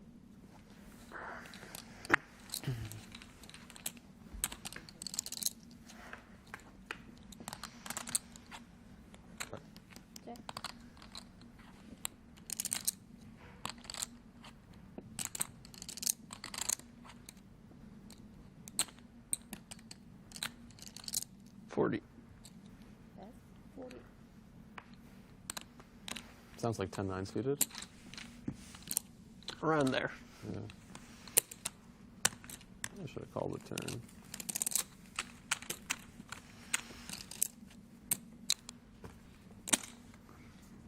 But maybe king 9 suited. That's a fair Or king point. jack off. These are all. No one likes folding. The sadder possible caveat makes me really feel suitedness, but It's true. Even if it's like similar strength, it's sadder to fold when it's suited. yeah. Call option.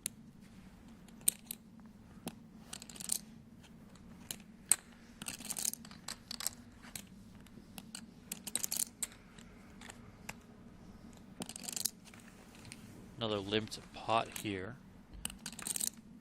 Both players with a queen and a little card. 7-6-6, 2 clubs on the flop. Looking right now like this one's going to result in a chop, but we'll see how it goes. Check, check there on the flop. 8 on the turn. Lichtenberger now is open-ended with a straight draw.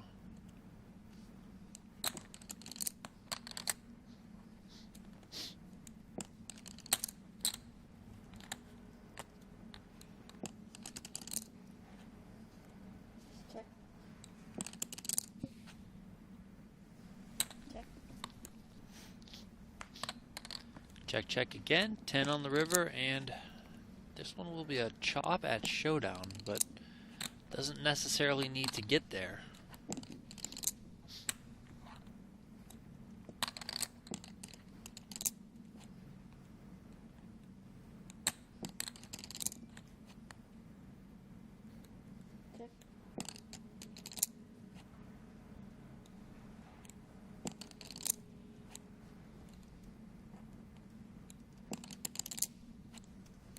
$90.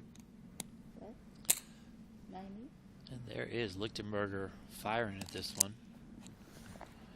Into the muck goes Haxton's hand, so no chop here. Lichtenberger takes it.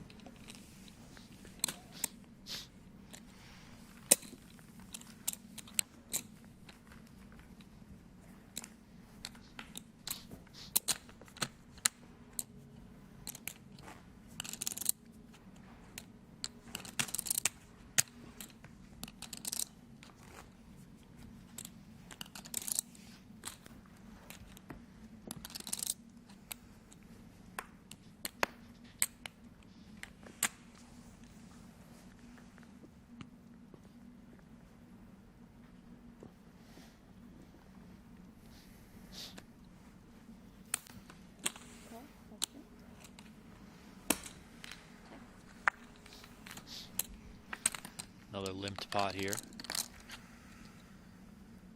7, 6, 5, 2 clubs. Lichtenberger flops the best of it with a pair of 5s. He checks over to Haxton.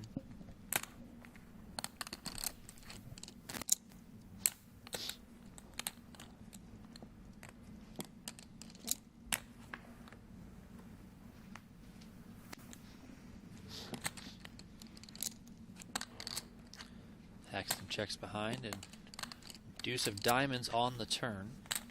Check.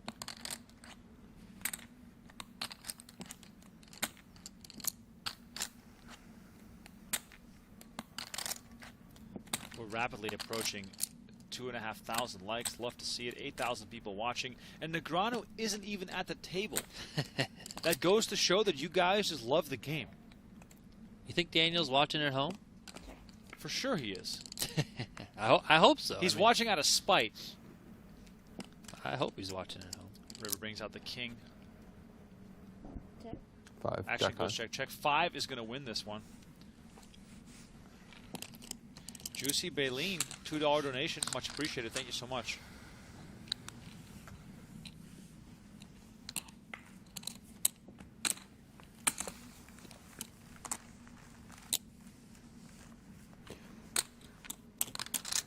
Two-to-one Chiblee is being maintained here by Haxton as we are approaching 100 hands, not too long from now, at today's final table play. The ring, diamond encrusted, sitting on the table on those beautiful bricks of cash.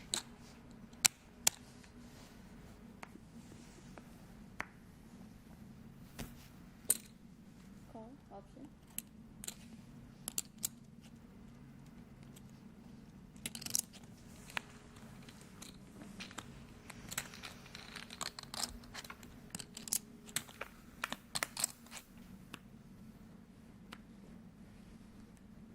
Check. Check.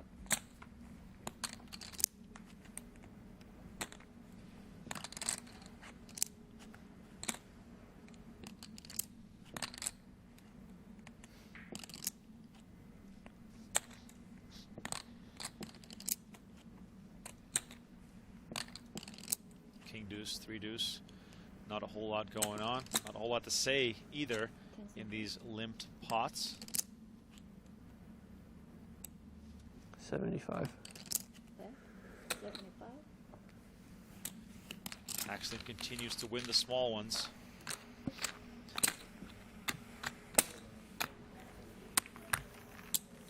As you are all observing this heads-up battle, do you still think that Haxton's got a lock on this, or is Lichtenberger going to be patient enough to have things fall in his favor ultimately?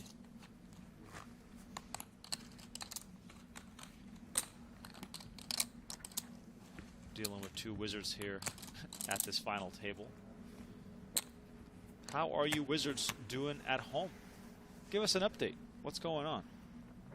You guys are grinding online? Maybe doing some chores around the house while this plays in the background? Let us know in the chat. Always love to hear from everyone. As Hubby donating $5, asking how it's going. Well, it's going great. Get to watch some high-stakes tournament action. Check.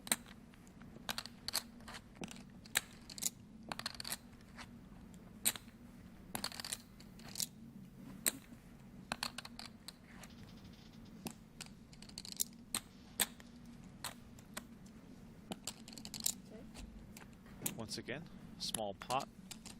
Check, check. No action before the flop. Check. Micah says this is 100 times better than the NFL.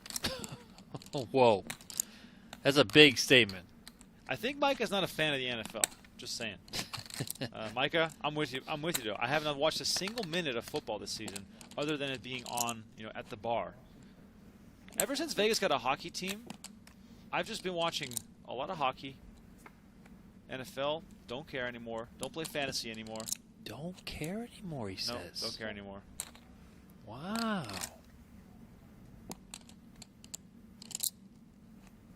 Do watch a lot of basketball, of course. Got to support my Toronto Raptors.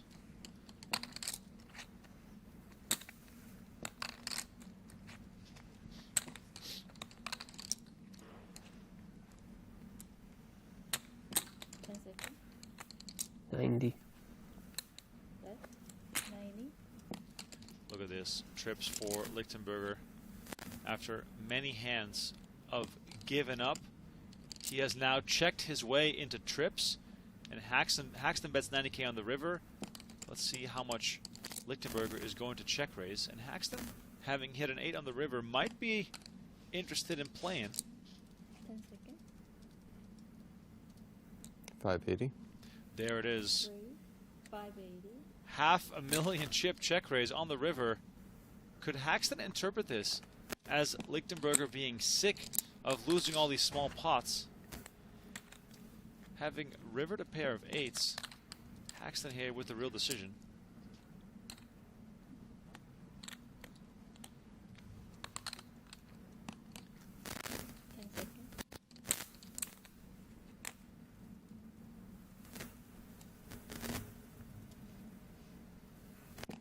Fold. Haxton lets go of his 8, and Lichtenberger gets to win one.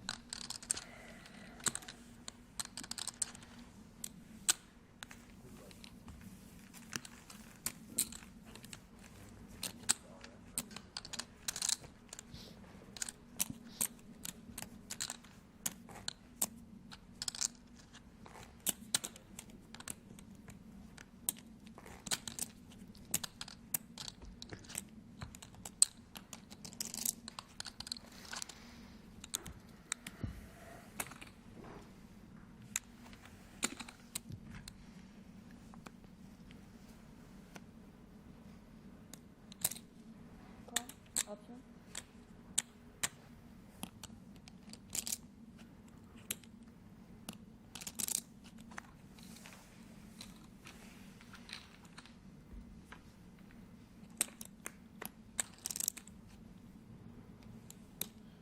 Look at this. Ace 4, 5. Chewy flups the wheel. Nothing out there for Haxton, though. We're seeing a ton of limped pots lately.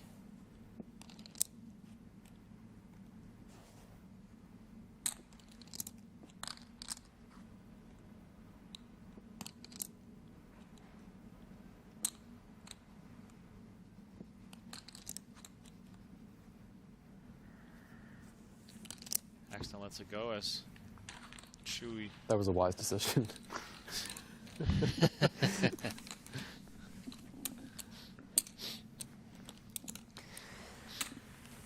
Fringy one. All right, heads up play. Still far from being done as we look at the chip counts presented by Storm X. Haxton, 3.8 million. Lichtenberger, 2.1 million. Playing one-on-one for just shy of $1 million here at the PokerGO studio in Las Vegas. If you are in town in Vegas, come on by the studio. Pretty cool to see these guys battling here for all the big bucks and that diamond ring that is taking center stage here on the table. My name is Remko Rinkema. You can follow me on Twitter as well at Remko Rinkema. Donnie Peters alongside me, Donnie_Peters. Oh, you already have okay. Sorry. It's been a back and forth match. For a while I thought Chewy had this thing, or excuse me, Haxton had this thing almost wrapped up, but then the massive hand with aces turned it all around. But ever since then, Haxton has been back up to his winning ways.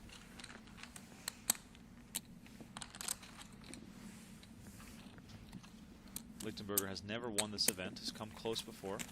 Finished third last year, behind only Nick Petrangelo and Daniel Negreanu. Haxton won it, of course, back in 2018.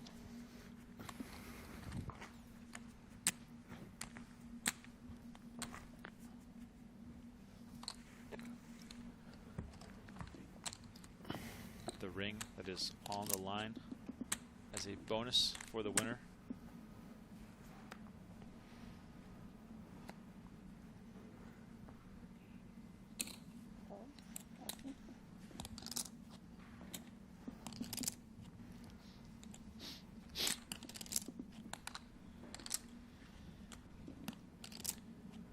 Lichtenberger limping it in with Queen 9 of spades.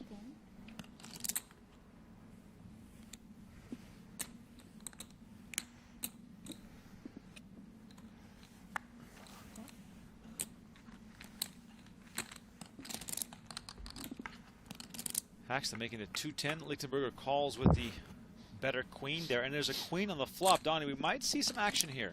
We could. Lichtenberger's got that better kicker.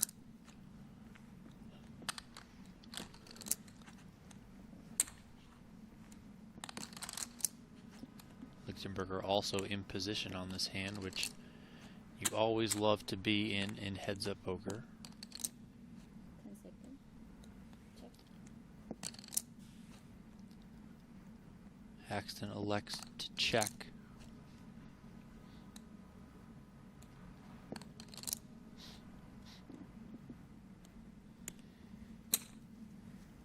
140.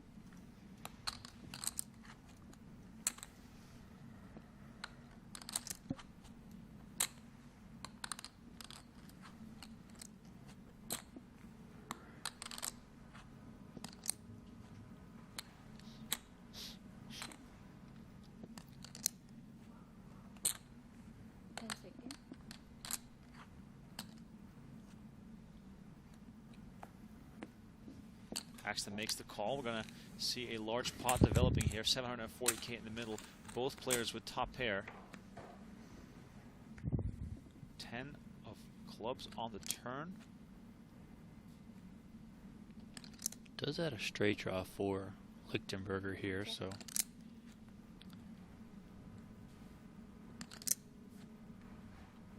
Probably continues to feel pretty good about his holding.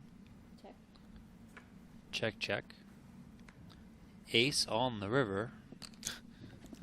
Womp womp. Yep. Of course, we were hoping for some blood. Now, chop, a likely outcome.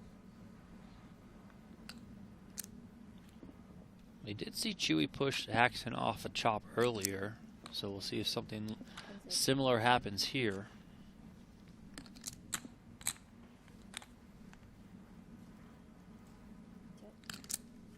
Check. Queen. Queen. Choppity chop. Come on, boys. Let's get some chips in the middle here.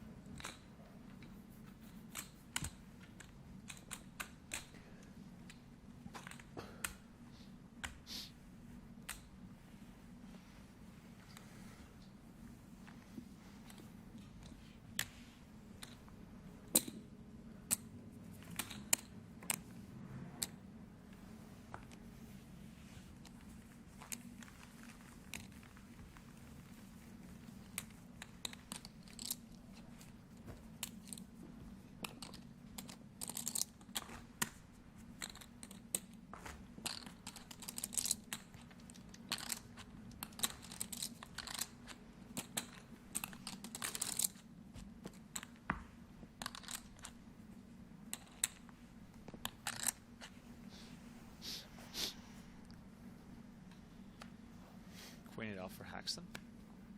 Still maintaining that same chip lead for quite a while now. 105. Making it 105.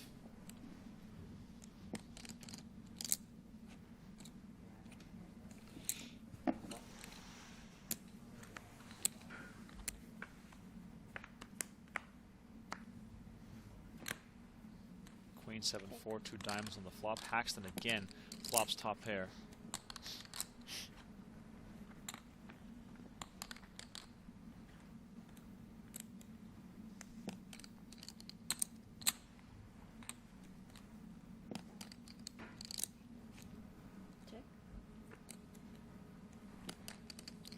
King hits on the turn after both players check.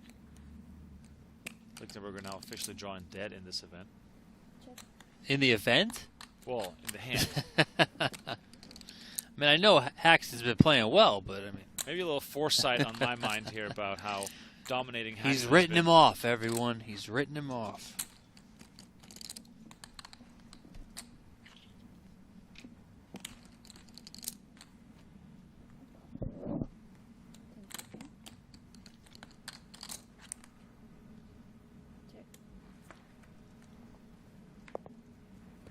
Deuce on the river.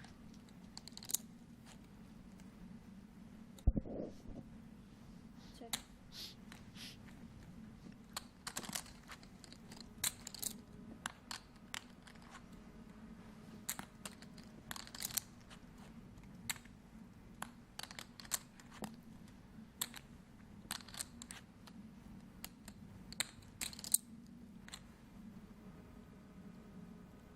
Second. 125. Haxton betting 125. Chewy folds, and we move on to the next hand.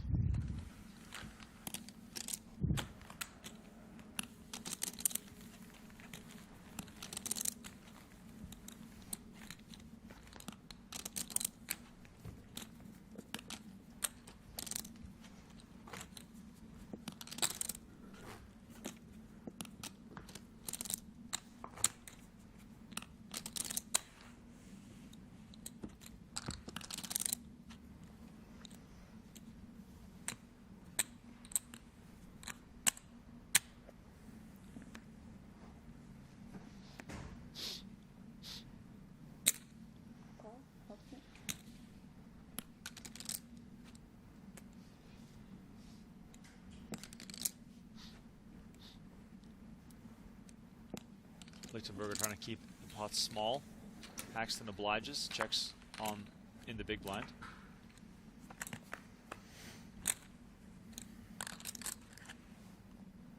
Check.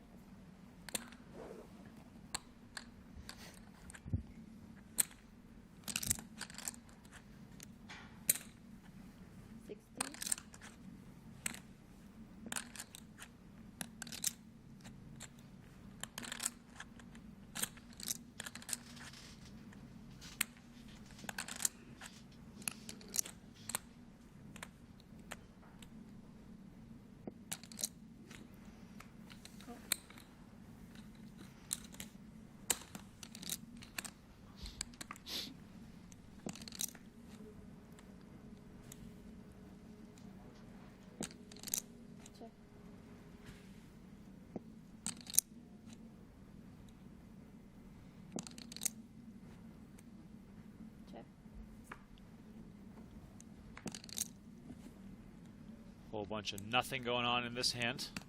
10 high, somehow the best hand.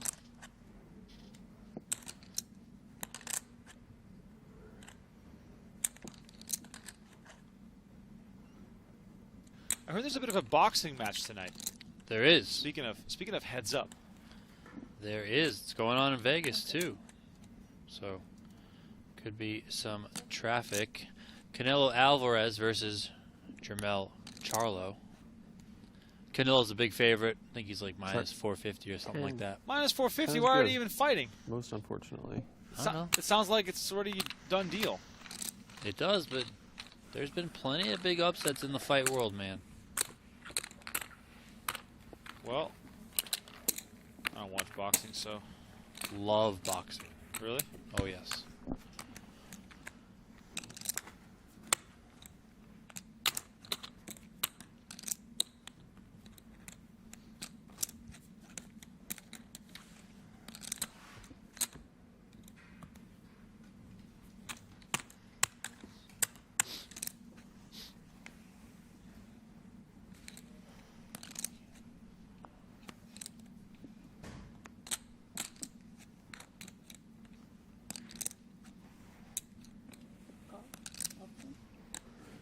Again, a limp, and here Lichtenberger picking up a real hand, pocket tens. Let's see 180. how much he's going to raise. 180.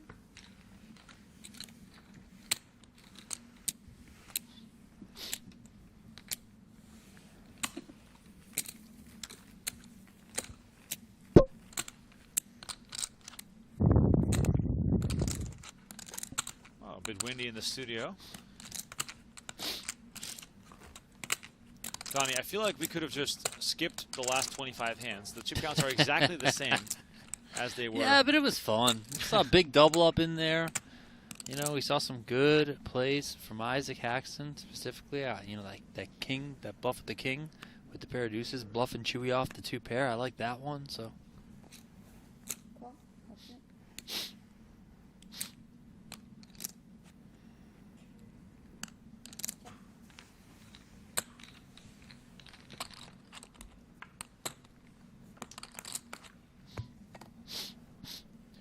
3, 7, 5, 2 diamonds. 5 here for Lichtenberger. Some Check. gut shot here for Haxton. 10 on the turn brings a third diamond, giving Lichtenberger 2 pair.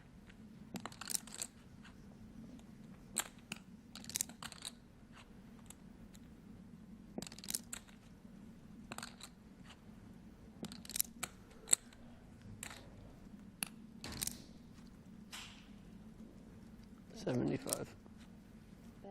75.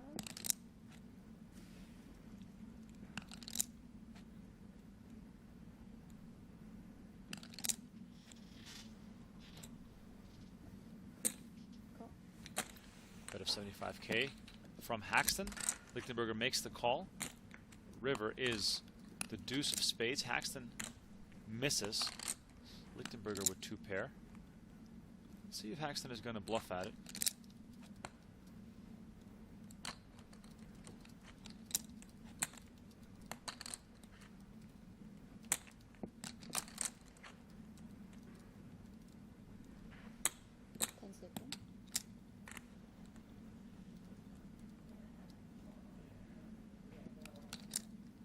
215. Look at this, 215K from Haxton. Lichtenberger with a real opportunity here to close the gap a little bit.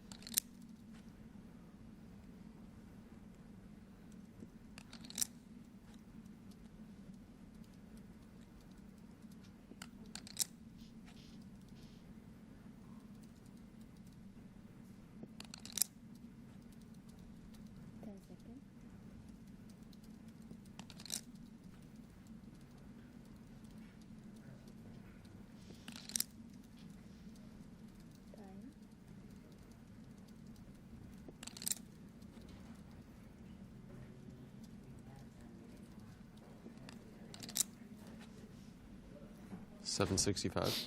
Ooh.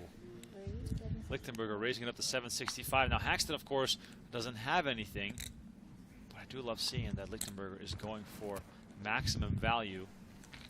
Haxton lets it go, and Lichtenberger chips up.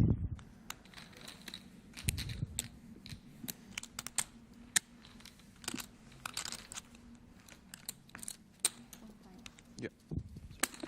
Wow, making use of them. Yeah. I've only got 4 left. What about you? I have 6.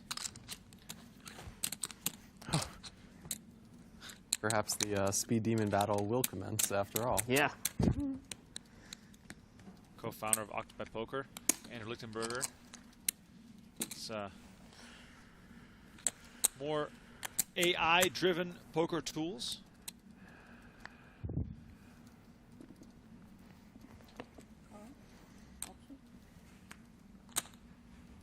Almost 2,500 likes on the video. The absolute diehards are here with us watching this unfold. This heads-up battle for just shy of $1 million. $89 big blinds versus 60 big blinds. Closing in on the end of this level, about 13, 14 more minutes before the blinds will once again go up. A little close up here on that beautiful ring. Golden Glory here at Super High Roller Bowl 8. A 1 carat centerpiece gemstone, 2 ounces of 14 karat white gold, and 4 carats of natural diamonds. Quite a piece of jewelry to add to your mantle. Isaac Haxton already has one. 2 of them side by side would look quite cool. 220.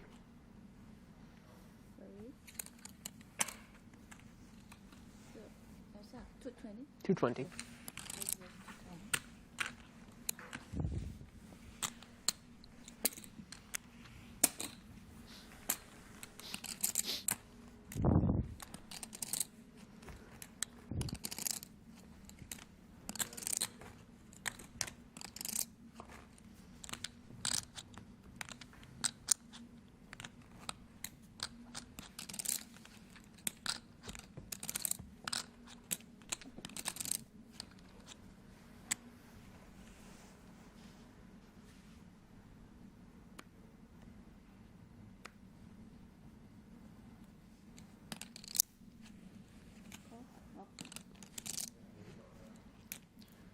Donnie, 2 serious hands here.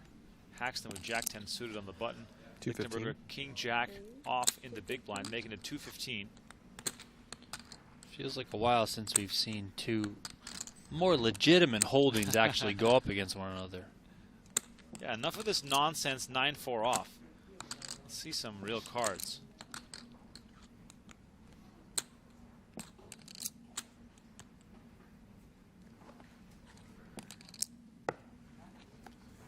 Haxton makes the call. 470 in the middle.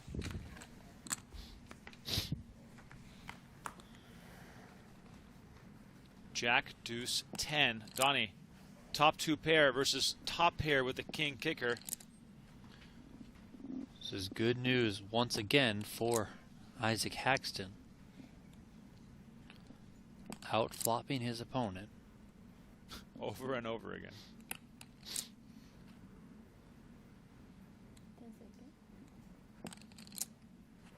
470. Back. 470.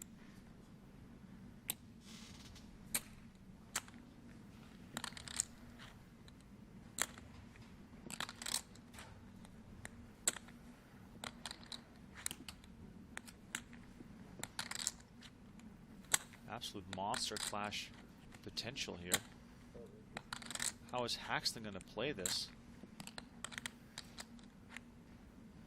10 seconds. Call. Haxton just with the call. Doesn't want to scare off Lichtenberger in case he's just on the bluff.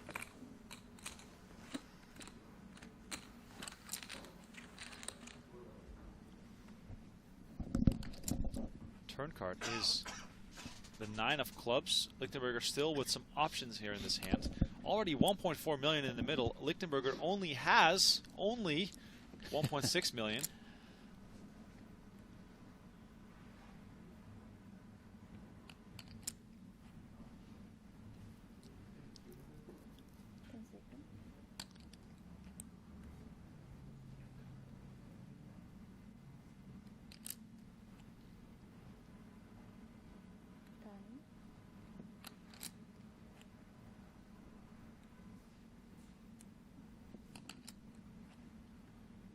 Burning one of his few remaining time chips.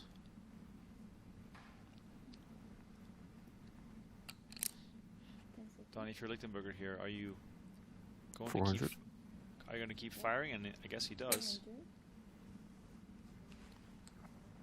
Yeah, he might feel some safety in firing here because he has that king in his hand. So blocking Haxton having the king-queen, which would of course be horrendous for him, but can still look to target some tens, maybe some weaker jacks, you know.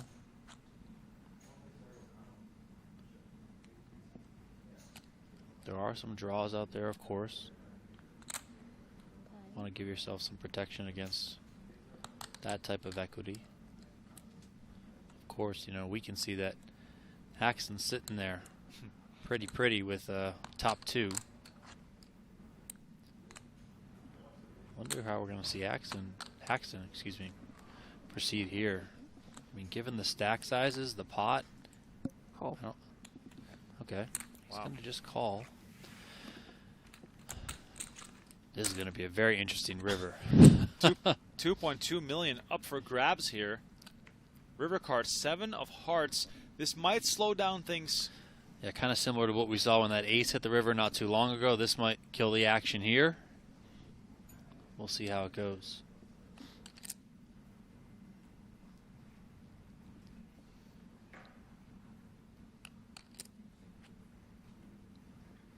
Check. I think that 7 probably favors Haxton.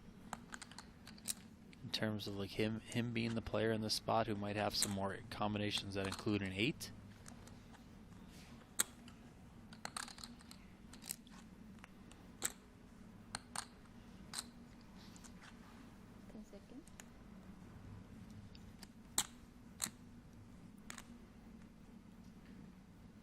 All in.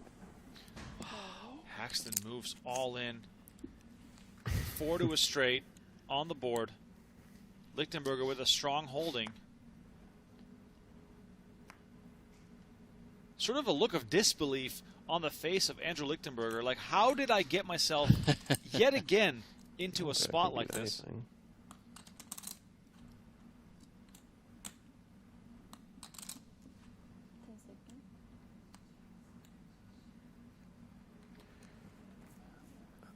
I used one earlier, right? Yeah, here's one more.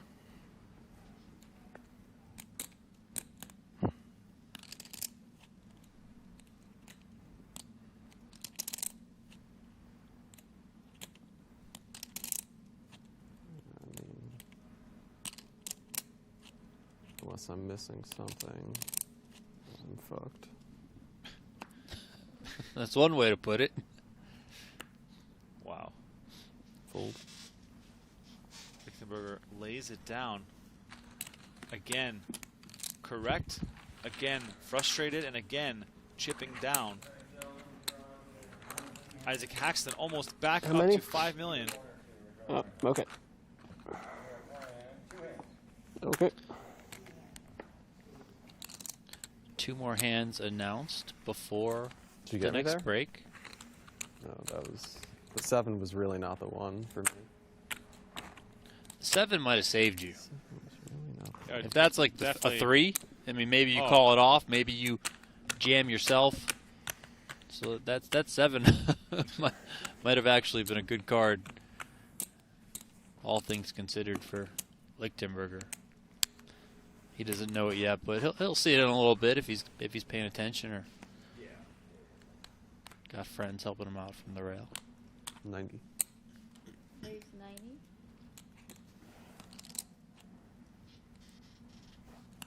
How much do you have? I have just over 1-2. Thanks. I have 1-2-5-5.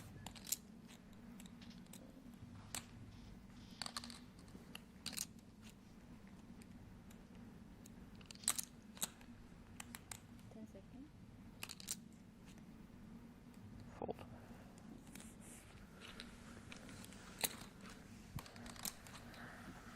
Donnie, we're back where we started this level. Yeah. I mean, things You have keep 1-3 going now. Isaac Haxton's way, that's for sure. I have 1-2-9-5.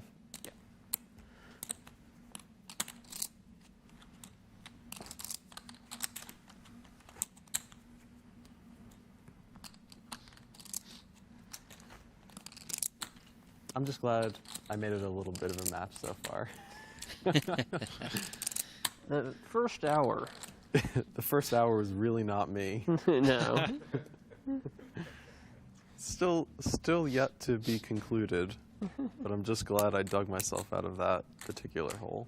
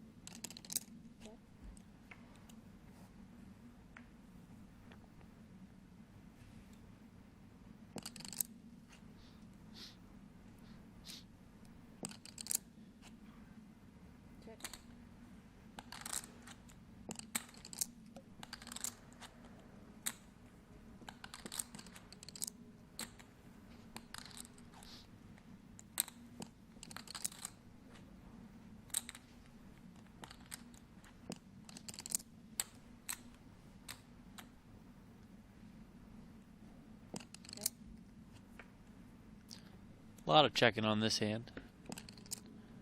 Getting to the river here, and Lichtenberger is best with 2 pair. He's got jacks and 9s.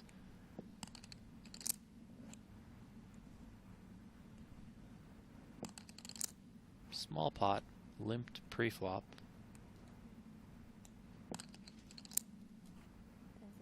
$165. 165.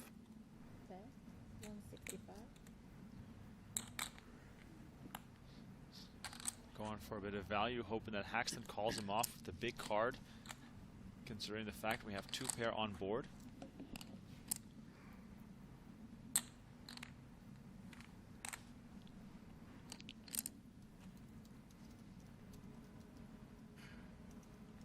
I think I gotta call that. 9. All right, there it is. Finally some value for Lucky Chewy. And this hand will send us to our next break. Still no conclusion here at Super High Roller Bowl 8. Isaac Haxton still on top. The blinds keep increasing the odds of us getting a definitive answer to who will win the ring, and the millions of dollars is coming closer and closer. Don't go anywhere. We got about a 15-minute break coming up. We'll catch you guys on the other side for more heads-up action from Las Vegas.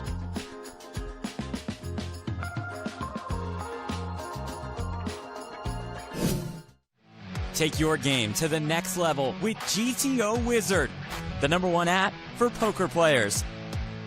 Start crushing at GTOWizard.com. Yes. Never big times anybody. Nope. You know, he's a good kid. That was Just an really easy, rough. easy to root for guy. Kings for Koon, by the You way. know, it's almost like many of us rode the roller coaster with him emotionally. And it's been the year of Brewer. I mean, 12 million roughly already on the calendar year. That's right, 22 final tables. I Oh, believe double it was. gutter for Chewy, by the way. Top set for Koon, 150 in the middle. Interesting one developing here as we do turn our attention back to the matter at hand. Four-handed without Brewer. 55 was the open. Chewy defense and plenty of equity as Koon's Kings get busy. Third Perhaps, pot. in a sense, too much equity to raise here. Where if we had something with a little bit less equity, but still possibilities, we're a bit more inclined to raise. But his hand is so good, if he raises, he would kind of be committed if something crazy happens. And it does come right in, Ali, in the form of the 8 of diamonds. My. Right there is the gut shot. Stone nuts in a 250K pot. Chewy just showered aces all in pre. Might he be showering kings 1 hand later? 2 hands later? Starts with a check, and the coordinated nature of this board is obviously beckoning the kings to protect themselves a little bit and just go for charging a price. All of this, and an interesting decision for Chewy. Slow play is exceedingly natural. If we make a read that Jason is just strong, very hard to do, as Jason doesn't really allow us to make reads. Perhaps we're more inclined to raise, but a call keeps an eye on some odd bluffs. See what Chewy goes for. Wow. What a crazy run out.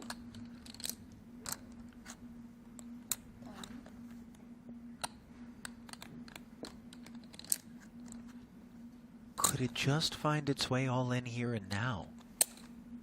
Not Just if go we're for the going slow to play, flat. Ali. Little does Jason know he needs a board pair. Or a texture changer that's going to leave these Fair. 3 kings questioning whether or not they're good. Something in the range of a 6 or a 10. Vicious 3 of game, diamonds. It's showers. Chewy gets to check call bust Koon. Or perhaps get a check raise in for 1 chip remaining. My. GG, sir. This is very vicious for Jason. What a player. What a way to go out.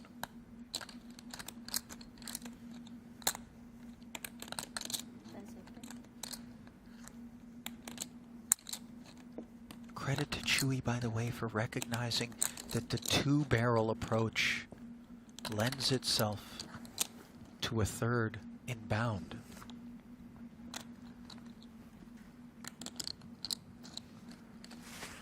This is as bloody as it gets for this spot. And Jason knows there's a chance, but man, I'd imagine the raise will be snap from Chewy, merciful if you will. Does leave 1 chip back. On. He knows. Yeah, so fucking stupid. He knows, Ali. Man. Good game, boys. Good game, man. GG. GG indeed, Jason. That's a Man. gross one. So Lichtenberger Have fun. collects a 2nd pelt as he's responsible for the bubble bursting and then responsible for the end of the road for Jason Koon. And then kings. Neither able to get through the very lucky Chewy. It's like banana on butter protein. You know, I need the money. I'm playing for real. But the sickest part of busting out of a tournament is just so damn fun to keep playing.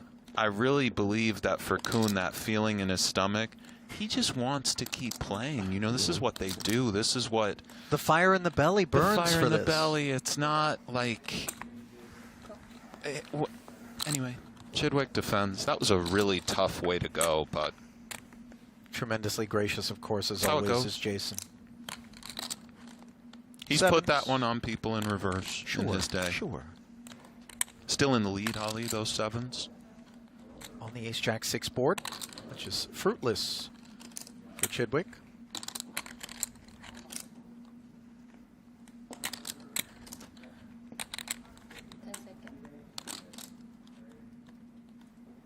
$50.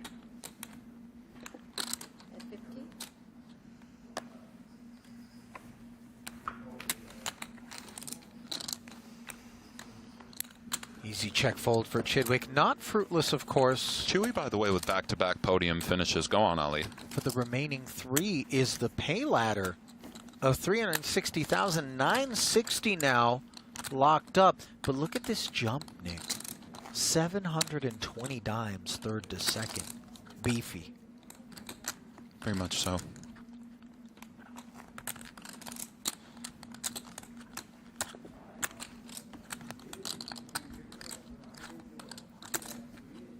The ladder alone bigger than the 4th place payout.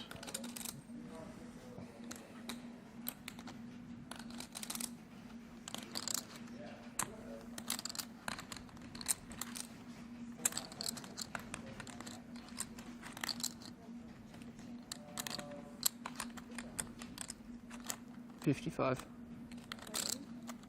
55.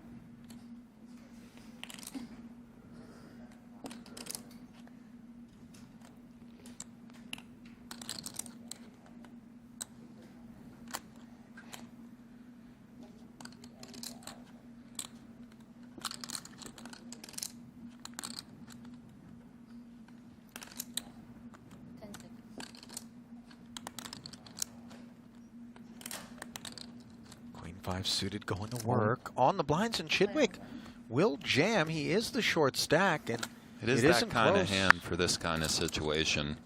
Big pickup for Stevie. Yeah, 27 bigs deep. Obviously, he's not obligated to play it in that manner. There is some variance that is associated with the line, but what's Well, right one- is right, as you said. What? During one of those PCAs. Famously repurposed a Gatorade bottle, I believe. Not Antonio's finest moment. Yeah, got removed from the event. As well he should have. I don't know. Yeah. I think as long as no one accidentally reaches for that bottle I think later I think once you take your pants off in the poker room He didn't do that. and pull out and You're then Johnson. urinate in a bottle, removal is reasonable. I think it was under the table, you know, on the sly. Not as bad as what happened at the Commerce one day. Oh, yeah. 10-5-4. Interesting. Haxton with a key 9 of diamonds. Not a whole lot to write home about in the check down. And also, again, with the ability to exert a lot of pressure on Chewy given the stack setup. And for Chewy, with the backdoor spades and the wheel draw, he's not going anywhere.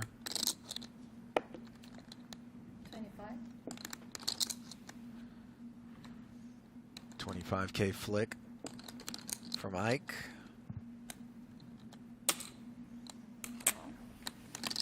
Easy continue for Chewy. Oh my. The sun shines down on Mr. Lichtenberger, Nick, and the deuce has hit Haxton. And certainly for Chewy. Perhaps the deuce is enough for Ike to just see a river. It certainly feels that way. And indeed, the sun is shining. The clouds have parted above the lucky one. It's been a roaring start. Oh my God, it's the 9. Okay, I swear to God, I was going to say this is the card that proves that the sun is running. And he does check, Ali, and a very interesting scenario is unfolding for us. Do you have an over-under on time banks Ike will use after the ensuing bet and raise? I mean, certainly more than 0. Go 3.5 on the banks. Wow. Let's reconstruct it, Nick. Bet 60. here comes the 60K barrel. Totally understand it. Nines and deuces. Reconstruction here is tricky, but we have limp check, check call, check check, check, bet. Bombs are upon us. See what size Chewy goes for.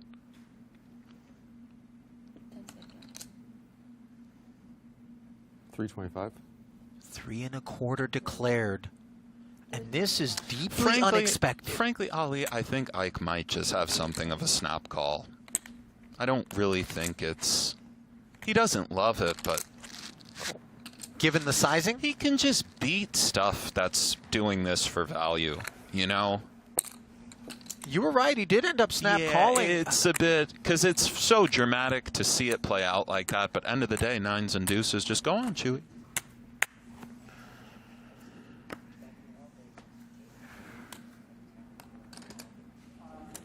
Ace-Jack now for Haxton. I got a quick question, just to put a button on that last pot. If Chewy were to have led with a number, could that number have earned him more than the check raise did? Certainly, but that doesn't always tell the whole story. But I do believe that particular time, limp from Haxton, interesting. Sometimes the big blind elects to trap with a hand such as this and just check. That's what Stevie's doing? You know, just because it would have gone down that way doesn't always mean it's the way. Although I'm sure leading was an idea there as well. And it's easy to have 20/20 hindsight, of course. 10-7-4 here, as neither of these ace highs turn into anything better than that.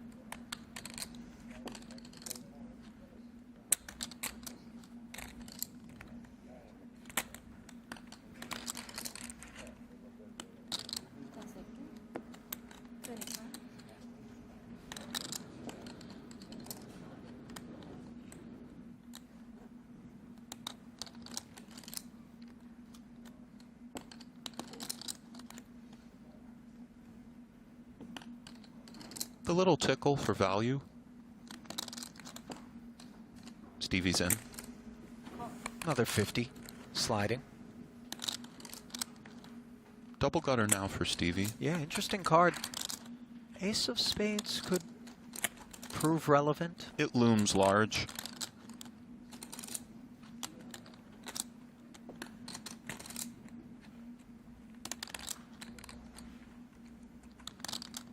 See if some more small arms fire is in store from the ace-jack.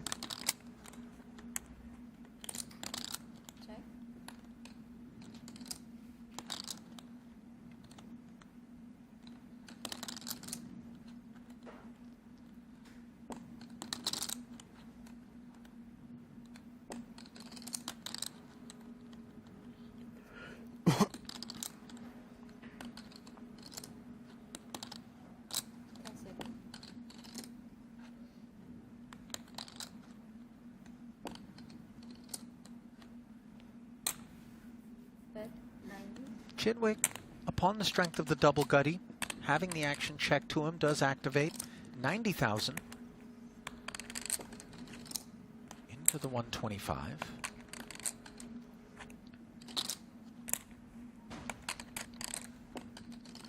When he calls that 25K on the flop, we begin to suspect, just given the dynamics at play, that there aren't as many floats. Yes, but still there's some very natural ones. 6-8, 6-9, Jack-8. The list goes on. Oh, what a card for Ike. Likely Stevie, though, just checks. Hopes to beat King X of spades, I believe. Although not totally clear. He unblocks the spades, of course, as we can see. Dynamite River, though, for Haxton, who did hang tough for the extra 90 with just ace-jack, no draw.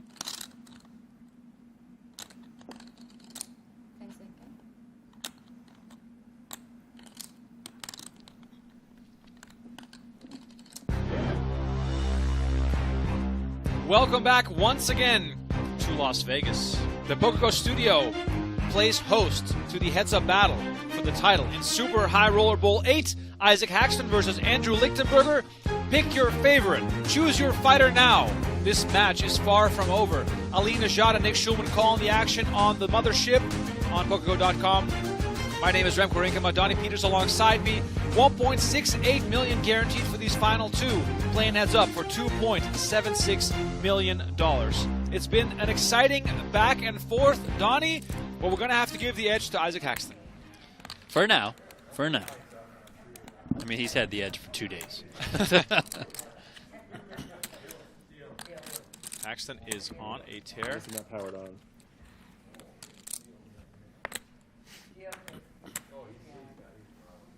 $50 to call.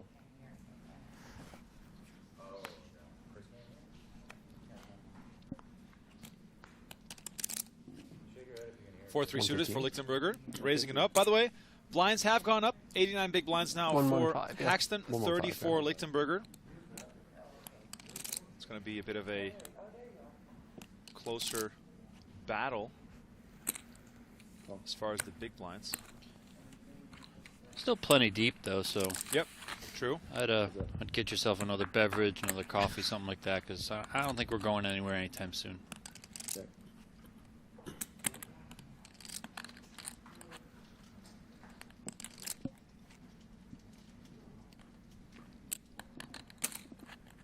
$70,000.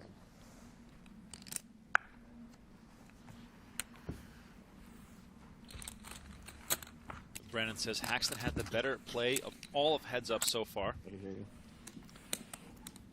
I don't know, that hand with those aces for Lichtenberger was a pretty good one. Yeah, absolutely. Got him the double up, and he played it very, very well. I mean, Lichtenberger himself even said it. He said, I'm glad I was able to fight back in it because he was basically getting run over in the beginning. I mean, for most of the heads-up match, though, I think Isaac Haxton's had the better hands. So, you know, it hasn't been like Lichtenberger's just not playing as well. Lichtenberger just it hasn't been going in his favor. It's been going much more towards Isaac Haxton, and coupled with the fact that Haxton is playing extremely well, it's just a very tough cookie to crack. Saw it all of yesterday as well, especially in the latter half of the day when Haxton built that enormous chip lead to bring into today's finale. And now it's much more of the same. I mean, speaking of cookies, Donnie. Yeah. What is the best cookie? Wow. I mean, there's a lot of good cookies. True. Do you enjoy like that sort of big, heavy, over-the-top crumbled cookie style? Or are you more of like a small little, you know? Okay, so like the crumble cookies, I mean, I really only like the chocolate chip. I think the other ones are just, I'm not a big, like, you know, birthday cake popsicle cookie guy. Like, whatever, these crazy out-of-the-world flavors. I know that's what a lot of people can get down with, but I'm a plain guy. I'm just a plain Joe. Like donuts, too? Just give me a glazed donut. Something like that. You know, I don't need to get too crazy. I think chocolate chip, undefeated. I'm a big fan of Snickerdoodle, too. You know what chocolate chip cookie is very much like scrambled eggs. Simple. They can be very good, but you can really mess them up and they can be bad somehow. You know, like.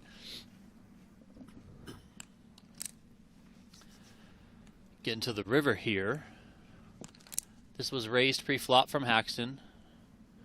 Check call of 85,000. Lichtenberger check called, and Haxton bet the flop. Check on the turn, bringing us to the river. Haxton has the best hand here, but given the way this one played out, given Lichtenberger having the hands that he has, he's going to do exactly what he's doing right now. He's going to fire at it and try and take this one. 450, full pot for Lucky Chewy. Love the aggression here.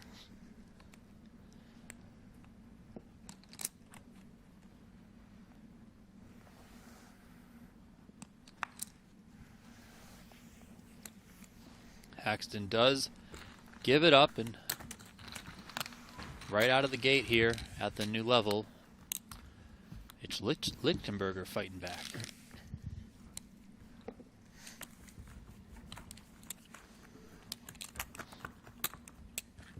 biggest career cash dating back to December 2014 for 1.7 million. So he is playing for what could be the largest score of his career.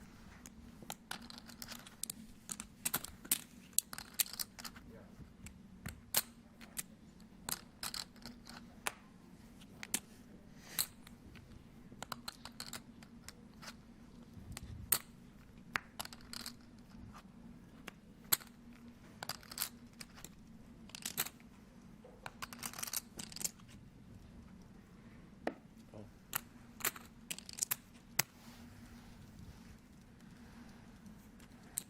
10-6 here for Lichtenberger. Limps in. Haxton with a whole bunch of nothing in the big blind. Check.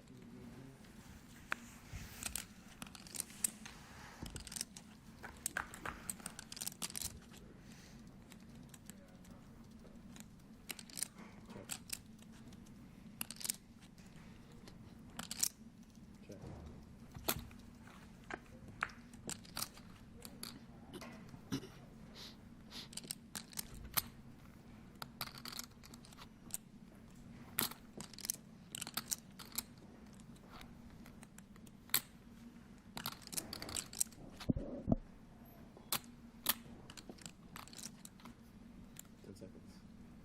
Check.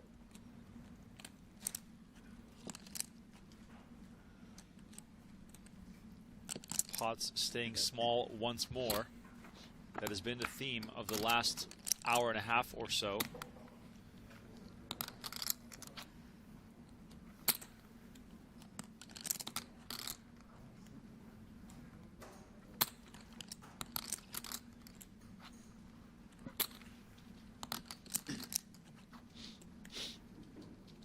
Seconds. 120. 20.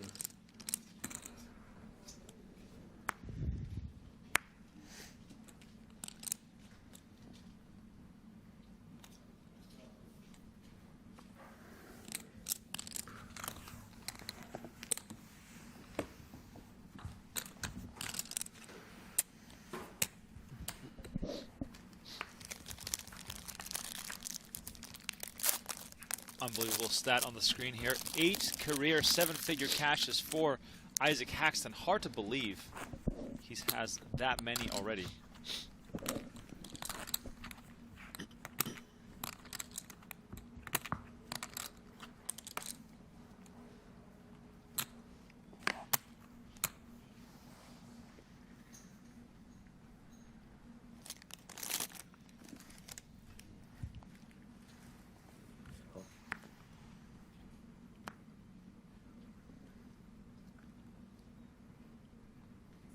Check.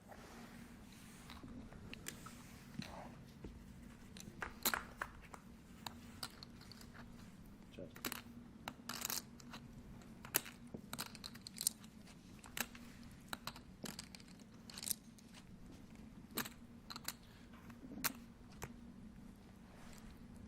$50,000. 50,000.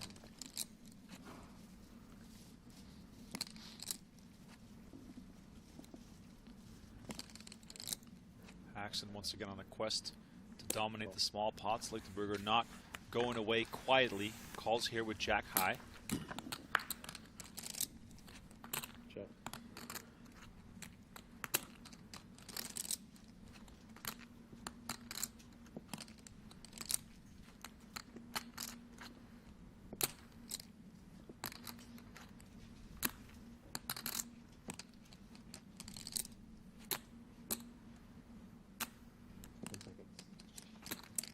Haxton find a way to continue here to apply pressure on Lichtenberger, who doesn't have anything going for him in this hand. 375. He does. Overbet 375. The Haxton domination continues after the break here. And Donnie, this final table, it has to be mandatory for people that want to get better at poker. Just watch how Haxton does it. He is calm, he is methodical, and he just applies the pressure in a way that I've rarely seen in poker tournaments. He's been on form the whole day. Yesterday as well. It's been incredible to watch. It really has.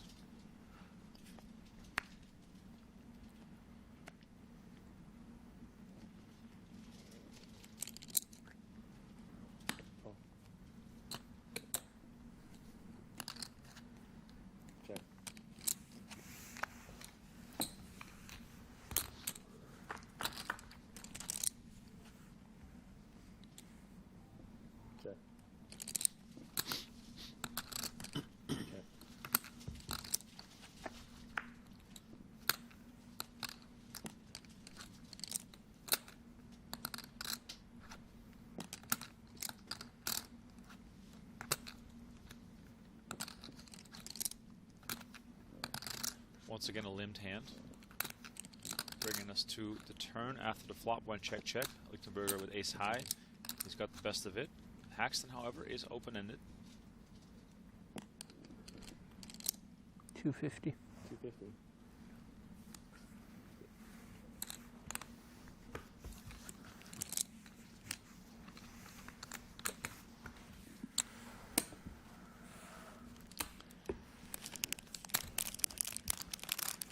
Just chipping away and chipping away and chipping away.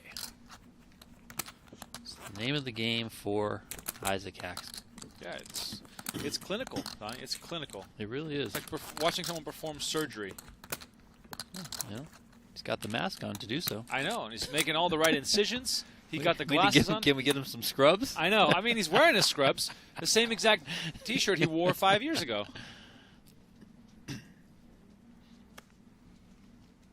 Isaac would make a great doctor. 115.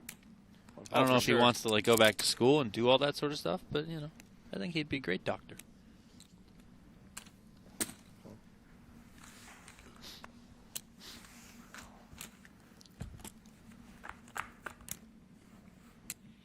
Ten, 8-4, 2 spades on this flop. Lichtenberger with the 2 small spades. Haxton with the ace of spades. I'm seeing some potential here.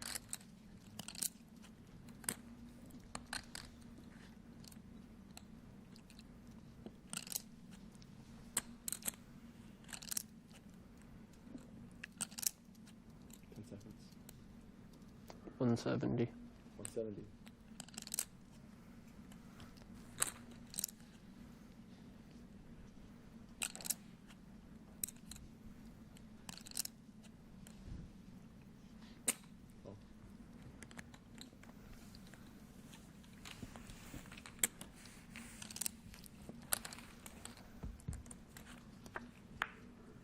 Oh, here's an interesting card.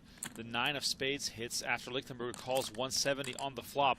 Haxton now with open-ended straight draw, which of course is no longer in play, but also that ace of spades to go up against the made flush of Andrew Lichtenberger. Lichtenberger checks again, setting the trap here for Haxton to fire out a bet. 10 seconds.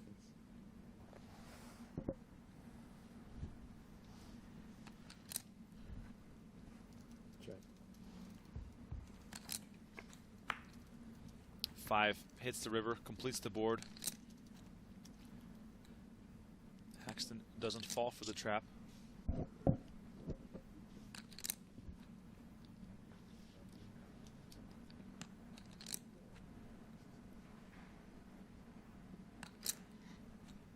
All in. All in. Wow. Lichtenberger moves all in on the river. Donnie, how important is that ace of spades in Haxton's hand here?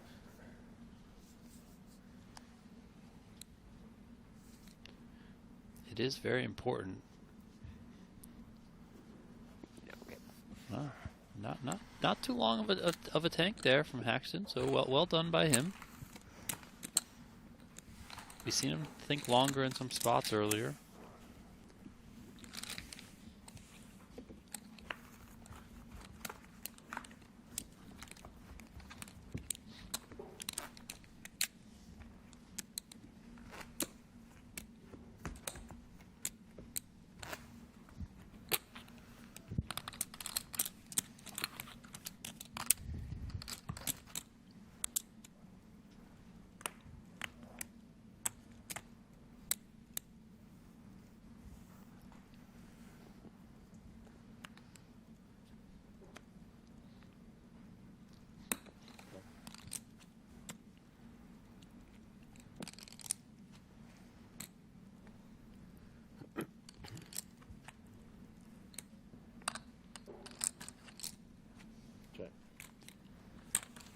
Ducks on the pond. Where's Brent Hanks? Not many left here to flop. Ace, 10, king, 2 diamonds on the flop.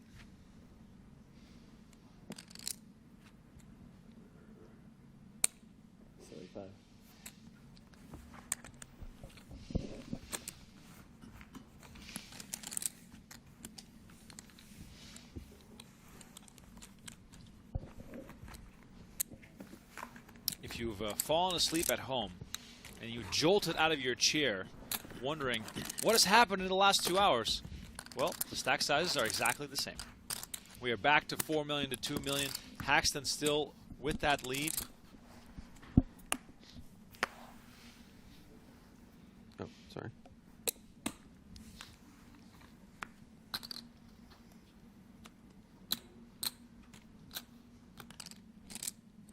$120. 120.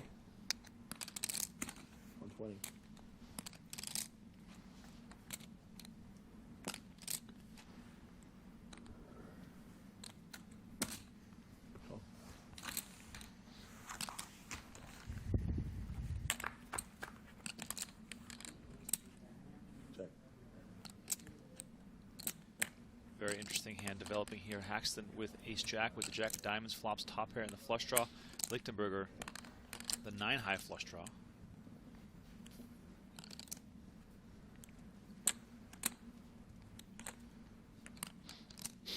$70,000. 70,000.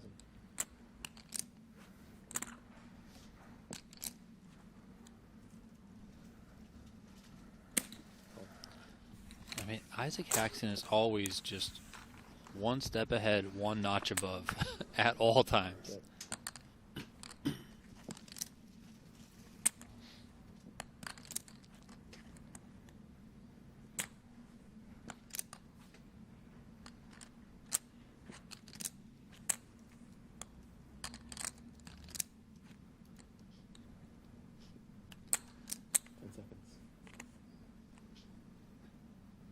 $320. 320.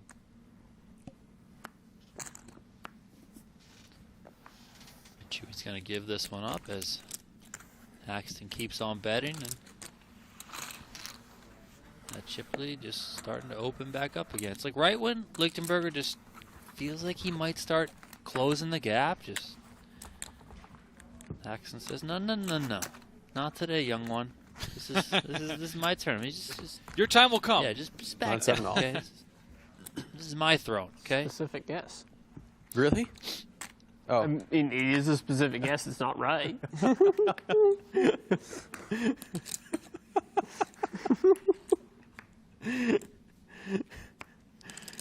Oh, that was funny.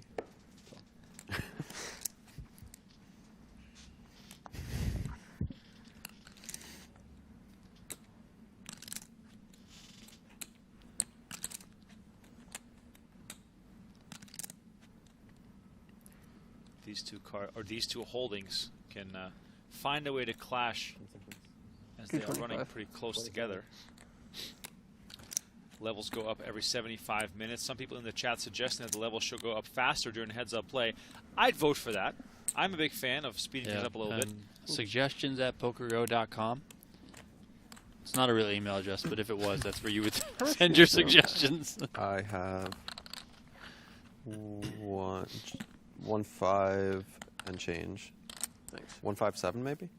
Donnie, speaking of... If Haxton just counted his stack and then did the math, he would know how much Chewy had. 1.575. Thanks. Just a suggestion. That's my suggestion. I'm going to email in.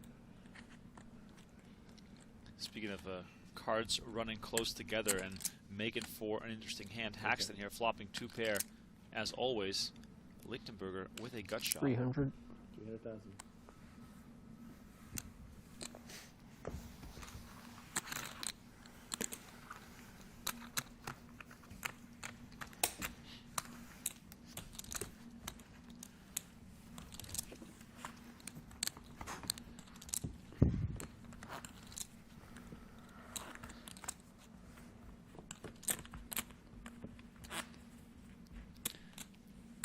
Haxton's still sitting there with 74% of the chips in play. I think we saw him get up to 89% of the chips in play at one point.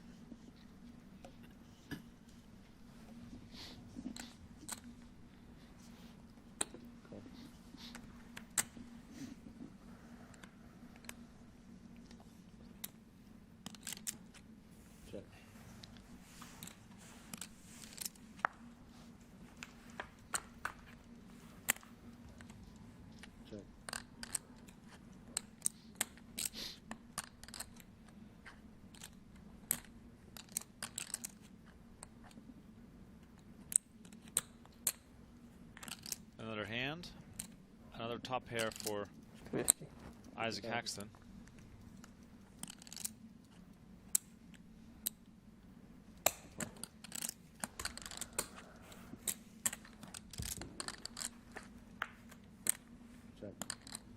Wow, third jack there for Haxton. And while it probably won't matter, it's another indication of how dominant this man has been.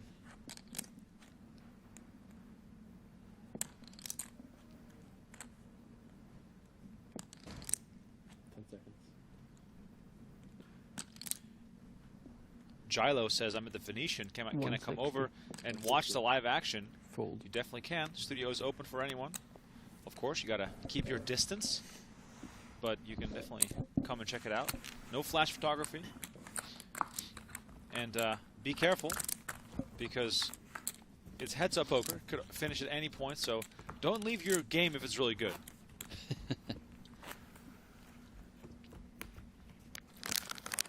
Haxton with a bit of a stare down there to the camera. Look at this. Donnie, we win. Can you do the Bane voice? No.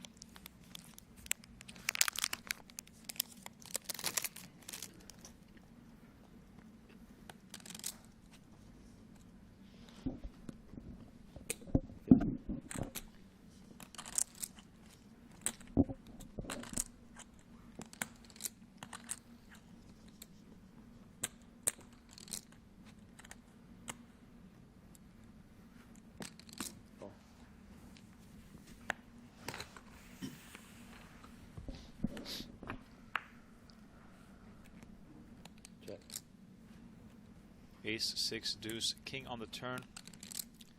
Queen high in the lead here for Haxton. Lichtenberger slowly but surely going back down towards the million chip mark. Check. River, 3 of hearts. Swinging things in Lichtenberger's favor. Any pot he can win is a good one, but ultimately he's going to need to win some big ones. By the way, if you're just tuning in, don't forget to hit that like button and subscribe to the channel. It's been amazing to see how many new fans we've added during Super High Roller Bowl. And also, when we hit 3,000 likes, we're going to do one more giveaway here on the stream. Check. It's down. Queen 7. 3. Queen 7 plays. Or 3. 3 wins it.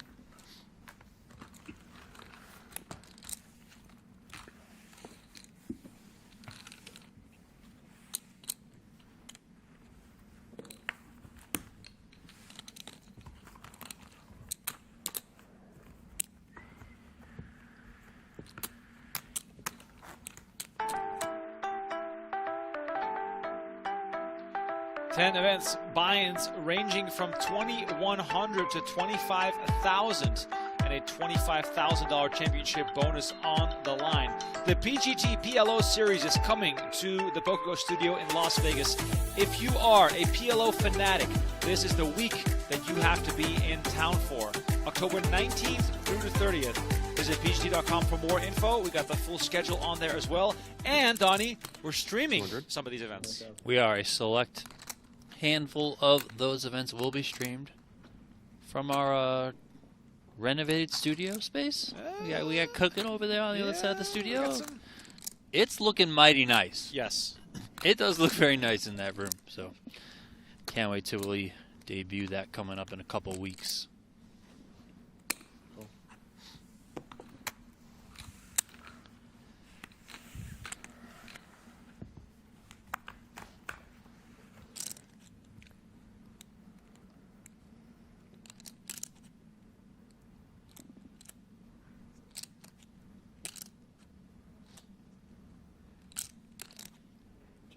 Ace deuce 10-3. Haxton out flop for once.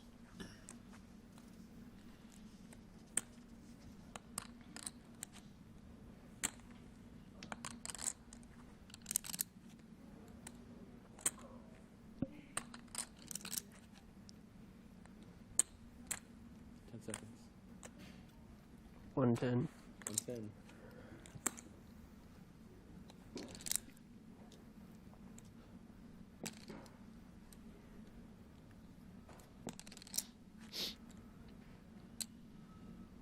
Oh.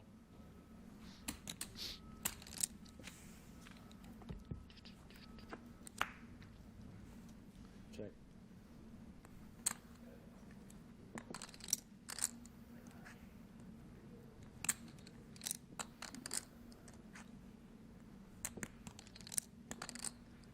$670 in the middle after Haxton bet 110K on the turn. Lichtenberger made the call. 10 seconds. Let's see if Haxton wants to continue here. 465. 465. Here it comes. 465. Haxton continues to fire.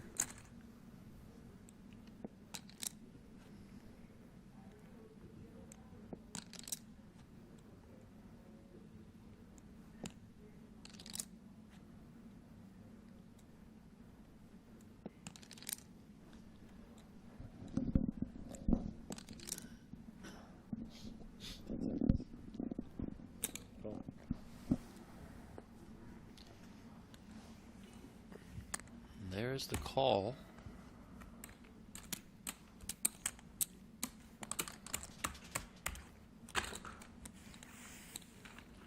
$1.6 million in the middle right now. 7 of hearts hits on the river. We've seen Haxton pull off a shove on a similar board before. Yeah, Haxton has that ace of hearts blocking the nut flush.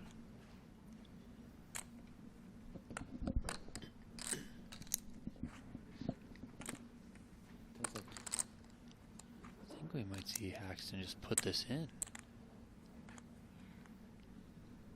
All in. There it is. Wow. Haxton moves all in. And Lichtenberger now once again faced with the decision for his tournament life. What is this, the 4th or the 5th time that we're in a spot like this? Yeah.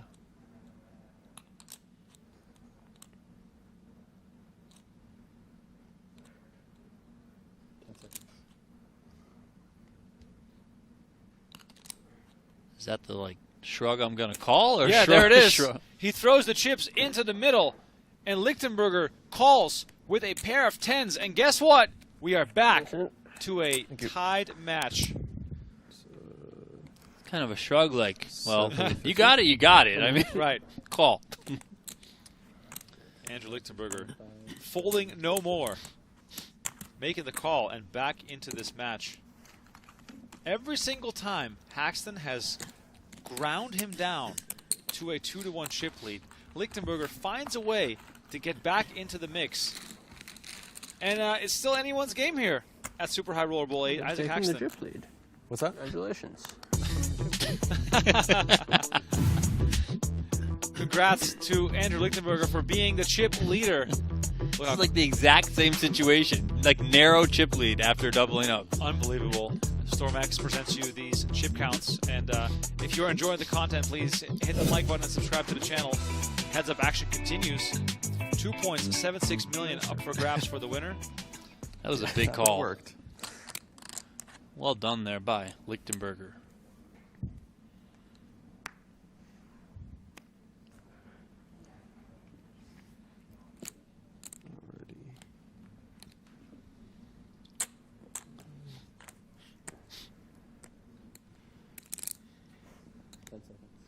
Raise. Raise.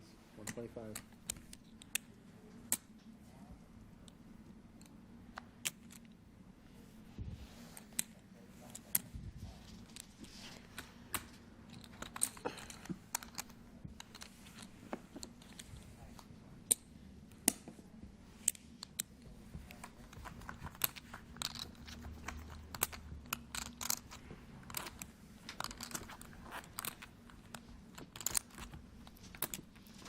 Is this going to be the time that Lichtenberger is able to actually make some moves with that chip lead? Start extending the gap here? It's just every time we've been here, Haxton just comes right back. He's a machine.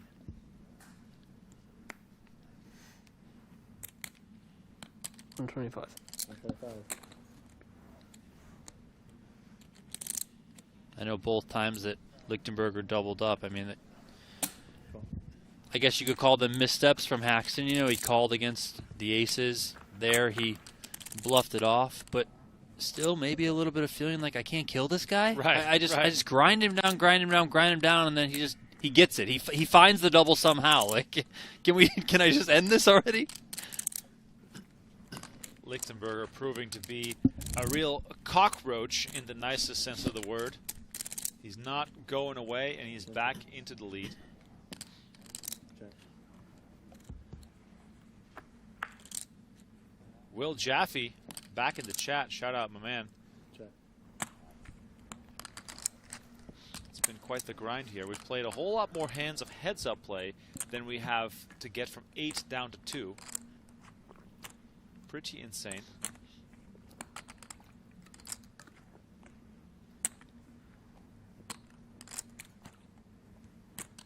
Check. Check. Check.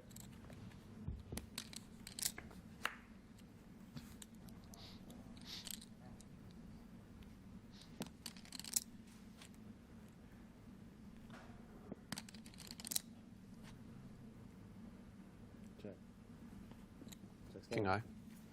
2. Reduces.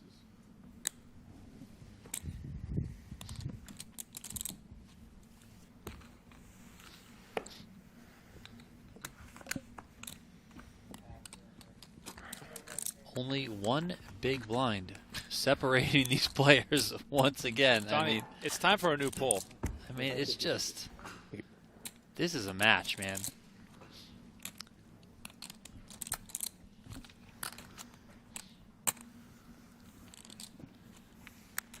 I feel like, you know, in a weird way, you know, I feel like it's been a while since we've had an extremely long heads-up match. They used to be like a thing back in the day. Oh, you and I especially come from the era of traveling the circuit. Like doing 8 hours. 8 hours, yeah. We've done 8-hour heads-up matches. Who was it? Was it WSP Europe? Was it Juanda and Schulman? No, it was Stanislav Alokin. Okay. And John Juanda, heads up, World Series of Poker Europe. I remember this because I was not covering that event. I was watching the stream. I went to bed at like midnight. I woke up at 8 a.m. and they were still playing. Yeah, yeah. The one where Chip Reese won the 50K horse, that was a super long one. 2006, they played all through the night. There was one when Sammy Farha won like a 10K PLO. I remember covering it and walking out of the Rio and the sun was up. I was like, get me out of here. Amazing. Absolutely amazing. I remember Matt Graham and John Robert Ballond in the, I think it was the $1,500 limit hold'em shootout. John Robert Ballond had like a 15-to-1 chip lead or something ridiculous. Couldn't close it out. It was wild. Yep.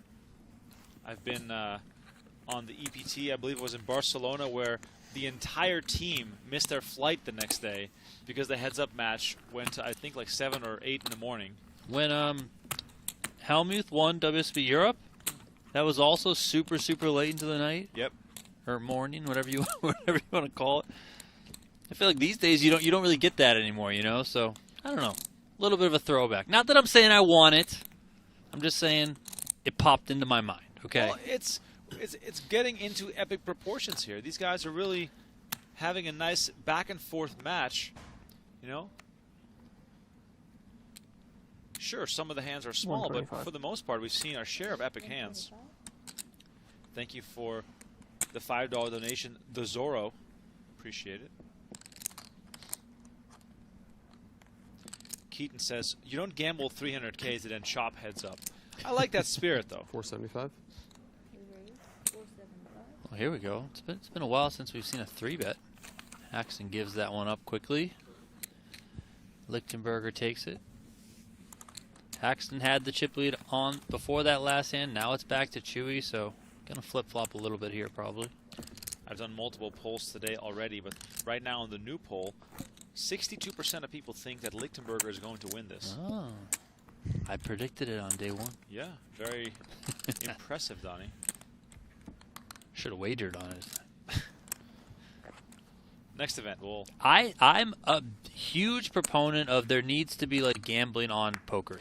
Very similar to golf. You know, you can bet top threes, top tens, make the money, miss the money. You could do heads up, like, okay, at the beginning of the tournament, Jason Koon versus Daniel Negreanu.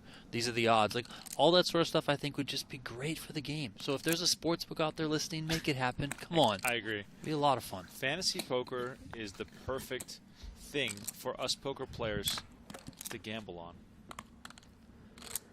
We could bet on, you know, when the heads-up match starts, bet on who's going to win. Who's going to win, how many hands it's going to take. Like, there's a whole bunch of stuff you could do. How many times Isaac Haxton is going to flop top pair. He didn't on this hand, though. No. Somehow. Maybe it's error in the card reader. He just does let it go. These guys are playing heads up here for just about $1 million. They've locked up $1,680,000 first place. $2,760,000. It's pretty nice. Pretty nice. There's a look at that beautiful diamond ring that goes to the winner. It's been a staple since the first edition of the Super High Roller Bowl back in 2015. Back then, Brian Rast hoisted that ring into the air.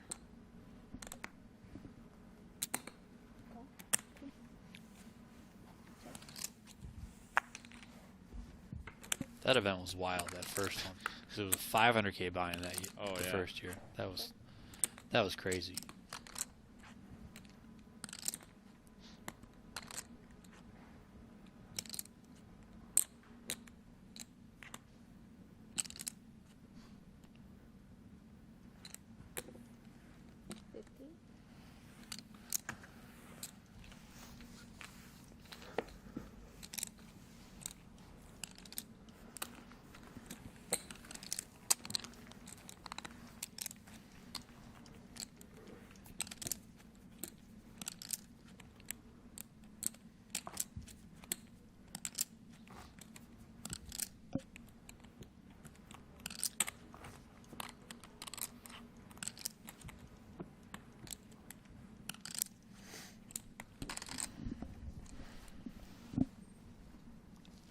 Ace-3 suited for Lichtenberger. Always a pleasant sight when you're playing heads up.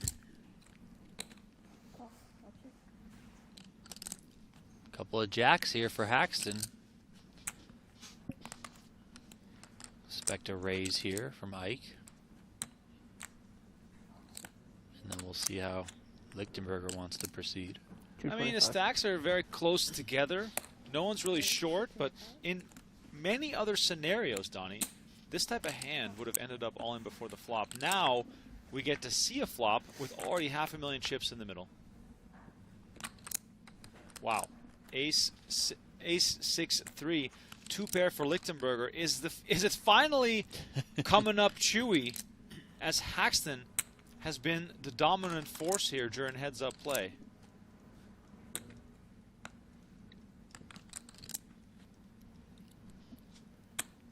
That ace, of course, might force Haxton to play a little bit cautiously. I mean, he might bet this flop here, being the pre-flop aggressor, but after that, might slow down, you know, just given the texture of this board. Chewy can certainly have hands just like he has limping on the button. Doesn't always need to be raising on the button with an ace. We've seen plenty of limping with some, you know, better hands, some good aces. Suited ones as well. 330,000 was the bet, and Lichtenberger makes the call. 8 of diamonds on the turn.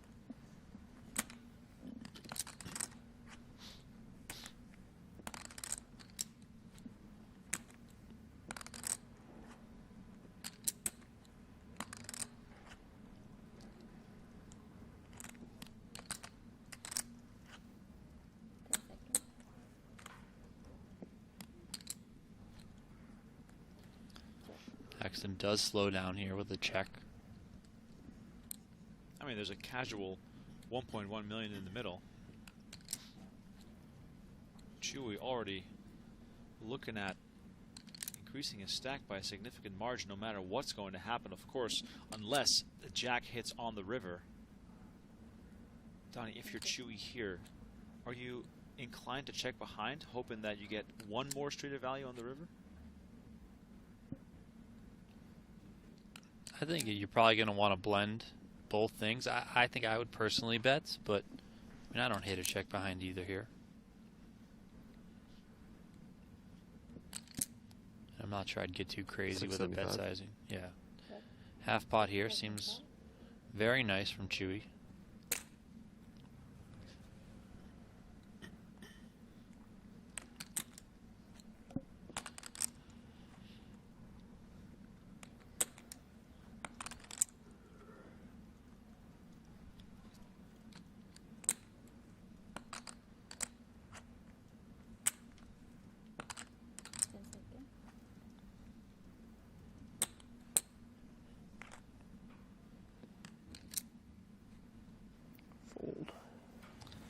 Haxton does give it up. It's so fascinating to me, Donnie, how sometimes a single overcard can make the players fold a big pair, and sometimes a small pair goes to the river with 4 overcards on board. Yeah, I know. Lichtenberger now extending his chip lead. He's the one out in front. 63% of the chips in play. He's got almost 3.8 million. Haxton sitting on just over 2.2 million. A little bit of a role reversal for these two, because it's normally been Isaac Haxton up on top and the one stretching out that lead. So a little bit of a momentum shift here.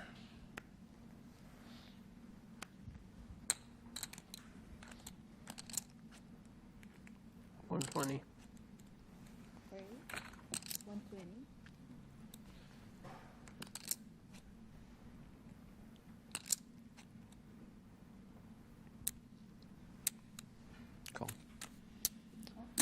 Button raise from Haxton to 120,000. He's got the Jack 3 of diamonds. 10-7 off. 3 time banks? 3 time Lichtenberger banks. Also defends. 3. Both players talking about their time banks. They're both down to 3. I feel like Yeah. they had 40 I know. not too long ago, but that's likely why play has picked up a little bit here. Interesting flop here. Bit of connection directly and indirectly for these two players. Lichtenberger finds middle pair. 90. Haxton's got a diamond flush draw. The bet is 90,000 from Haxton after Lichtenberger checked. Lichtenberger makes the call.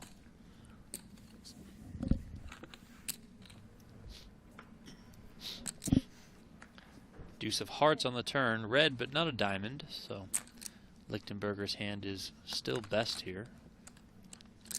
He checks once again.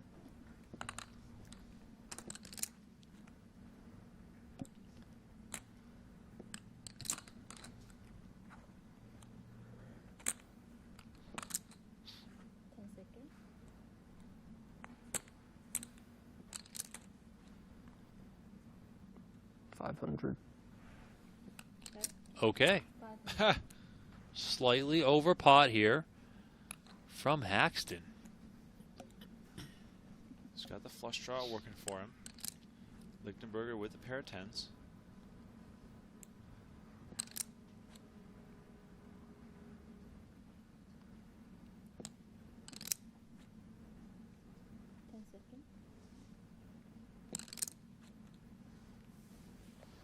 There it is. Lichtenberger lets go of his pair of 10s. Haxton once again correctly sensing the moment and having sort of a real good understanding of what he can get away with. Very impressive stuff by the former winner of this event.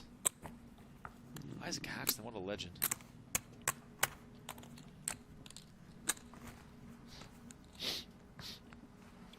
$3.5 to $2.5 million. Here's a look at the tournament summary.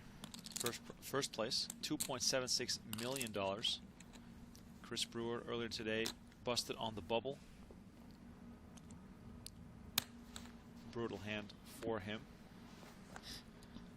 By the way, shout out and much love to everyone in the chat. I see you all. Try to keep it up with the comments. It's been so much fun having the engagement during this heads-up battle. We're still drawing live to hit 3,000 likes, so if you're new, if you're just tuning in, don't forget to hit that like button and subscribe to the channel. It's good enough for you. It's good enough for me. Check.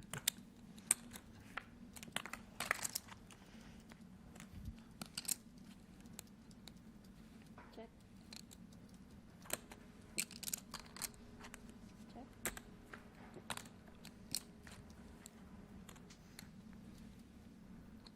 Haxton again with the pair.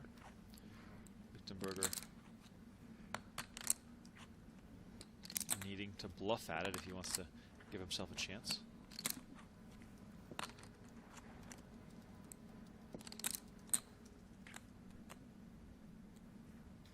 Check.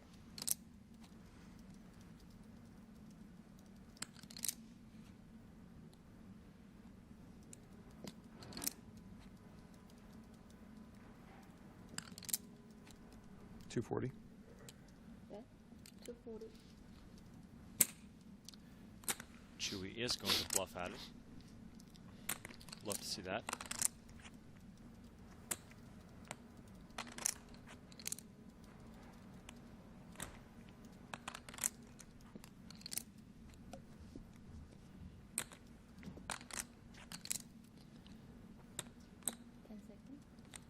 Chewy, of course, not drawing dead in this hand, but things aren't looking too good. 3 diamonds on board. Haxton has no diamonds. A bluff could work on the river as well.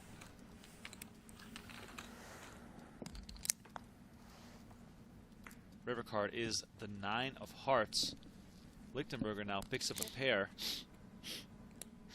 Perhaps more likely to go to showdown here is what I wanted to say. And it does go to showdown. Is good. Queen indeed is good. Haxton now chipping back up, and we are almost back to a tie.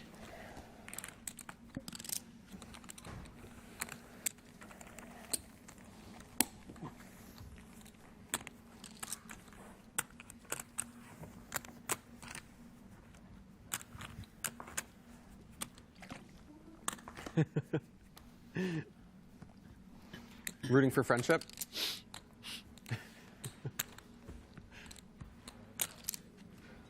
Guessing we have some people on the rail inside the building. Well, we're about dead even. Very close. I think you covered by just a little still.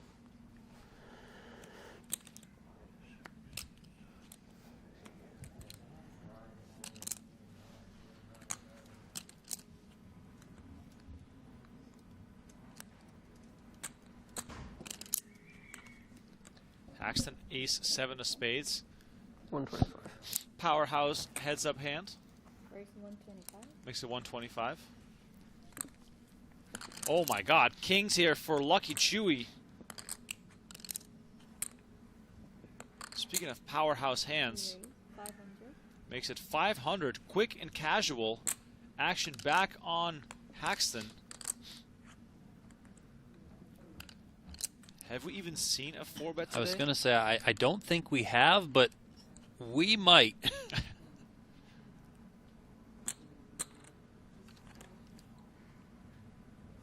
seconds. Call. Ooh, Haxton does just make the call. All right, we got $1 million in the middle. Going to the flop. Love to see it. Could be a crucial hand here in this heads-up battle as Lichtenberger looks down at 2 kings. Here's a flop. 3, 3, deuce, 2 spades. Nut, flush draw, backdoor straight draw for Haxton. Lichtenberger still with the overpair kings. Oh, look at this. Dan Smith, Scott Seaver on the rail. It's fun to be on the rail if you're good friends with both players. 550. Lichtenberger continues for 550. Donnie, this type of spot. Haxton, 2 overs, the ace of spades, the flush draw. Are we going to be thinking of shoving here sometimes? I wouldn't fault Haxton for getting the money in here. Or are we still too deep, perhaps?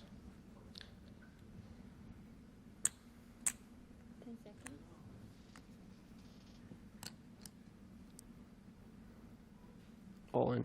Oh, he does go all in. Well, quick call. Snap call from Andrew Lichtenberger. And all of a sudden, this entire tournament is riding on 2 cards.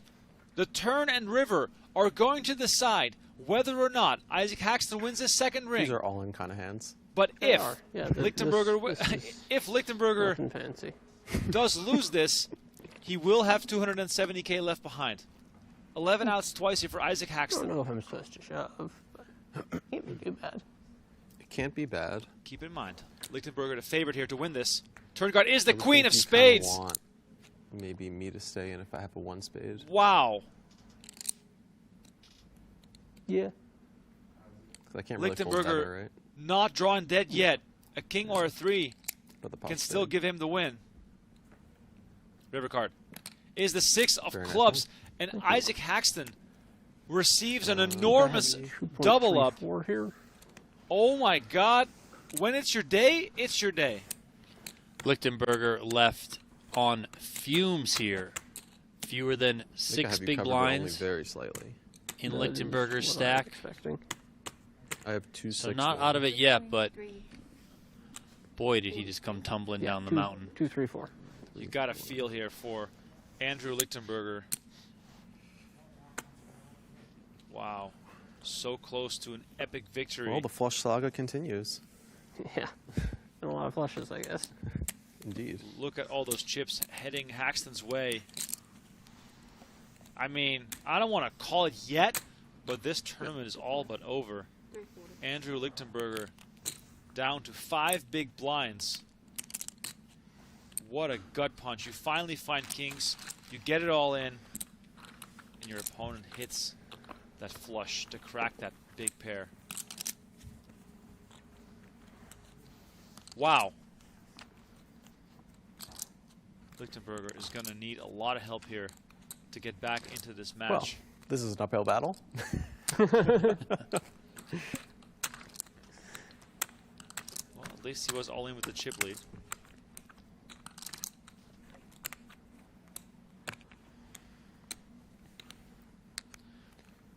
Wow. What a stunner. 9-4 off here for Lichtenberger.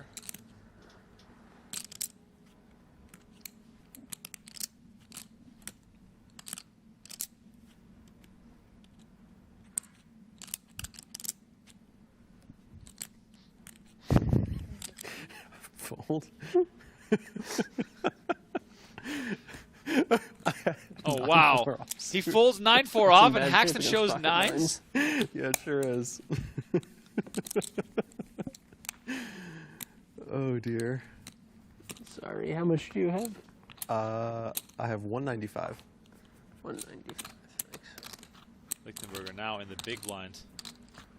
I think I'm a lock to get it up to 800, but I don't know what happens after there. That seems right.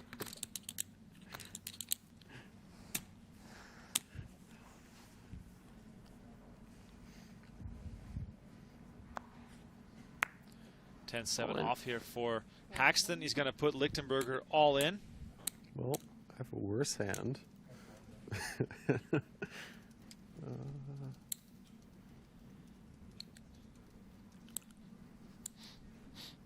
Only 9-3 off for the man that goes by Chewy.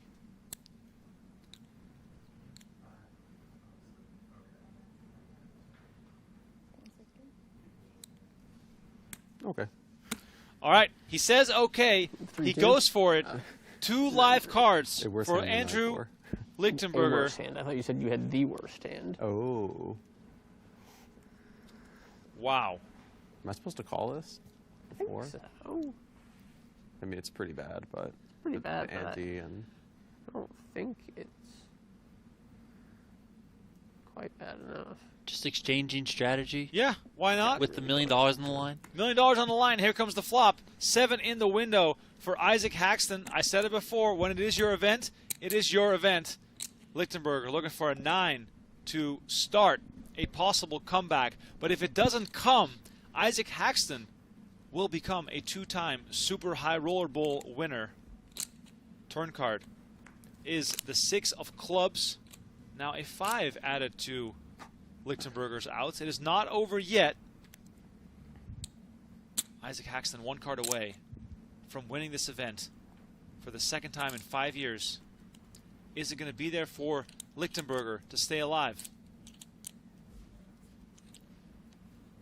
It is not. Isaac Haxton is the champion. Pleasure playing with you. Likewise. Yeah. He wins Super High Roller Bowl 8. Very much well deserved. Thank you. Takes the ring and $2.76 Thanks, man. million. That was quite a fun battle. It really was. Yeah. Just like old times. Just like old times. I was just about to say it. Shout out to Andrew Lichtenberger, runner-up for $1.68 million after getting third last year, second this year. Maybe he'll be the champ next year in Super High Roller Bowl 9. What an amazing performance by all players involved. What a show this event has been. And here's a look at our final results. Isaac Haxton taking home the crown, $2.76 million. Lichtenberger in second, and then Steven Chidwick busted hours ago in third place. Jason Koon collecting that min cash worth $600K. And boy, oh boy, what a tournament it has been. It's been an absolute blast, and we're still got a little interview coming up here with Isaac Haxton before we let you go, so stick around for that. Don't forget to like this video and subscribe to the channel if you've enjoyed the content. Super High Roller Bowl coming to an end here, but we have a lot more poker still to come. Let's listen to Isaac Haxton, who spoke to Natalie Bodie. Well, congratulations. It's always talked about being on the right side of card distribution in moments like this, but what intangibles does these last 3 days require? I mean, it was a lot of being on the right side of the card distribution. I ran great in this tournament. I mean, I was all in behind just a couple hands ago and hit the flush, and, you know, there was a lot of that. Things went my way. I don't know. I've got to ask you about the shirt, because when you won your first Super High Roller Bowl, you were rocking the same shirt and your first World Series of Poker bracelet. What is the story behind the lucky shirt, Ike? I like the shirt. I bought it, I think I bought it in Hong Kong like maybe 10 years ago, and I just liked it, so I started wearing it for big final tables, and I won a lot of the ones I wore it for, and it's my lucky shirt now. It keeps working. Tends to work for you, I'd agree. This event specifically had an especially world-class final table. Yeah, what does it mean? What does it mean to you to be the last one standing and ultimately the Super High Roller Bowl champion? Oh, it feels great. I mean, that was a tough collection of players to beat. Obviously, it helps to come in with half the chips and continue to run good after that. But yeah, I feel great. I'm very happy to win this tournament. It's one of my favorites. Well, congratulations, and with that, I will present you this ring right here, as well as the grand prize. Here you go. All right. I'll get that box for you. There it is. Of $2.76 million. Congratulations, Ike Haxton. You are the Super High Roller Bowl champion. Ali? Isaac Haxton hoisting the ring once again. What a display of poker prowess. My name is Remko, Rinkema, Donnie Peters alongside me. Once again, it was an honor and a pleasure to call the action for you. We got a whole lot more coming on PokerGo. Check out our schedule, PokerGo.com/schedule. Stay in touch with all the latest on PGT.com. We have mixed games, we have Omaha, and a whole bunch more coming up. Thanks for watching. This was Super High Roller Bowl 8. We'll see you at the next one.